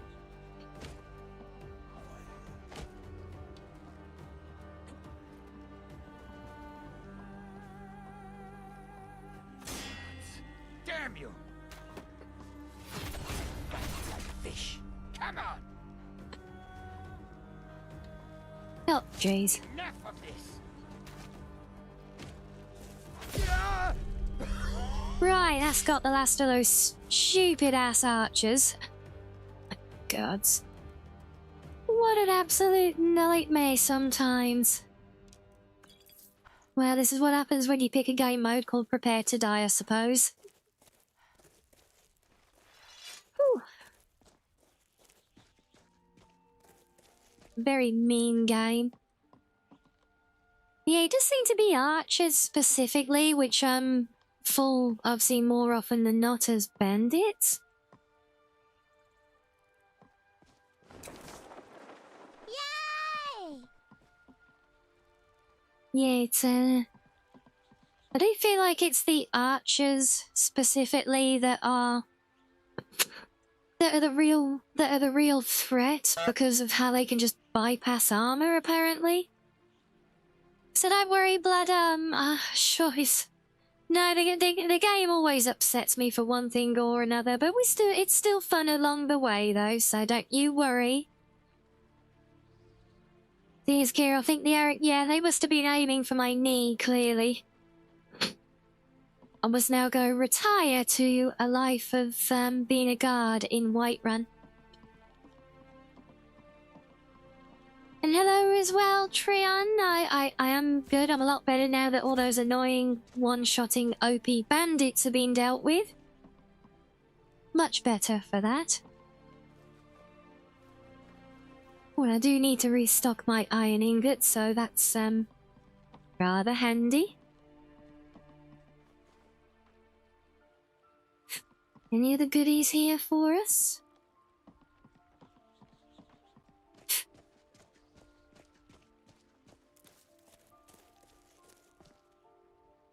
So yeah, I'm gonna have to try and figure out, see if I can add another condition to the outfit swapping. Maybe,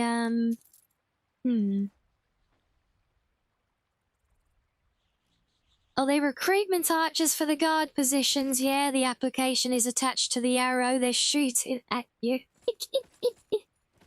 Why's this guy got all of these? That's crazy. He's got like literally every one of them. Cheating git.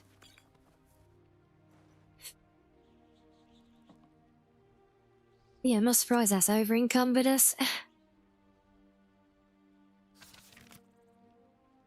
Kick no butts, don't you worry yet. Well, we have done now, and hopefully the ones inside, I think they should be a bit more shoehorned. Hopefully.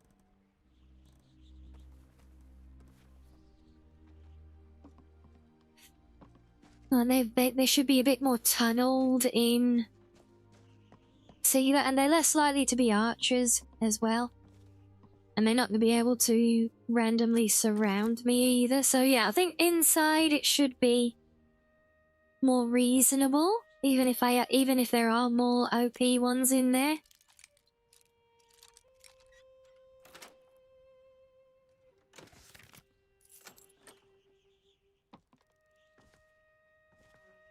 But yeah, so I got I mean, I was trying to explain. I don't know if I quite conveyed it, but yeah, with the reason the outfit was swapping, so the criteria I've got on it is the location type of dungeon.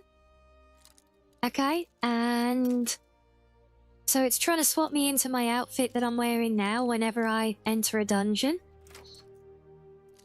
But the thing is, on these exterior, like around the entrances and things, if you imagine there's like an invisible line in a circle around the door, you know, very big radius, covers like the whole area outside. As soon as you're within that area, it's counted as that location, so that obviously has the dungeon type keyword there. So it's forcing it to do the change, but I'm thinking... Hold on, maybe. Let's have a quick look.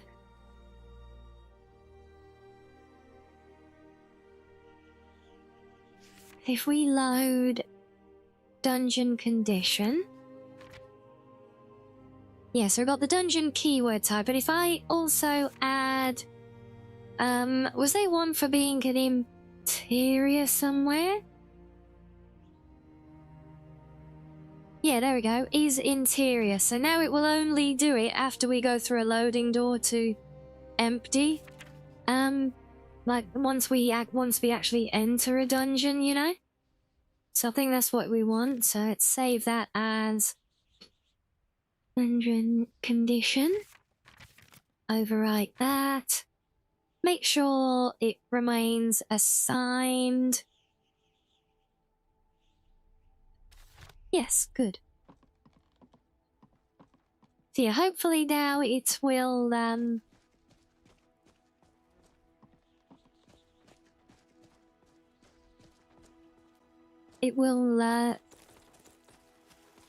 yeah, of course it's gonna try and change me here now, because it no longer applies.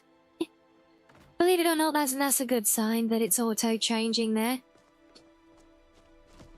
So now it no longer sees us as being in a dungeon, but hopefully once we enter and we go through the load door, then it will be.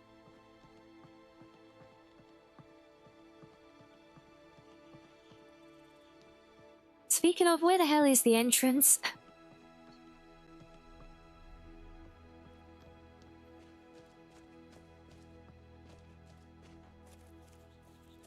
Aha.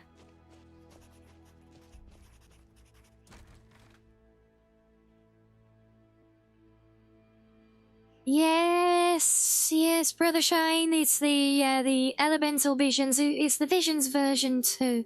I don't know why it randomly added so many to that one guy, though. But yeah, lots of great material from Carnarvon. Dum dum diddy diddy dum. Let's try some sniping.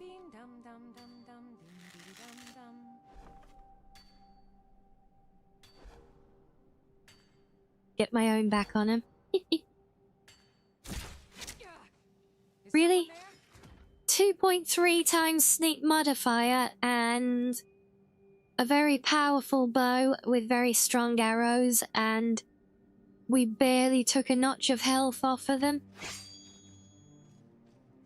These guys are so broken. Are you prepared to die?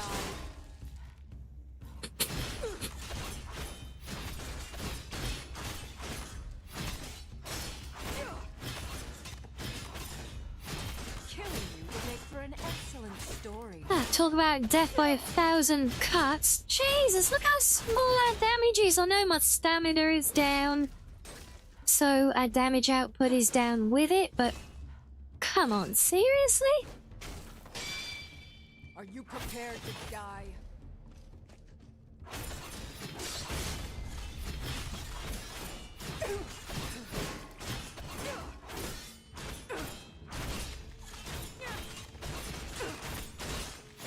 It literally turns every random bandit into a bigger boss fight than Alduin.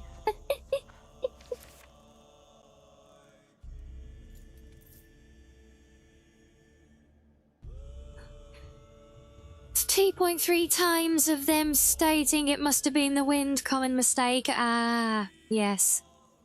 Yes, about that does make shockingly more sense. Oh, wait, is that a Rocky trap? Rocky, my old friends. Oh, right. And now you're all done for now. It's been a while since we played with Rocky. Let's build these up down here. Let's try and get a nice wall. There's a bit of a gap there, but yep, right, where the hell did that mammoth tusk just come from?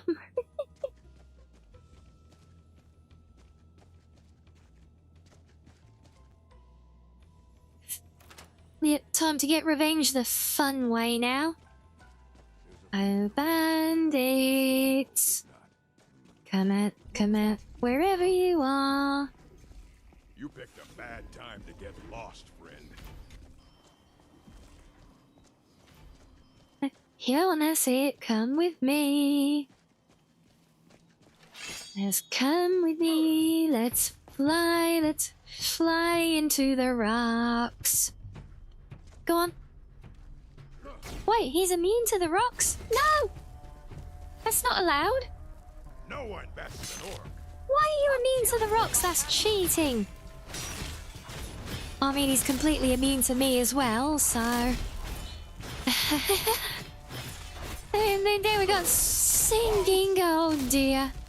But do you think you could maybe, like, take some damage from an attack? Maybe? I'll show you what a real orc can do. Excellent story. Fox of Shadow.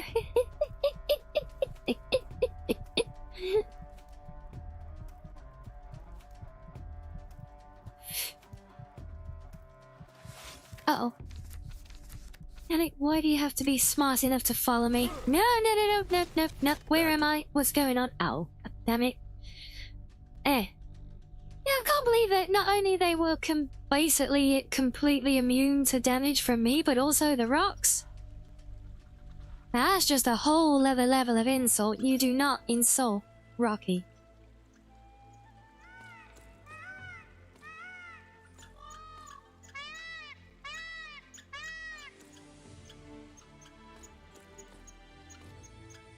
It's illegal. Well, yeah. No, you remember how we done it before, and we've used the immortal rocks to kill any NPC that stubbed their toe on them?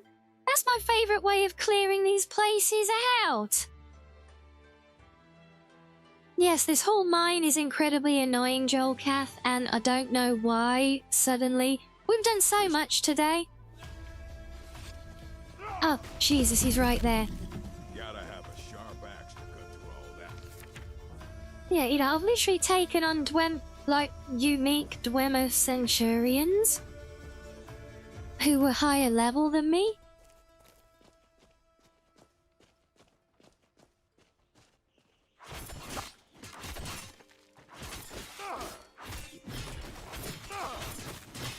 But then we get these bandits who are essentially, I mean, what's this guy? 1 level above me? I can barely do any damage to him before, and he had the cheek to be immune to the bloody rock trap as well. And that's just going... What that is just too far.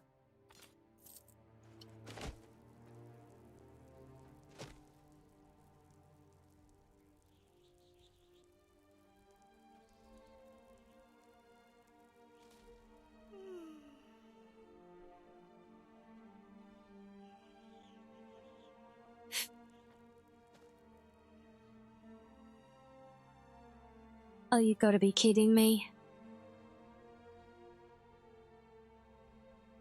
And now we're gonna crash again? Alright. Let's see. The game's in one of those moods today. I'm not doing it anymore. It clearly does not want to be played anymore today. We've had our fun. Game is saying no. I ain't arguing with it anymore.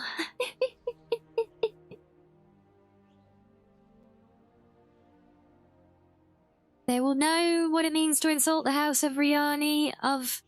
The House Rianni of Azure Foxington. I do like that. The game itself is rage quitting. It really is. So... Yep, but no, the game rage quit. We're not gonna rage quit, but it is about that time. Been late enough today, especially because I'm still recovering as well, so don't want to push too hard either. So yeah, so we are gonna leave it there, guys. I hope you've had fun, despite the little bit of game being an asswipe towards the end of things there. still very pleased we got to check out some of the different outfits and the switching mod now. So, really pleased with that. So, and yeah, and I've had, it's been a nice, fun and interesting bit of exploration up until this last point. So that's all good. But we will leave it there for today. Now. Squats probably weren't great either. No, the squats were a good thing. It's good for me to start doing them again, and I did, so very proud of myself for that one. Hope you catch us next time. Yeah, obviously we do sometimes run a little bit later, but yeah, it's 1 AM. We've been here for nearly 5 hours, so it's definitely the tail end of things. But yeah, we'll be back tomorrow, same time as usual. Obviously all being well, of course. But yes, so I will see you all then. In the meantime, we'll go share some love with the friendos, hopefully, if I can find someone. And, well, yeah, well, I'll see you all soon, but whatever you end up doing with the rest of your day, guys, do enjoy. If Sam does decide to share his little mystery box shopping in Discord afterwards, maybe I'll see some of you around there. If not, look out for it tomorrow. And if you see something going on in the VC, jump on in. You know, none of them are obligated voice channel. You can just jump in chat only. But, yep, keep an eye out for that either after stream or tomorrow at Sam's discretion as well. So, I will have some fun there also. But, yeah, enjoy the rest of your day, guys. Take care. Good night. And remember, stay cozy.